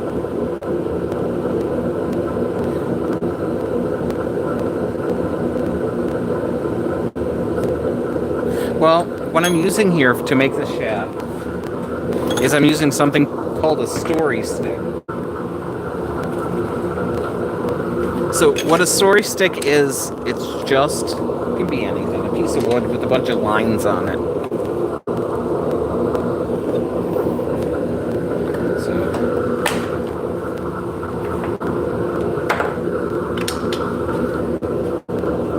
So this is what I use for the 8-inch ones. So I'll use this jig here to set it in.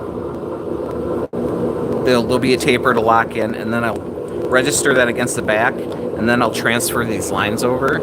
So it is measuring, it's just I'm just transferring lines. So by doing this,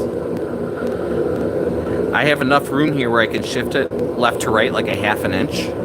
So I don't have to be totally exact to make the right one. So I'm getting precision out of not being precise by having some slop in there. You know, if I had a piece and I had to make an 8-inch shaft and it was 8 inches and a quarter long, I could do it, but it would be more exacting. Like right now, I'm just making it close and then going there and lining it up. And by doing that, you can be pretty precise. And I missed something. This doesn't sound like me.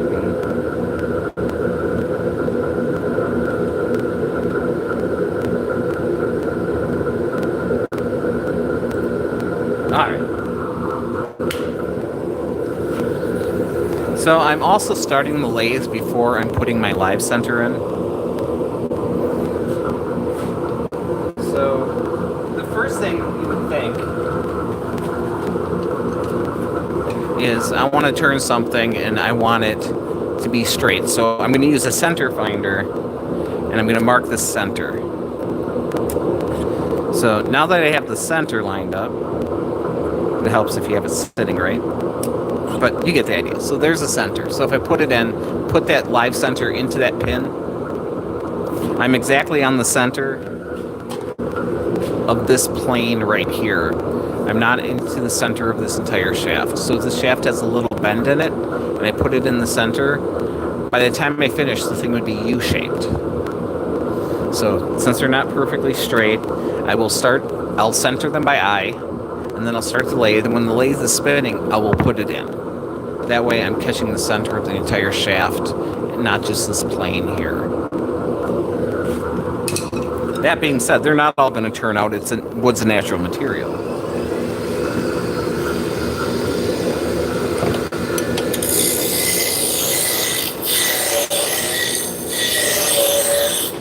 So I'm using this wrench as a caliper, so I know I'm on size. So I have these lines drawn on my tool rest. So 7-inch, right there's the bottom, right here's where the taper should end, and then up here is where it's going to stop. So I just come up to that line, set in, and then I'm going to make a taper to that line.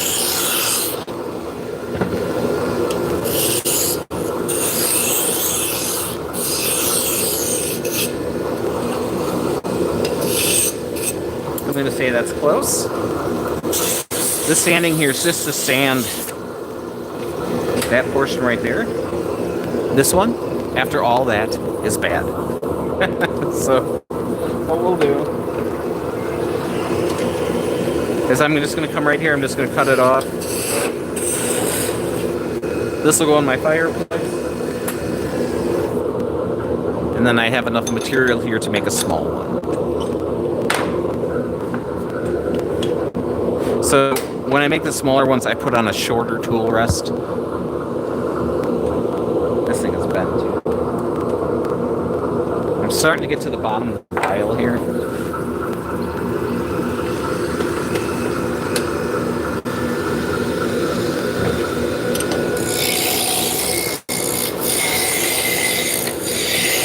Now, if I was making a spindle for like the back of a chair or something, it wouldn't matter if it had a little bend in it. But since this is going to be used as a tool and it's going to be spinning, it needs to be arrow straight.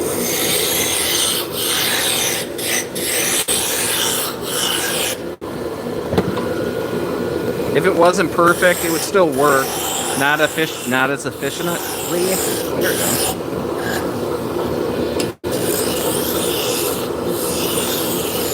And at the end of the day, I put my name on every single one of these, so I want them to be good.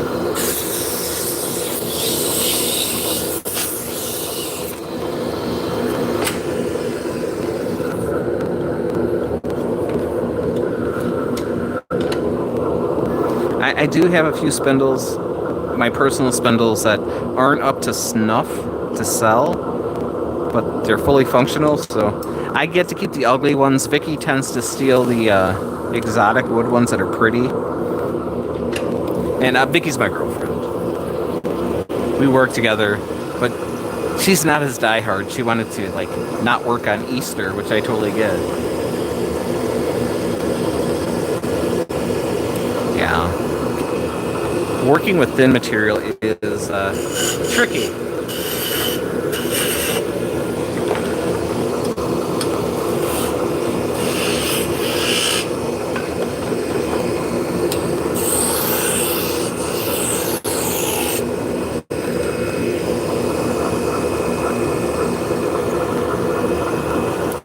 But having a thin shaft is just so much more pleasant to use than... There's some that have really thick shafts, and it's just so much effort to twisting.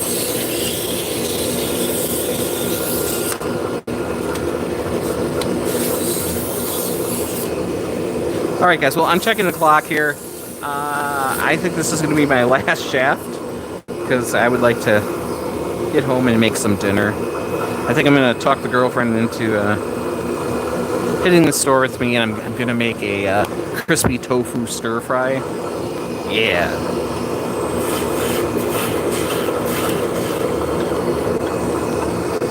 I need some hose and stuff. Is that what he said?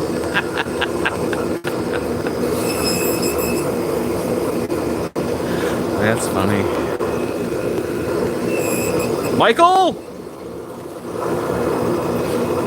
You know, after watching The Office for many years, that Dwight Schrute is mighty frickin' handsome.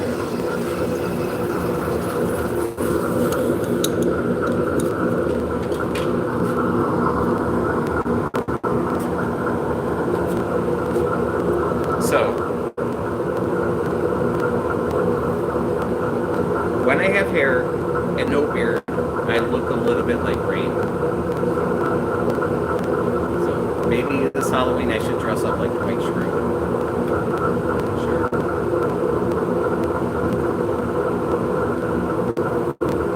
Yeah, a little bit. I either get Dwight Schrute or I get... You look like the guy from Mythbusters. Oh, you mean Adam? Oh, no. Dang it. Yes, he is. I do appreciate Rain quite a bit. The show's awesome.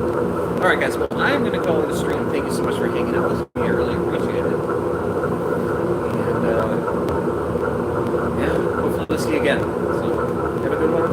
And remember to be nice to people. It doesn't cost you anything. And, you know, they're going through the same crap you are.